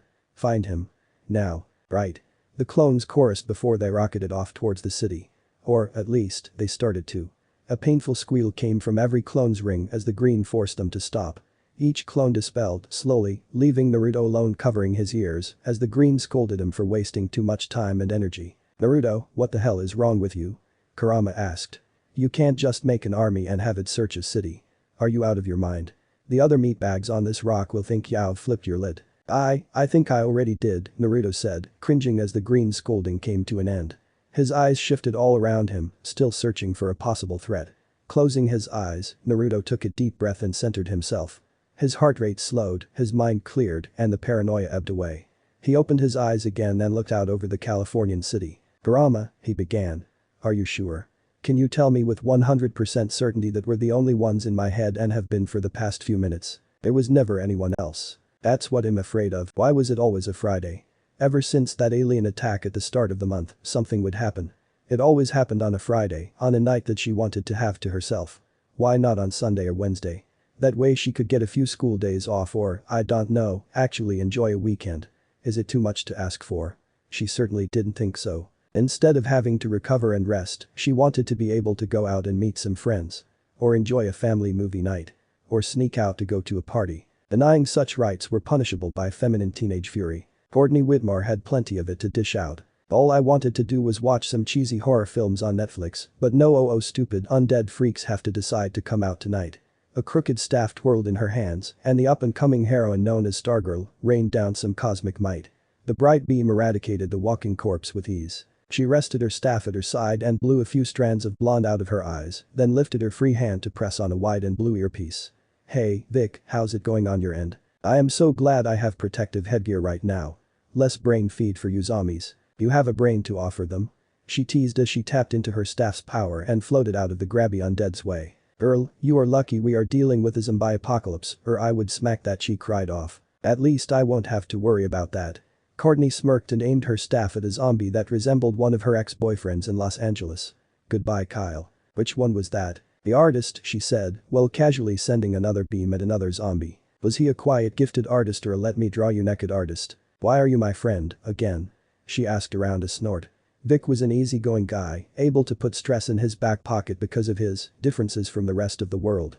He'd be a great hero if could convince himself that being different wasn't bad. Because we're the only superheroes in the city. Well, aside from Vigilante, but he drifts along the west coast, so I don't think that he counts. Sometimes I wish I didn't get this stupid thing from Night, Courtney said as she aimed her staff at a group of undead. A tug sent them down with jarring force as she created a gravity well. They splattered and she squeaked when she barely managed to avoid a still twitching limb that made a grab at her. Zombies are disgusting. Well, yeah. That's kind of their thing. Which reminds me, you wanna come over and watch the premiere of The Walking Dead? I got a high-def 55-inch screen, excuse me. Can't you see him in the middle of conversation, right? No, oh, my god. Vic, what's going on? She asked. She turned in the air and began to fly over to give him a hand. Is it a horde? No, it's a G's. It's a friggin' tank. Eat my sonic blast, ha booyah. His excited cry was followed by a sharp whir before a burp was heard. Huh, evidently, it eats sonic blasts. Ah, man, that's so not fair. What is it? Stargirl asked. While she awaited a response, she used a cosmic staff to lasso a group of zombies and chuck them into orbit. There was grunting, growls and combat cries coming over the line, and her patience began to run out. Victor. Cyborg. Incoming. Courtney turned towards the approaching voice and grunted as a partially mechanical young man suddenly slammed into her from below. They fell from the sky and landed in a heap of limbs in the center of the street below. I really need to install a jetpack, Victor said with a groan. Courtney huffed and pushed at what she thought was his elbow. Hey, watch the knee. Then get off. She growled as she pushed at his limb. Hey, it wasn't like I wanted to land, oh. The big guy followed me. Cyborg's whimper made Courtney look up once she pried herself out from their intertwined position. She looked up further and saw a massive behemoth of a man. Or, at least, what looked like the remains of a man. It was like a sick grey-colored version of a juiced-up Frankenstein monster. Staples or chains could be seen piercing skin. The chest had a massive hole in it, allowing the not-beating heart and waterlogged lungs to be seen. Where does, how Courtney failed to form worlds as sweat trickled down her neck. Her heart pounded against her ribsage and her grasp on the cosmic staff tightened. People around her screamed as the behemoth approached her. Solomon Grundy, born on a Monday, it growled. With each step it recited the lines of the classic poem. Christened on Tuesday. Married on Wednesday. Ill on Thursday. Worse on Friday. Died on Saturday. Buried on Sunday. That was the end of Solomon Grundy. I peed a little. I didn't think I could, but I did, Cyborg said without shame. She looked around and saw they were near the limits of Jump City. Just a few miles out was US soil that didn't require care or pavement from the city. We need to get him out of here, she said. Hess going to massacre everything in his path. Hate to be the bearer of bad news, Stargirl, but that means us, too. Victor pointed out. We're heroes. She swallowed as a sense of dread washed over her. It's what we do. What we have to do. I hate this job. Would I agree to it again? Either you wanted to stick it to your mom or because you're a better person than me, she said. She used her staff to get to her feet and then pushed off the ground to hover. Cyborg snorted and pushed himself to his feet. He shifted his shoulders and the metallic panels on them shifted. His arms reconstructed in a way to give him more muscle power rather than energy. Definitely not the second one. I'm just a dumb jock. He punched one hand into the other. You ready? We'll find out, Stargirl said. She tightened her grip on the star staff and let energy build at the tip. Tow him out like we did with Daddy Dingus. Took the words right out of my mouth, Cyborg said. He charged forward and dug his shoulders into the massive zombie's gut. The behemoth roared and dug its feet into the ground, the asphalt being torn beneath its feet. They made it a half-mile up a street before the momentum went out and Cyborg was pushing against an undead wall. He groaned and his one red eye looked over at her. Any time you'd like to step in would be great. I'm charging up. Hold him a little longer. Port, this thing is bigger than my Grammy. I can't hold him a little longer. Cyborg protested. As if to prove his point, the zombie, still repeating the lines of Solomon Grundy, grabbed Cyborg's shoulders and pushed back. This time it was Victor who began to rip up the asphalt. Stargirl, Hess fighting back. I think Hess done playing. Come on. Courtney glared at the staff as it flickered with white embers. A moment later, the flame blazed around the crook of her staff. Finally. Cyborg, get out of the way. Don't have to tell me twice. Cyborg shouted back. He ducked his head and an extension came from the back of his right shoulder. It shot forward and jabbed itself into the hole that exposed the monster's chest cavity. Lightning raced through the zombie, causing it to loosen its grip. Cyborg used the opportunity to dish out a double-handed uppercut to knock the zombie back a few more steps, then tuck and roll out of the way. Booyah. He cheered at his successful escape and pointed at Stargirl. Hit him. Courtney roared as she whipped her staff like a hockey stick and the fire launched in a rolling arc at the undead behemoth. The cosmic fire melted the asphalt into hot liquid as it swallowed up the monster. Nice shot. Cyborg jogged over to her, sweat dripping from the exposed skin along the metal portion of his body. Man, that is hot. Like, is that fire from a star? Controlled fire from a star, she corrected him with a tired smile as she leaned against her staff. She surveyed the area and grimaced. The best part about being a superhero. We don't get sued for the damages. Thank God for small mercies, he chuckled. Ready to go kick more zombie butt. Before they felt they could go finish off the rest of the horde, a roar from the middle of the fire sent a chill down their spines. They looked back at the fire, watching a shadow become more prominent as it dwindled. No, Courtney said, her blue eyes going wide. She almost slumped to her knees in defeat. A quake nearly sent them to the ground. You have got to be kidding me, Cyborg said, disbelief on his face. Solomon Grundy, the zombie growled as it emerged from the fire. Its massive hands balled into fists and it reared its head back. Born on a Monday. I think you only made him angrier. Cyborg cried. He should be toast. She shouted at him, stumbling backwards. What does it take to put this guy down? A nuke. Christened on a Tuesday. The zombie stomped forward. Its speed picked up and it began to jog towards them. Married on a Wednesday. Charge up again. Cyborg shouted at her. Stargirl reeled on him. Him practically wiped out from the first shot. He didn't have a plan B. That was plans BZ. Do you have anything in mind? Bill on Thursday. Grundy snarled as it got closer. They began to scramble back. Yeah, I just got a plan. 95% sure it won't work, but it's a plan. I'm all ears. Worse on Friday. Grundy reached out to grab them. Cyborg shifted his arms into sonic cannons. He fired off two powerful streams of energy that slowed the zombie down. Then, he twisted in a way only a former football player could and then shouted his plan at the top of his lungs as he sprinted in the opposite direction. Retreat. That's your plan. I could have thought of that. I did think of that. With a bit of effort, Courtney jumped into the air and began to fly away. She was too drained for her usual speed or altitude, so she began to fly drunkenly in the air. Small bursts got her out of a few close calls, but Grundy was much faster than one would expect of something its size. That on Saturday. Courtney looked over her shoulder and saw that Grundy was gaining on her. I'm going to die, I'm going to die, I'm going to die, ran in a loop through Courtney's head. Tears built up as she thought about her mom, stepdad, and her baby stepbrother back home. Pat had warned her this job was dangerous, but she didn't think he included possible death by zombie Frankenstein in that. Something latched onto her leg and crushed her foot. A scream ripped from her mouth. Then her back stung, and she saw stars, oddly not like the ones on her costume. Bummer, cartoons lied to her. Her mind was hazy, but the fear was still there. A whimper escaped her as she tried anything. Her hand was empty, she lost her hold on the cosmic staff in the fall. Or was it a slam? Momentarily, she was thankful for the cosmic belt she wore. It may not have saved her foot from being crushed, but it did keep her head from splattering on the pavement when the monster threw her down. Buried on Sunday. Grundy stood over her, its fists raised above its head. Courtney closed her eyes, waiting for the final surge of pain before the blissful peace that should follow. She thought she'd get that, at least, for all the good she tried to do. That was erg. Something snatched her up off of the ground. She peeked open one eye to find a green orb of light around her. Upon a full survey of the situation, she found that the orb was moving her out of the way. It stopped at the sidewalk and vanished, dropping her onto her bottom. And her broken foot. In a word, ow. She glared over at the jerk that dropped her on her injured foot, then did a double take. She gaped, faintly recalling the brief media story that covered sightings of a blonde Green Lantern in Jump City. Apparently he was speculated to be another alien hero or something. She thought, at the time, that aliens were stealing the limelight from the people who called Earth their home and risked their lives defending it. Now, however, she thought that forest green was totally not his color, but he still made it work. That's where you've got it wrong, Cyrus, he said. A large green fist manifested and knocked the behemoth away like it was nothing. The pain and anger that had began to burn within her faded into obscurity at the sight. Grundy landed just outside of the city. The lantern floated up and crossed his fingers. Courtney's jaw fell open as two other lanterns, exact duplicates, appeared beside the original. They began to cup their hands over the originals. Within seconds, a large bladed sphere of energy was in his hand and held over his head. The green is the end of Solomon Grundy. Then he threw it and Jump City gained a new tourist trap. The past week and a half had been hell. Naruto tried to practice his newfound connection to the red with Karama's assistance, but all it did was remind him of what he first used the power for, and the guilt ate away at him. The snide, mysterious voice didn't help matters, either. Karama insisted that the voice was a figment of his imagination, but he wasn't entirely sure. A lot of those words hit a little too close to home. It didn't help that the green insisted that he be ready for the challenger. It woke him an hour or two after he fell asleep each day and granted him little time to rest.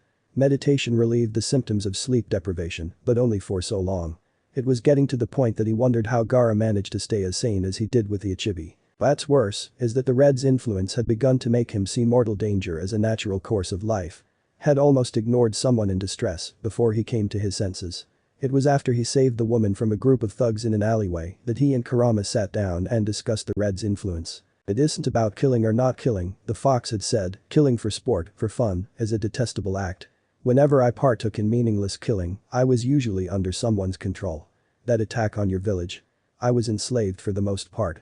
Your parents and some of it beforehand, however, that was self-defense.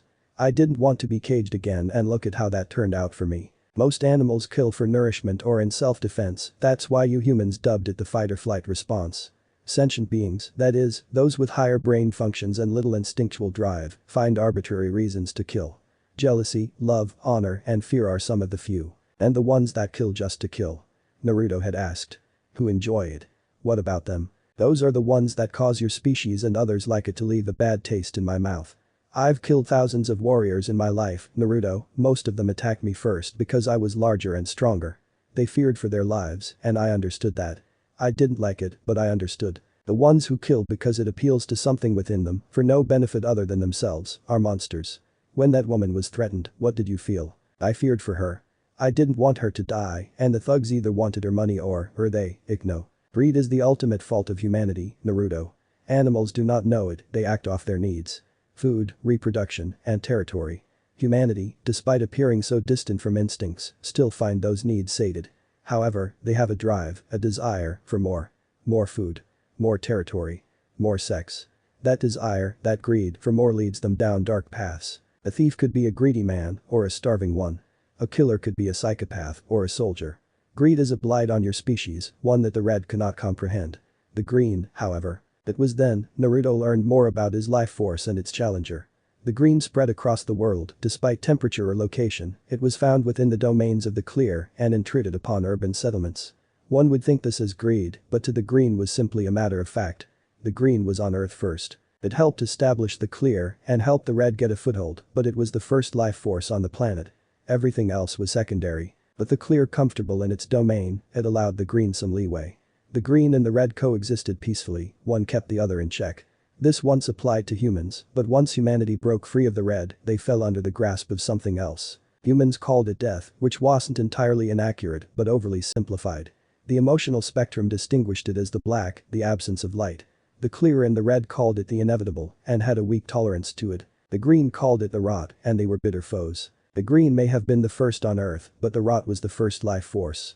It had tried many times to snuff out the other life forces, even tricking the Green into helping form the Grey, an event that the Green refused to fully share and that the Swamp Thing kept quiet about, but the Green always stood up against it. The Green protected Earth, it protected its home and protected the life to those that shared it. The rot had wormed its way into the trinity of Earth's life forces and eventually chose an avatar from the species that didn't fall under the control of the three life forces.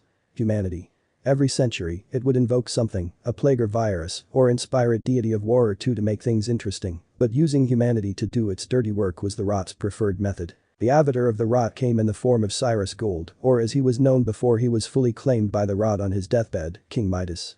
The King's myths, when Naruto found a book that included them at a small library outside of the big city, were inaccurate according to the Green. Oh, the golden touch was real, but he never once cursed its origin, nor had he challenged a ruling between gods and gotten donkey ears.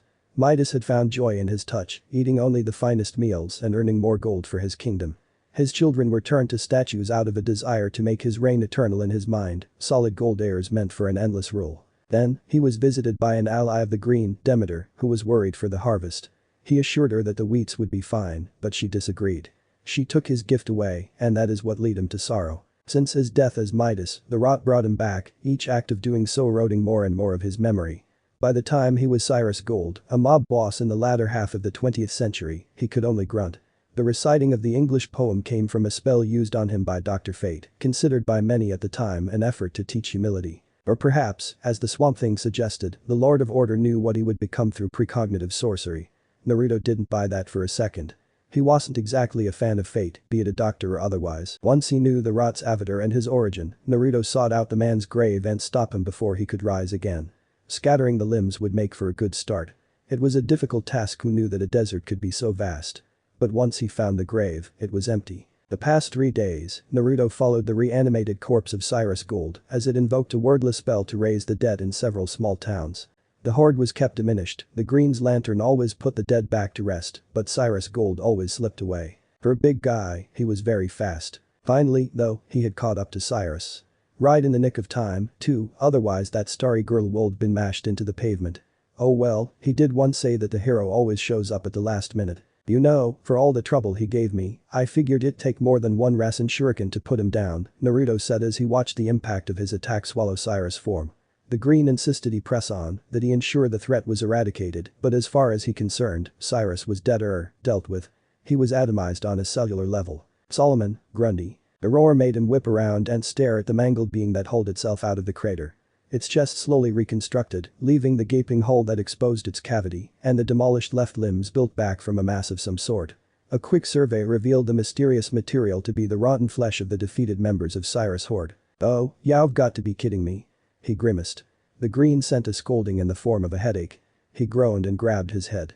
Okay, you were right, Tebeo. Now stop yelling at me and tell me how to stop him. Images of plants, trees and various flora flashed through his head. A large crash and his eyes cracked open to find a rotted chest in front of him. Naruto took a moment to glare at his ring. Your communication skills need work, he said before he took an uppercut that knocked him into the air. He steadied himself after a few flips and then glared down at the undead behemoth. The blow had made him bite his tongue. Born on a Monday. Cyrus shouted, crouching down to leap up away from the Green's lantern. Naruto narrowed his eyes. Oh, no, you're not getting away from me this time, you bastard, he growled. He rocketed down and when close enough, flipped forward to drive his heels onto Cyrus' head just as the undead man made his leap. The avatar of the rot's attempt to flee was stopped, but it left a heck of a pothole in the process. A 30-foot deep one. Naruto hovered over the dark tunnel, his eyes narrowed. The Green urged cautious action, but he wasn't going to dive down into the darkness. Who knows what these people kept under their city. Hey. You. Lantern. His debate with his life force was put on hold when the female voice called his attention away from the hole. The starry girl he saved before was standing on one foot, using the building behind her as a way to keep upright. He looked at her other foot and grimaced on her behalf. She was injured by Cyrus worse than he thought. The Green agreed and Naruto found himself whisked away from Cyrus' tunnel. Within a few seconds he was back in front of the girl, running on a begrudging autopilot. The Green had taken control of his body before, usually to teach him something about its powers, and yeah, the first time freaked him out, but it was never done maliciously. You know what, excuse you? What are you doing? The starry girl demanded when he grabbed her injured leg. He blushed and tried to sputter out an apology, but didn't dare look up. The girl was toned, and her shorts were very short and very tight. Ami, these legs are so firm, and that stomach, whoa, hold on. Boundaries, Green. We've discussed this. He hissed to the Green when his hands began to feel out her injury in an intimate manner.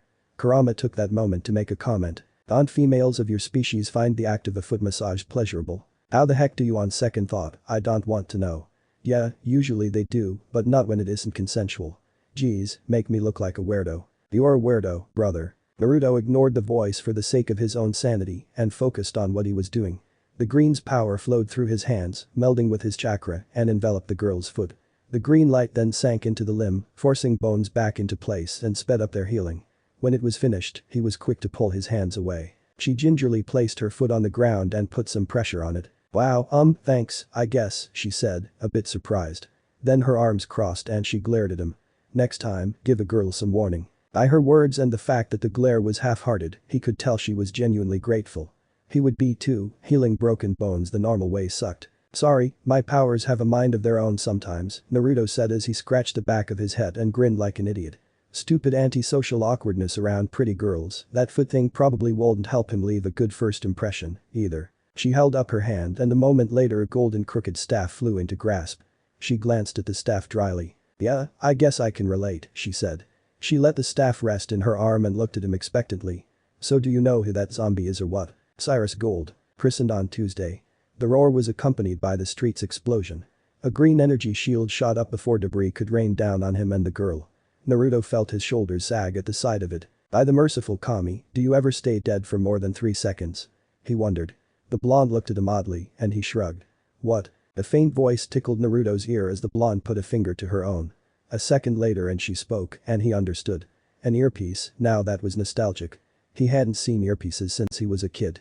Who knew that Martian telepathy and an ambiguous life force's method of nonverbal communication would make one become so forgetful of simple and effective technology. Cyborg, yeah, I'm fine. We've got a Green Lantern backup, she said. Her eyes narrowed and she glared at nothing. On that note. Really, you left me to die. Oh, the ringing of an angry girl's voice in his ear. Naruto didn't miss that at all. Hate to interrupt, but Cyrus is looking quite upset, he said, nodding at the disoriented zombie that shambled around in a circle, as if trying to find them, shouting out lines of his poem. He tilted his head. I must have hit him harder than I thought. The growl to his left made him realize that he was, in fact, wrong. Zombies began to pour into the street from the rest of the city. Cyrus wasn't shouting threats, he was rallying his troops. How the hell am I supposed to stop all of this? There's at least 1,000 dead here. He wailed internally. A blast of energy slammed into Cyrus' chest and sent him into a storefront. People screamed and Naruto looked at the girl that did the deed. Did you just shoot him with magic? He asked. Magic was so cool, it was like ninjutsu, but magical. Cosmic energy, she said. She gave him a small tired half grin. They don't call me Stargirl just because of my awesome outfit, you know. Oh, I never would guessed, Naruto said, lying through his teeth. That's exactly what he did. He made a few clones to deal with the influx of zombies and then grinned at her. Call me Sage. Your name is Sage and you're a Green Lantern. Stargirl had a grin of massive proportions on her face. Naruto's grin faltered and he groaned. Why does everyone keep saying that? I'm not a Green Lantern, he said. I'm an agent of the Green Lanterns. That is so not even close to being funny, Tebeo, he grumbled. Stargirl smirked at him and he made another clone appear at his side. It cupped its hands over his and they began to make a Rasengan. Think you can get his attention? I'm going to try destroying his head again. The Green protested but went ignored while Stargirl rolled her eyes. If that wasn't all I can do right now, I'd call bullshit, she said. She floated off the ground and toward Cyrus. Oh, Grundy. How's your landing strategy? The white energy lasso wrapped around the massive zombie and lasted one tug before Cyrus burst out of the bind. Naruto saw the grimace that crossed over Stargirl's face when she dodged a tossed fruit display. She was more tired than shed let on. He shared a look with his clone and both nodded. The clone flew ahead, snatching Stargirl into its arms and pulling her out of Cyrus' reach. Naruto flew in behind his clone. He let out a quick and sharp whistle when his clone grabbed Stargirl to get Cyrus' attention. When the behemoth avatar of the Ra turned to face him, he thrust his attack forward and drove it into Cyrus' skull with a war cry. Rasengan. The chakra ball on his palm ground away at the zombie's flesh and bone. He roared as the attack ground away until he reached the middle of Cyrus' spine.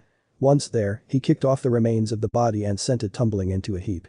He then winced and sent a look at Stargirl. Did you not destroy my clone so cruelly? He asked. All I did was elbow it.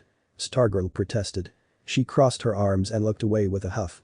Be grateful I didn't aim lower. Point to the meat bag. Shut up. Naruto pulled his attention away from the Red's avatar and looked over the horde.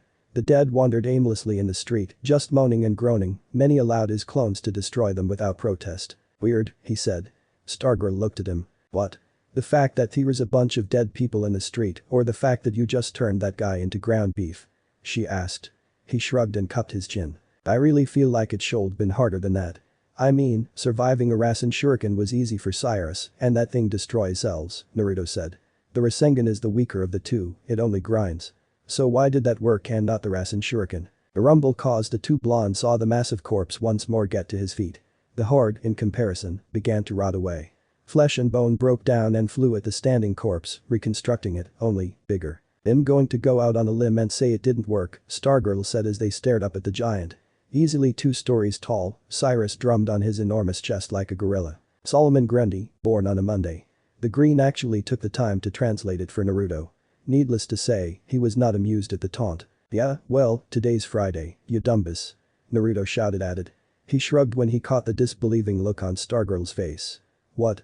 He called me short. You're practically 6 feet tall. I am. He didn't know that.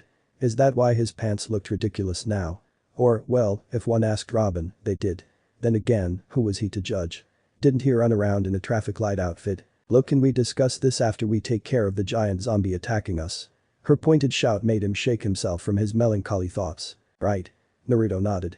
Wailing on Cyrus would knock him down, but had tried that before and he almost lost track of the massive undeadman when he got a good hit in.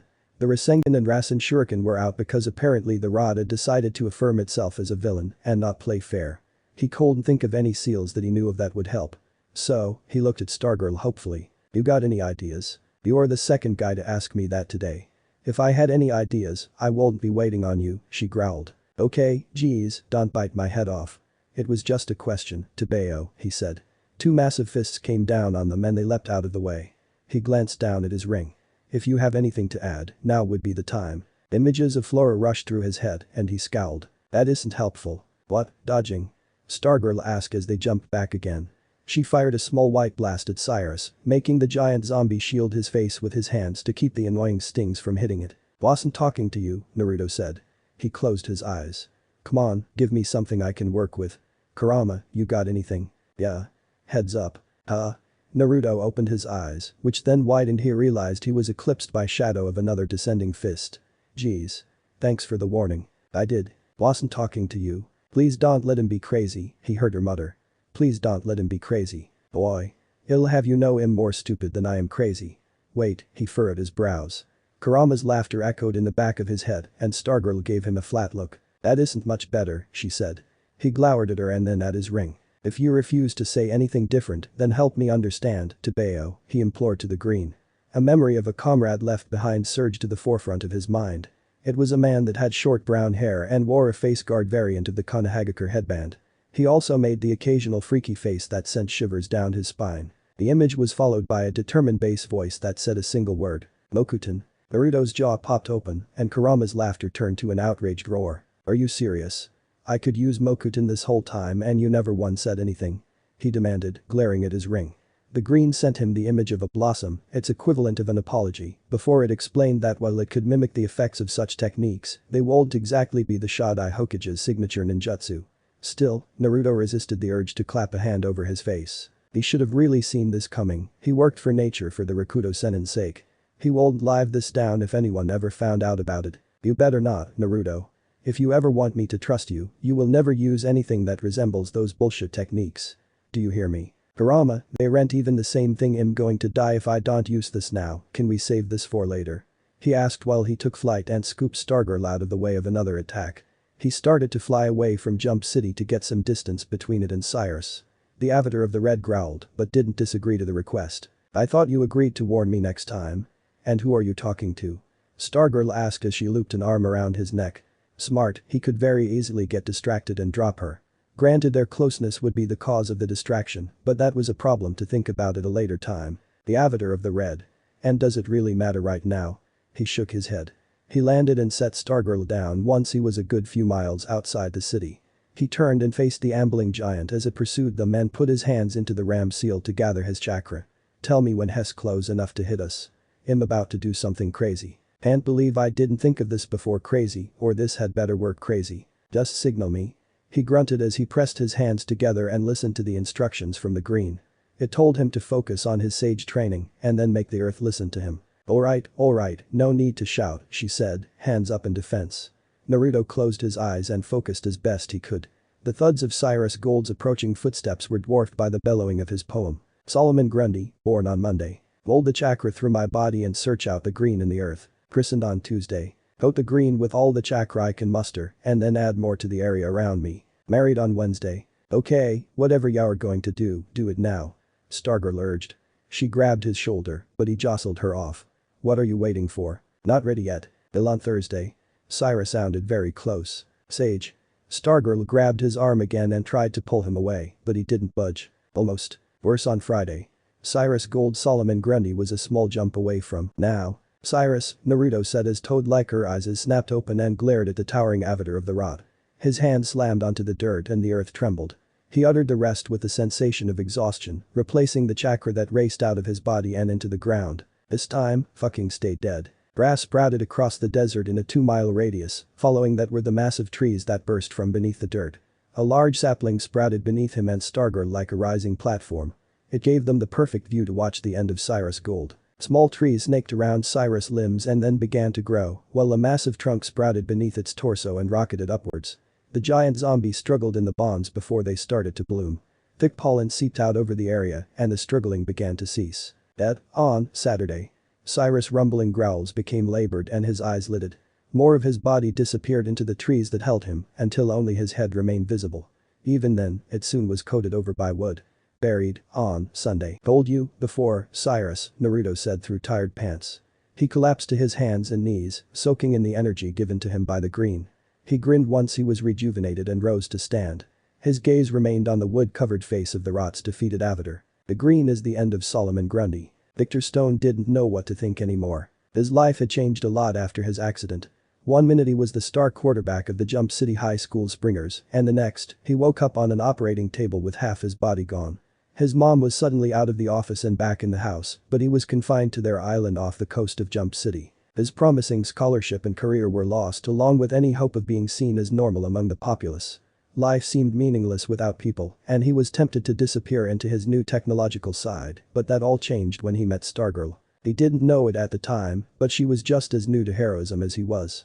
Granted, anyone could tell that she was new to the city when they spotted her zipping from one side of Jump to the other, trying to spot the building fire that was being covered by all news stations. A few weeks ago, she was a showboat, doing all that she could to soak up the spotlight after she successfully stopped a crook like she had something to prove. With time that changed and, not to brag, but Vic liked to think that he had helped her curb that habit a bit. Their first meeting went about as well as any vigilante interaction. She thought he was a bad guy, and he thought she was a ditz. Needless to say, they were both in the wrong and have apologized, both to each other and the city for the damage their misunderstanding caused. Since that day, Stargirl and Cyborg have been Jump City's self-appointed enforcers of justice, much to their respective parents' grievances, but that was still being dealt with. The zombie apocalypse, though, that was something that came out of left field. Never in a million years could he have anticipated that happening. He even did the math, the chances of successfully anticipating a zombie apocalypse, let alone surviving it, and that was calculated with the variables of the Justice League and/or villains uniting to solve the problem. The odds still weren't good, was less than 1%. At first, Vic thought it was one of those improv everywhere things, promoting the new zombie show that would premiere on Sunday. Then Courtney called and demanded to know why he was lazing around during an attack on the city. On that note, he really needed to develop a system to determine what was a serious threat and what wasn't, maybe a citywide scanner that could detect acts of violence. The software would be the trick to that idea, but schematics that he may or may not have borrowed from STAR Labs would help with the hardware. He was getting sidetracked. When that freaking monster Gunny, whatever, appeared, he was thrown off his game. His sonic cannon did absolutely nothing to harm it. That moment when it ate the first blast would forever be logged in his databanks, and it knocked him, off of his feet and into the air. Victor wasn't very proud about his body, being that about 91% of it was machine, but it took a lot of power to launch the weight of a fully grown African elephant into the sky. That was with one hand. Vic's processor continued to blur math at him while he and Stargirl tried to fend off the creature. After her failed fire attack, chances of survival dropped to below zero. Below zero. It was negative. He was pretty sure it had been damaged in the initial attack, but still. Below zero. Running away seemed like a great idea at the time. He didn't know that Courtney had exhausted her energy to fly, otherwise he would have done more to help her. He didn't know that a Green Lantern would be there to help them, or that said lantern could clone himself. He definitely didn't know that a Green Lantern could make a forest appear outside of Jump City. What Victor Stone aka Cyborg did know was that he owed the lantern for saving his city, for saving his friend, and for saving his ass. That's why he offered his place when the Lantern, Sage, Courtney and Vic shared a snicker over the irony, as he insisted to be called, damn near about passed out on the street once the rest of the zombies were taken care of. He claimed it had something to do with his cloning metagene, that their experiences became his own once they were destroyed and their exhaustion piled onto his. The talking to thin air thing and the bags under his eyes made Vic think that maybe the Lantern was more exhausted than he thought. And so you brought him here? To a privately funded STAR Labs facility? Dr. Eleanor Stone leveled her son with an incredulous look. It was a look that Victor was familiar with, the same you can't be serious face that she gave him when he said he wanted to become a professional football player. She pulled her glasses off of her face and rubbed her eyes. Victor, when you began this ridiculous crusade on behalf of the city, I warned you about the risks. I wouldn't have to resort to this crusade if I didn't look like this. Victor gestured at his body and his mother's voice caught in her throat. It was the same argument whenever his choice came up, one of the few arguments he could win. He let his arms drop to his side and his shoulders sag. Mom, this isn't about me. He needs my help. Our help. It's the least we could do. Not to step on anyone's toes, but I'm really okay with sleeping outside. Really. I've been doing just fine for the past few weeks, Sage said, scratching the side of his covered face. Dr. Stone gave the young lantern a look and Victor fought back a grin. Before Sage could protest further, his wrist was snatched and he was gently pulled inside. Oh, no. You're staying with us. Victor, get the guest room set and a few of your old clothes for what's your name again, dear. Sage, but really, I can't impose. Sage tried to protest, but didn't fight back. Vic grinned at the sight now. The guy really wanted to live up to his name. Most street kids would jumped at the offer of a shower and free room for a night. It isn't imposing if we insist. Now, I'll take you to the bathroom and you shower up. You might not look it, but you certainly smell like you've been living outside for weeks and just fought a plethora of reanimated corpses, Dr. Stone said as she led the teen into the lab and ushered him towards the decontamination showers. Victor, you better decontaminate too, just to be safe. I already ran a full system check and scan. I'm good, Mom. Don't argue with me, Victor Stone. You'll decontaminate and flush your systems after Sage is washed and dressed. Yes, Mom. Victor said and went to the supplies closet to dig out some patient scrubs for their guest.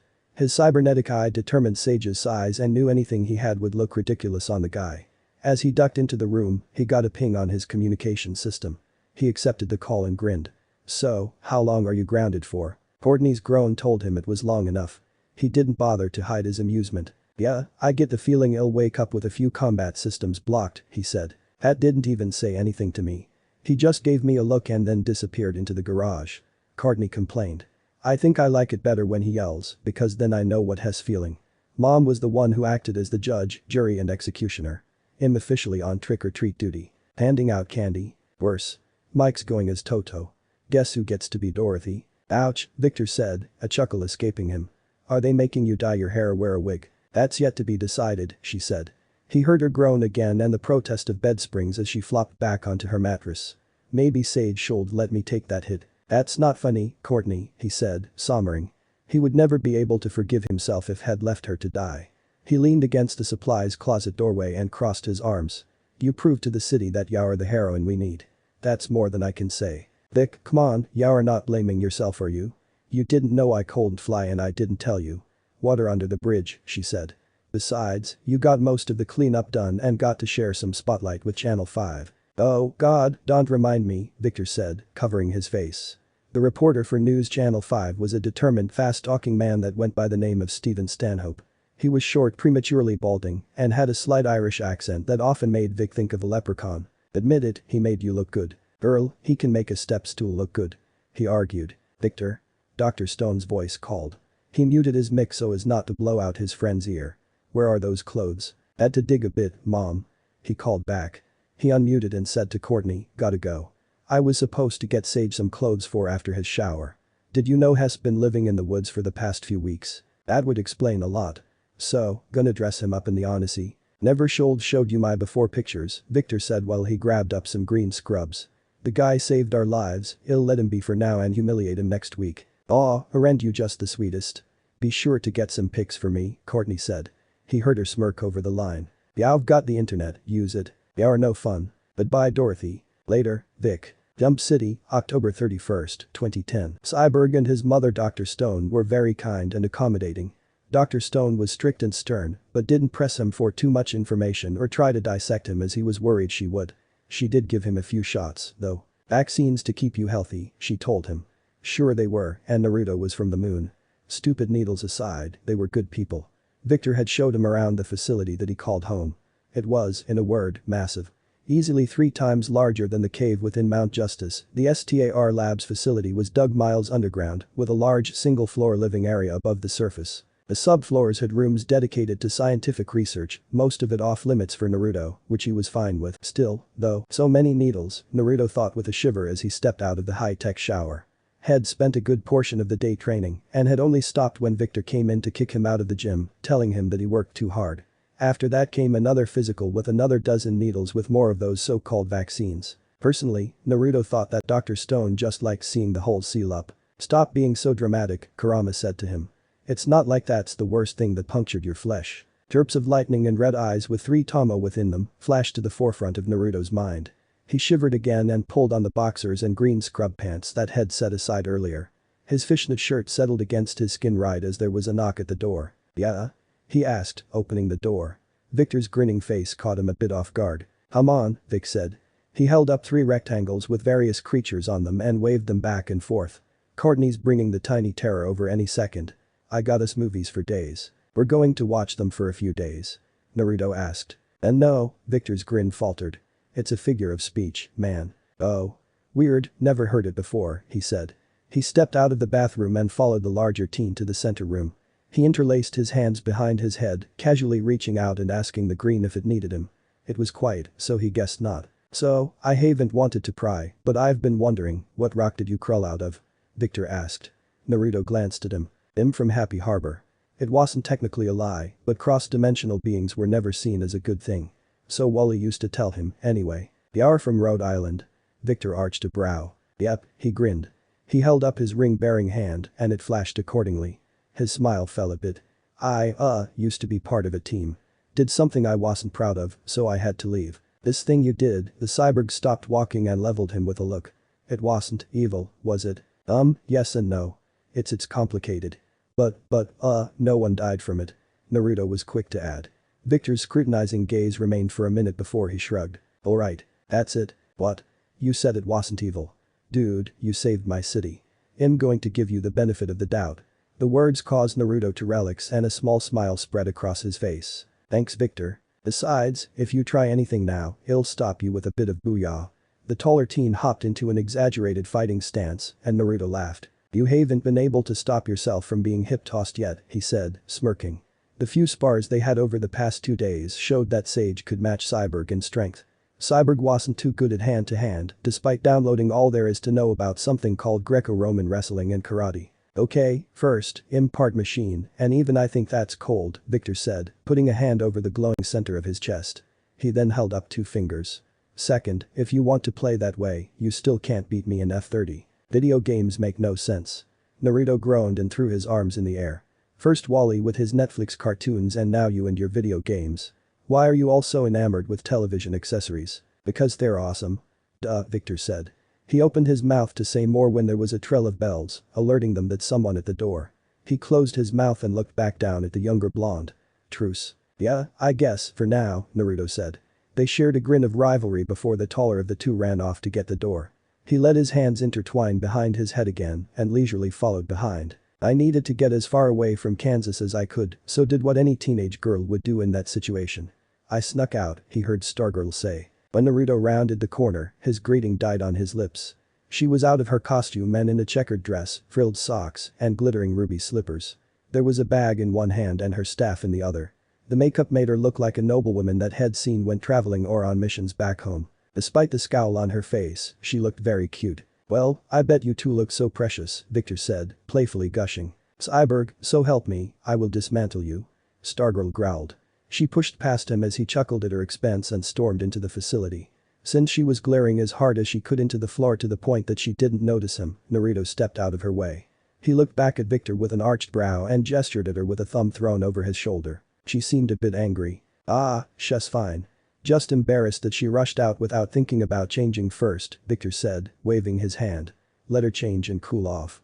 In the meantime, I'll show you just how awesome video games can be. A foreboding chill went up Naruto's spine, and he groaned.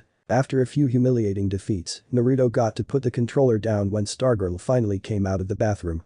She was dressed in her costume, the hero one, as she walked into the room with her eyes closed. Her hair looked a bit different, as if it were just washed. Man, I needed that. Remind me to thank your mom for getting shampoo. Who are you? She asked, coming to a stop at the arm of the couch. It took Naruto a minute to realize it, but her eyes were locked on him. When it clicked that she was talking to him, he arched a brow and then held up his ring. Her cheeks darkened. Sage. Yeah? He asked slowly, not sure why she was so surprised. She continued to stare and he shifted uncomfortably in his seat. Anyone ever tell you it's not polite to stare? You're not my mom, she snapped, apparently out of whatever thoughts she had been lost in. Victor snorted and Naruto stared at her owlishly, wondering what brought on that comparison. She crossed her arms and looked at the screen. Is it the new millennium or something on your world? What? He asked. Victor's elbow nudged his side. Just asking about your mesh, dude. It's not ugh, I hate repeating myself, Tebeo, Naruto groaned into his hand. He looked back at Stargirl, who was pointedly avoiding looking in his direction. Look, I'm not an alien. I'm not a Green Lantern, I'm an agent of the Green, the life force that governs all plant life. I just happen to use a ring and make constructs like Green Lanterns do. That's also from Rhode Island, Victor said. Stargirl still looked away and Cyborg rolled his human eye. Come on, Courtney, take off the mask and relax. Don't think I won't rat you out. Yeah, thanks Victor. So much for a secret identity, Stargirl, or rather, Courtney said. She reached up and pulled down the mask so that it bundled around her neck. Whoa, and I thought she was cute before, Naruto thought. It would appear that someone's hormones are acting up. Karama snorted. Screw off. I wasn't much better around Artemis or Megan, and Megan was dating Superboy. You say that like I should care about your meatbag friends and their mating rituals. You, shut up. Hello. A hand waved in front of his face, drawing him from his inner conversation with a blink. Courtney let her hand fall to her hip and arched a brow. Talking to the voices in your head again? Yes. No, it's complicated, he said, rubbing his eyes. Sorry, the green and the red have a habit of making small talk. Lying on the first date won't help you get in her pants, the voice taunted. He groaned again, but ignored the voice. It wasn't worth the headache. That must be annoying, Victor said. He grinned. I know what to cheer you up. A good old-fashioned horror movie night. Now we're talking. Courtney said. She jumped into the seat on Naruto's left, which left little space between them. As she set her staff against the arm of the couch, he scooted a bit to give them a bit more space. He was just grateful that it was such a large couch, otherwise he would have gotten an odd look from Victor. Alright, since he seems to have come from beneath a boulder, the cyborg in question said, standing and holding the 3 options up. You choose, Court. We have the pants-wetting horror flick of last year, Wicked Scary, the gore-filled cringeworthy splatterhouse, or the so-bad-it's-good cult classic, Man-Thing. Upon hearing the titles, Naruto cocked his head to the side. The Man-Thing? He asked. That's a movie. It's a cult classic. Victor reiterated. The monster of a South Floridian swamp goes around protecting his land, killing a bunch of greedy bad guys as he does. Sounds like a rip-off of the Swamp Thing. I don't know how he'd feel about that, he said and crossed his arms.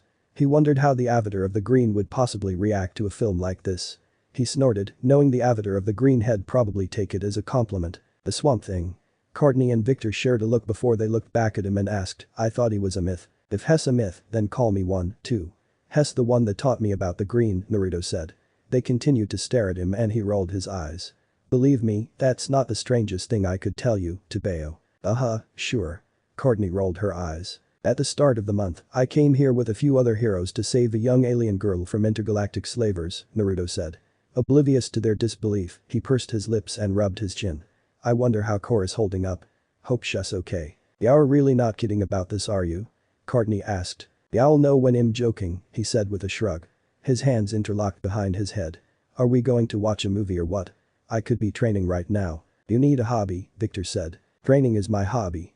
He paused and tilted his head. Well, that and ramen tasting. Ramen? Courtney asked. A mechanical hand clapped over Naruto's mouth before he could say anything. Don't get him started. Trust me. He and my mom argued about it all day yesterday, Victor said. He held the movies out. Hess got a point though. Pick a movie before your folks come looking for you. Splatterhouse, she said after a moment of thought. Victor nodded and prepared the film, and Naruto settled in for what he would learn to be called a 80s cheese-filled night. There was a lot of jokes thrown between the two teens that flew over his head due to a cultural history he had yet to catch up on, but he still had fun. It was also important to note that Karama absolutely loved the slasher film genre and demanded they watch more in their spare time. Jump City, November 3, 2010. The Green loved Jump City. That's the only reason Naruto could find that would explain why he'd felt no need to leave.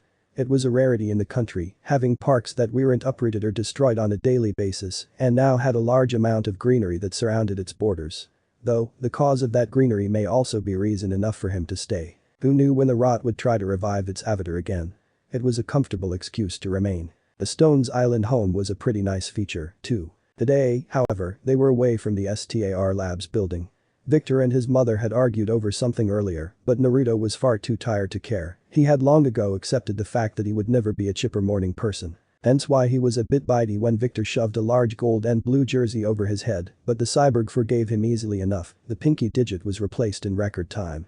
The cyborg rushed through the facility while Naruto ate his breakfast and processed whatever information the Green decided to relay to him. By the time he was awake, he found himself back on the mainland, being guided by Victor to sit on an uncomfortable metal bench. Did I miss something?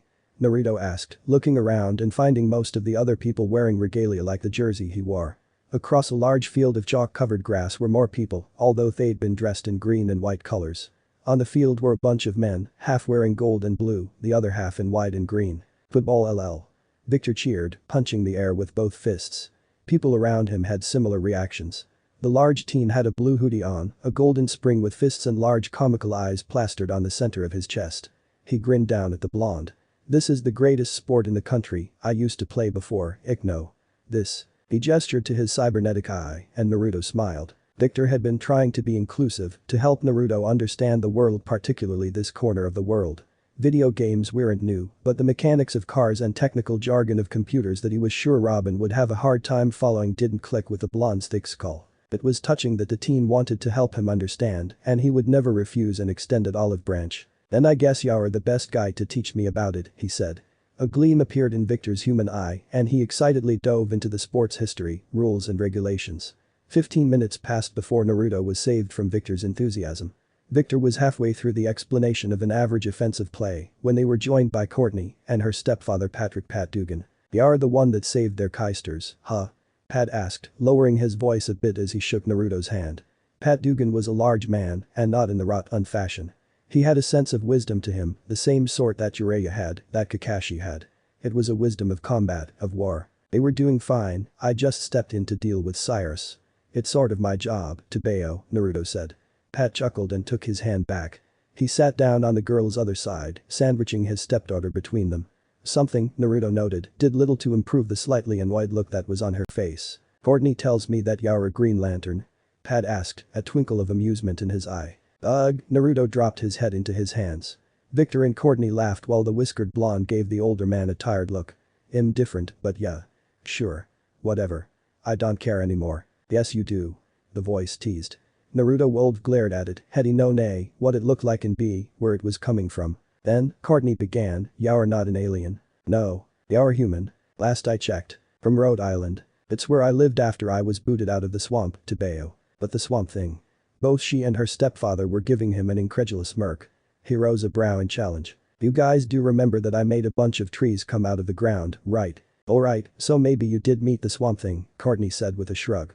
"What did you do before that?" "Before what?" "Before living in a swamp." "Oh. I trained to be a ninja." "I can't tell if you're being serious or not," she said, oblivious to the way Pat's eyes had narrowed. Naruto noticed, but chose not to comment. Instead, he plastered a grin on his face. "Thus proving my point," he said. "That doesn't prove anything," she huffed. "Of course it does." He argued. "How do you think I could make clones? Or use the Rasengan? Those are ninja tricks. I thought ninja were supposed to be silent assassins, not WMDs. Ling. I don't know what that means." What means?" Victor asked, sitting back down. He now had a bag of popcorn. Naruto had to do a double take. "When did he?" "While you were speaking with the meatbag, the half-meatbag went and got food," Karama said. "Oh, thanks. WMD. What does that, ah?" His cheeks burned and looked away from his fellow blonde. He didn't think she'd ever call him that. How would she even know that? "Wow, flattered, but what are you even thinking about?" Her flustered response to his flustered response served as a good source of amusement for the other two members of their group. "Well, you clearly meant." Naruto was cut off when the ground began to shake. The field began to collapse, most of the visiting Coast City Sharks falling with the ground into a pit. The Jump City Springers soon fell to the same fate, and before long, the entire football field was rubble. People screamed. From the devastation rose a dark figure. Clad in a form-fitting black and purple uniform was a man. On his head was a red helmet shaped like a star. A large replication of the man appeared behind him. "People of Jump City." The man shouted, his voice enhanced through the massive doppelganger. "I am Evil Star, and you will all bow to me." "Oh, no, he didn't just say that." Victor growled as he pulled off his hoodie. He let it drop to the ground and his arm shifted into a cannon. He did not. "Cyborg, get the people out of here, I'll be right back," Courtney said as she pushed through the frightened crowd to get to somewhere concealed. Pat, likewise, slipped through the crowd after her. Victor forced his arm to shift back and began to usher people to safety, his towering form standing out like a beacon in the night. Naruto, like-minded, brandished his ring and changed into his sage attire with a green flash. The crowd saw this and parted out of his way as the agent of the green rose into the air. People on both sides of the field began to cheer. "Page Akas." He pointed his finger at the star-masked man. "You made a big mistake coming here." "Yet another Green Lantern," Evil Star sneered. He smirked. "Are you Earthlings so weak that you require 4 Green Lanterns?" "What? Did you just call me?" Naruto asked through gritted teeth. He really didn't think that he'd get as annoyed as he did, but called it. The voice jeered. "Run along, boy. I won't mind ripping that ring off your severed hand," Evil Star said. His condescending attitude hit the right buttons to get the blonde angry. "Well," Naruto said as he rolled his neck from one side to the other.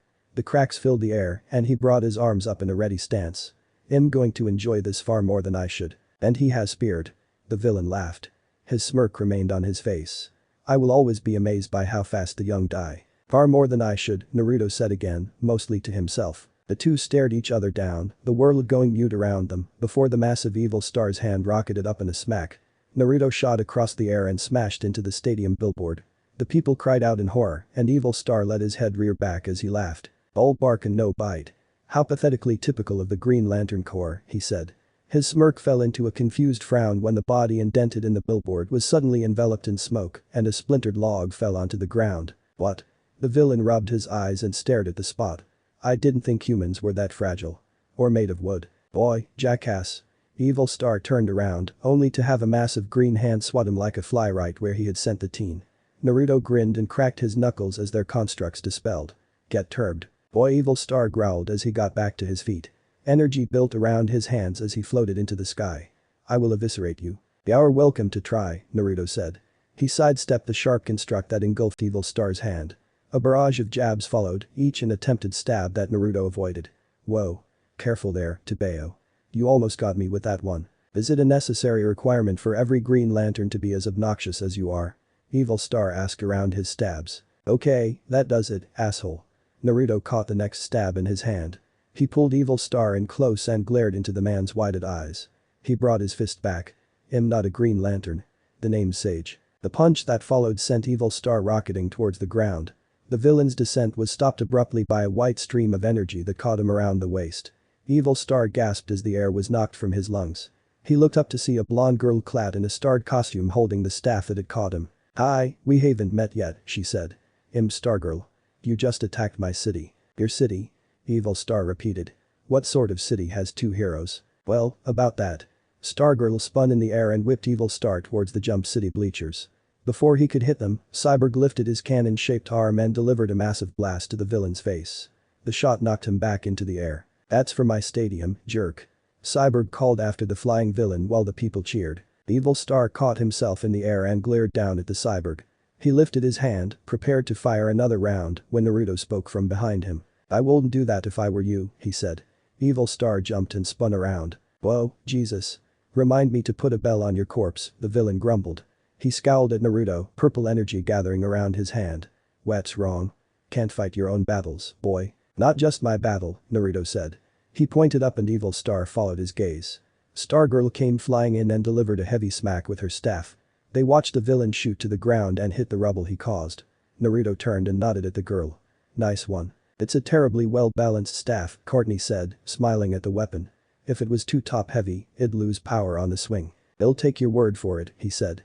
He watched a helmeted villain get back to his feet and cringed when Victor dropped an elbow down onto the man's back.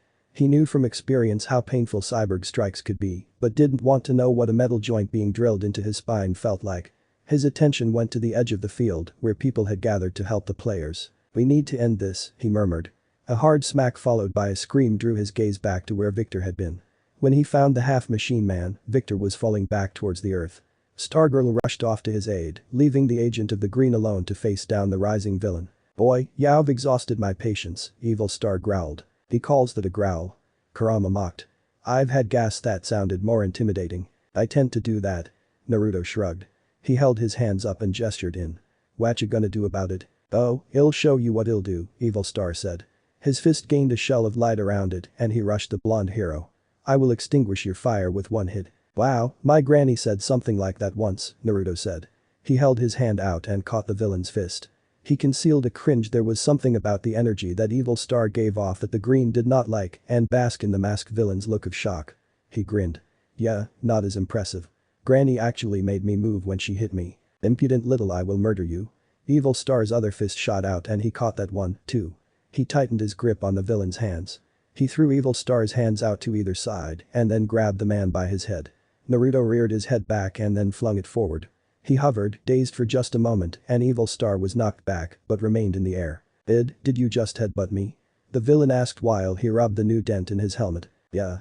I've really got to stop doing that, Naruto said mostly to himself. He shook off the remnants of the ringing bells and rushed the villain. He extended his arm and caught Evil Star around the neck before flying away from the civilians. Let's take the scenic route. Naruto said to his captive. "Release me, boy." The villain shouted in outrage. "Impress you? I don't know why you'd want that, but okay." He grinned and began to spin them. As they spun and flew, he shifted his grip to resemble that of the primary lotus, pinning the villain's arms to his sides. When the green told him they were outside of city limits, he angled them towards the ground. "Let me go," Evil Star shouted. "Don't worry, I won't let go." Naruto closed his eyes and hoped that he did this right. Just before they hit the ground, he shouted out, "Primary lotus." The dirt and sand that was knocked into the air would be enough to refill the football field 5 times over. With a groan, Naruto pushed Evil Star off of his body and rolled to his hands and knees. He stumbled getting back to his feet but straightened out and put a hand on his slightly aching head. His attention went to the unmoving man and after a quick pulse check, he was relieved to note that the man was alive. "Phew. Good thing I let go." He chuckled and then grimaced. His hands went back to his head and his eyes closed. "Ow, bushy brow, how did you do that every time?" "Die." That was all the warning that he would get before Evil Star leapt from the ground and delivered a brutal organ-rearranging uppercut to his gut. Naruto was knocked off of his feet and landed on his ass. After he rolled onto his hands and knees, a cough of blood burst from his lips, followed by a gasp for air. "Wow, I actually felt that one," he said once he could breathe again. The weak chuckle was followed by a pained groan. Evil Star snarled and punt kicked him in the head, knocking him back down. The villain, clearly all energy power and not endurance-based, panted. "If it weren't for your cheek, I might miss you once you're dead," Evil Star snarled. He kicked Naruto in the gut, knocking him to the side by a few feet. "Oh, I feel all warm and fuzzy, now." Naruto coughed again and pushed himself to his hands and feet. He grinned at the villain and raised his fists. "That all you got? Do you ever stay down?" Evil Star asked. More purple light gathered around his form. "Not really," he said. "But you would not believe how many people ask me that, Tebeo. I admire your tenacity." "You've lasted longer than the other lanterns I have faced," Evil Star said. Then, a sickening snap filled the air. Followed by another. Evil Star's labored breaths evened out and within seconds, the light dimmed. Evil Star brushed off his shoulders and smirked at the dumbfounded teen. "Did you really believe I was so weak to be done in by children? Buddy, you don't want to know what I thought about you," Naruto said. He closed his eyes as natural energy began to fill and heal his injuries. He chuckled. "However, I will admit. You know how to dish out a punch. It's strange, having an enemy I so dearly want dead, but actually enjoy bantering with," Evil Star said. His hands started to glow again, and he grinned. "I now know why the rogues are so enamored with their streak. I think you mean Flash." "Shut up and die," Evil Star said. He threw his hands in front of him, releasing a large stream of violet white that Naruto matched with a beam of green. They were locked in a stalemate, neither one side gaining or losing ground. Evil Star grit his teeth. "Your ring does not radiate the same energies of a green lantern. Did you just notice that?" The green's lantern asked, amused. He glanced behind the villain and his grin grew just slightly. "I told you before, the name is Sage. I'm not a green lantern. That's one of us." Evil Star glanced behind him, but he wasn't able to move in time to avoid the blasts that hit his back. The pain drew his attention away from the stalemate and Naruto poured more into his beam, overwhelming the violet white energy. Evil Star was enveloped by the full power of Sonic, Cosmic and the Green. The collision of the energies caused a small explosion that forced the teens to cover their eyes. When they could see through the smoke, they found Evil Star laid out in the center of a small, black-ringed crater. His body was smoking, his helmet off to reveal his eyes were rolled into his head, and his chest heaved the barest amount to show life. "I think that calls for a booyah," Victor said as his cannon shifted back into his hand. He grinned at them, which both Naruto and Courtney returned fully. They glanced down at their unconscious foe and shared an uncertain look with each other. "So, what now?" Courtney asked. "JCPD can't hold this guy. He goes head to head with Green Lanterns." "Hey." Naruto frowned. "That's a compliment. Not a Green Lantern, Tebeo." He grumbled. "Well, if you don't want him, I'll gladly take him off your hands," said a familiar voice from above. Naruto, Victor and Courtney looked up to see Hal Lantern descending down in a gentle glide. He landed and was joined by the winged heroes Hawkman and Hawkwoman. The Green Lantern had a small grin on his face. "Glad to see you're staying busy, kid," he said. Naruto offered a small grin of his own. "Nice to see you, too," he said. His grin widened a fraction of an inch when he added Hal. "I told you not to use my name." Hal's annoyance was genuine, but there was a small amount of amusement that radiated from him. "Right, Hal Lantern." Naruto winked at him. Hal shook his head and then gestured to his winged associates. "I'm sure you're familiar with my friends, Hawkman and Hawkwoman?" he asked. The teens nodded. Victor and Courtney straightened up while Naruto tilted his head. "How do your wings work? Are they even real?" Instead of answering, the Hawks looked at Hal. "That's got a bit of an attitude," he said. Hawkwoman crossed her arms, leveling an amused smirk at Green Lantern. "And you're certain he's not a Green Lantern?" she asked. "Ha ha. Very funny, Shiera." Green Lantern scowled. Hawkman shook his head and stepped forward, holding his hand out to the blonde boy. Naruto took it in a tentative shake. "Superman and Batman told us a lot about you, Sage," he said. "Including why you left the team. Before you worry, you should know that we approve of your actions, not for what happened, but for the reasons behind it. A hawk can only fly with 2 wings, and a flock is not made of 1 bird. That is probably the weirdest way I've ever heard someone say that you should stick by your friend's sides," Naruto said as he took his hand back. He ignored the inquisitive stares that Courtney and Victor were sending his way. Instead, he mimicked his fellow green-clad hero and gestured to them. "These are my friends Cyborg and Stargirl. We've been keeping an eye on them," Hawkwoman said. She shook the teen's hands, lingering on Courtney with a small grin. "The League is always looking for more members, and Diana has been pushing those cursed with a Y genom to think about adding more females to the roster." Oh. Wow, thanks," Courtney said, flushing behind her cowl. As Hawkwoman turned to address Naruto again, she saw Victor give Courtney a small grin. "Sage," Hawkwoman drew the young hero's gaze back to her. "Despite your actions and Batman's account of what transpired, you are also being considered for a second chance with the team. Well, thanks for the offer, but I go where the green tells me to, not the League," Naruto said. He glanced at Victor and Courtney before looking back at the 3 Leaguers. "If you need a hand, it'll be in Jump City. I can understand that." "Things are starting to get interesting here," Hal said, stepping forward and crossing his arms as he stared down at Evil Star. "How in the hell did he get out of his cell on Oa?" "He didn't say," Victor said. He crossed his arms and glared down at the villain. "All we know is that he demolished our football field and has a problem with the Green Lanterns. Speaking of, we really have to work on this thing where I'm mistaken for you guys, Dadabeo," Naruto said sourly. He glowered at the lantern and crossed his arms. "The Green was here first and had champions way before you guys came to Earth. Take it up with the Guardians, kid." "Oh, trust me. I will." Hal gave the boy a crooked grin and put Evil Star into a green bubble. "Well, I have to go make an intergalactic delivery." Hawkwoman, tell John." "Sure. We'll inform him at the meeting." Hawkman nodded. The Green Lantern took off in a stream of light and the winged warrior looked back at the 3 heroes. "Whether you do or don't join the League, you 3 are heroes and as such are allies. If there's anything you need, anything at all, don't hesitate to ask." "Now that you mention it," Naruto said. He rubbed his chin. "There is one thing I'd like to ask." "We've been warned about your ramen addiction," Hawkwoman said. "Damn it, Wally. I wasn't going to ask that," he said. Not a single person present believed him, judging by their skeptical looks. Ignoring their lack of faith, he continued, "Coriander, the tamaranian. Could you tell her where I am? Maybe set up a way to communicate with the team?" The Hawks shared an uncertain look before Hawkman put a hand on Naruto's shoulder. "The wounds, well bandaged, are still healing, my friend," he said. Naruto nodded and tried not to let his disappointment show. Hawkman squeezed Naruto's shoulder. "Worry not, young sage. I swear to you that we shall watch out for young Starfire, as if she were our own." "Starfire?" Victor repeated. Courtney elbowed him. "Thank you, Hawkman," Naruto said, a sincere smile on his face. Hawkman smiled and retracted his hand. He and his wife removed their helmets.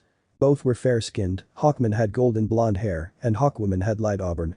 Both of them had blue eyes. "In this moment, I share a small trust with my new allies. The people call me Hawkman, but my friends call me Carter," Carter said. He tucked his helmet under his arm and reached out with his hand again. "Carter Hall. And I am Shiera Hall," Shiera said, smiling as she watched her husband shake hands with the 3 youths. Once the pleasantries were finished, they donned their helmets again and spread their wings. "Now, last I checked there were people in need of aid," Hawkman said. He and Hawkwoman took off, their wings causing a small cloud of dust to shoot up. Courtney and Victor, once they were free of their coughing fit, straightened up and shared grins with each other. 2 Justice League members had willingly offered up their identities and friendship. Naruto watched with a smile as it dawned on them. "Dude," Victor said. "We met the Green Lantern and the Hawks." "Yeah." Courtney nodded. "The Justice League knows about us." "Yeah. We are going places, baby." Victor pumped his fists in the air. "Booyah. First place we should be going is back to the field," Naruto said.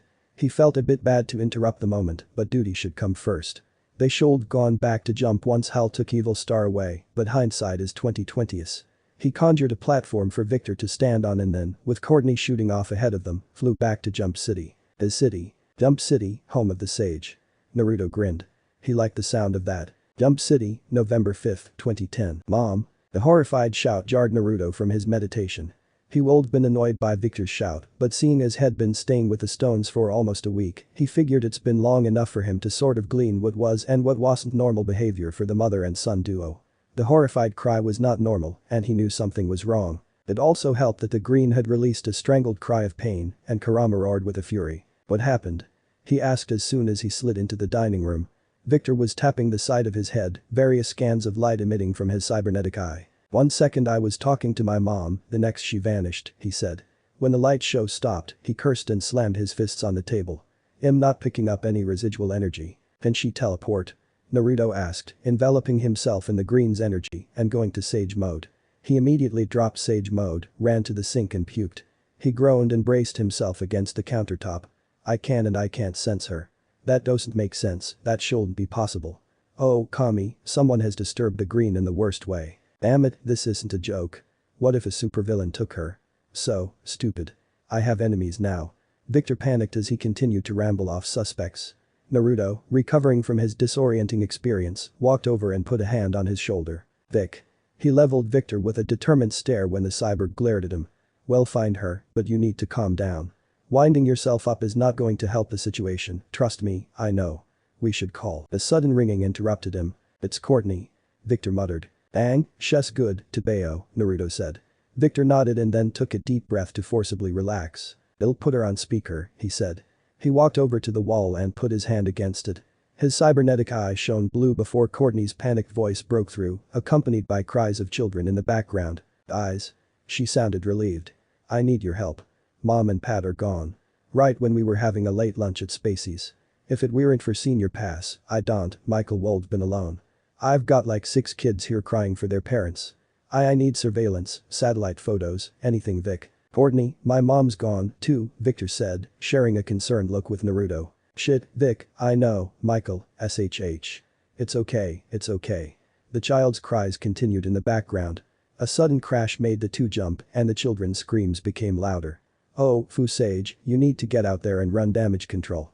Vic, meet me at Spacey's and we'll swing over to the schools. We're on it, Tebeo. Naruto said. He suited up but kept out of sage mode and accompanied Victor to the garage. I don't like this.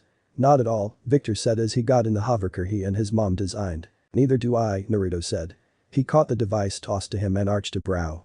What's this for? Put it in your ear and keep in touch, Victor said and waited until Naruto did before he nodded.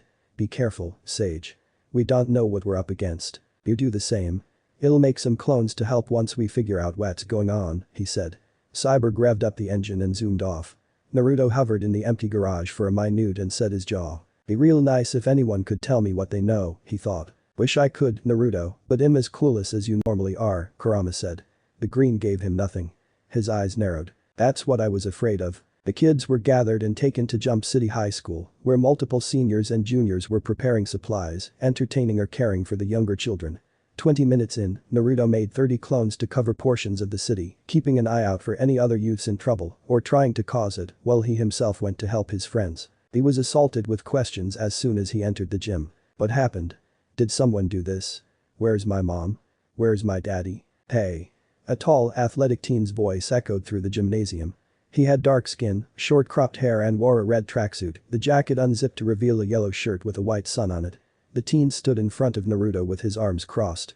You guys heard Stone, no one knows what's going on and we're trying to keep the other kids calm. Don't attack someone when they come in the door like that. The other kids began to drift away, grumbling or looking rather lost and afraid. They're just scared, Naruto said once the kids were gone. He smiled. Thanks, though. Not a problem. The name's Jeff Jackson. Everyone calls me Jax, Jack said, offering his hand. Naruto took it and shook the hand. Sage. Stone said you'd be coming, Hess over there with Courtney Whitmore. Jax pointed the two out. They were sitting off to the side on some bleachers, toddlers and a few older kids seated with them, presumably related to some of the younger children. A small TV was set up in front of them. Got it. Nice meeting you, Jax, Naruto said, smiling to the younger man. Jax smiled back. Hey, man, after what you did for our city. I'm the one wo's stoked to meet you.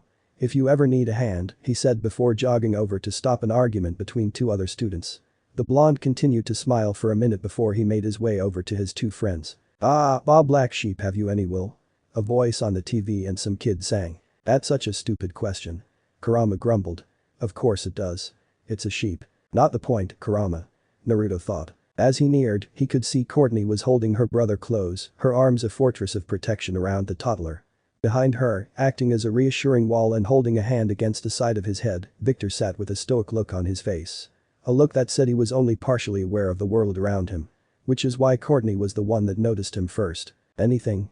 She asked. He shook his head. I've got clones scouring the city, but the Green's upset. Someone did this, but it wasn't near us, he said. He glanced around the gym before looking back at her. How are you holding up? As well as anyone would be, I guess, she sighed. There were some seniors missing, and most of the varsity football team were hospitalized by Evil Star, but we've got some volunteers at the hospital who say they're not in their rooms. Great. What's next?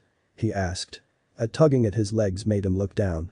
A young boy, around 4 or 5 years old, had taken hold of his pants.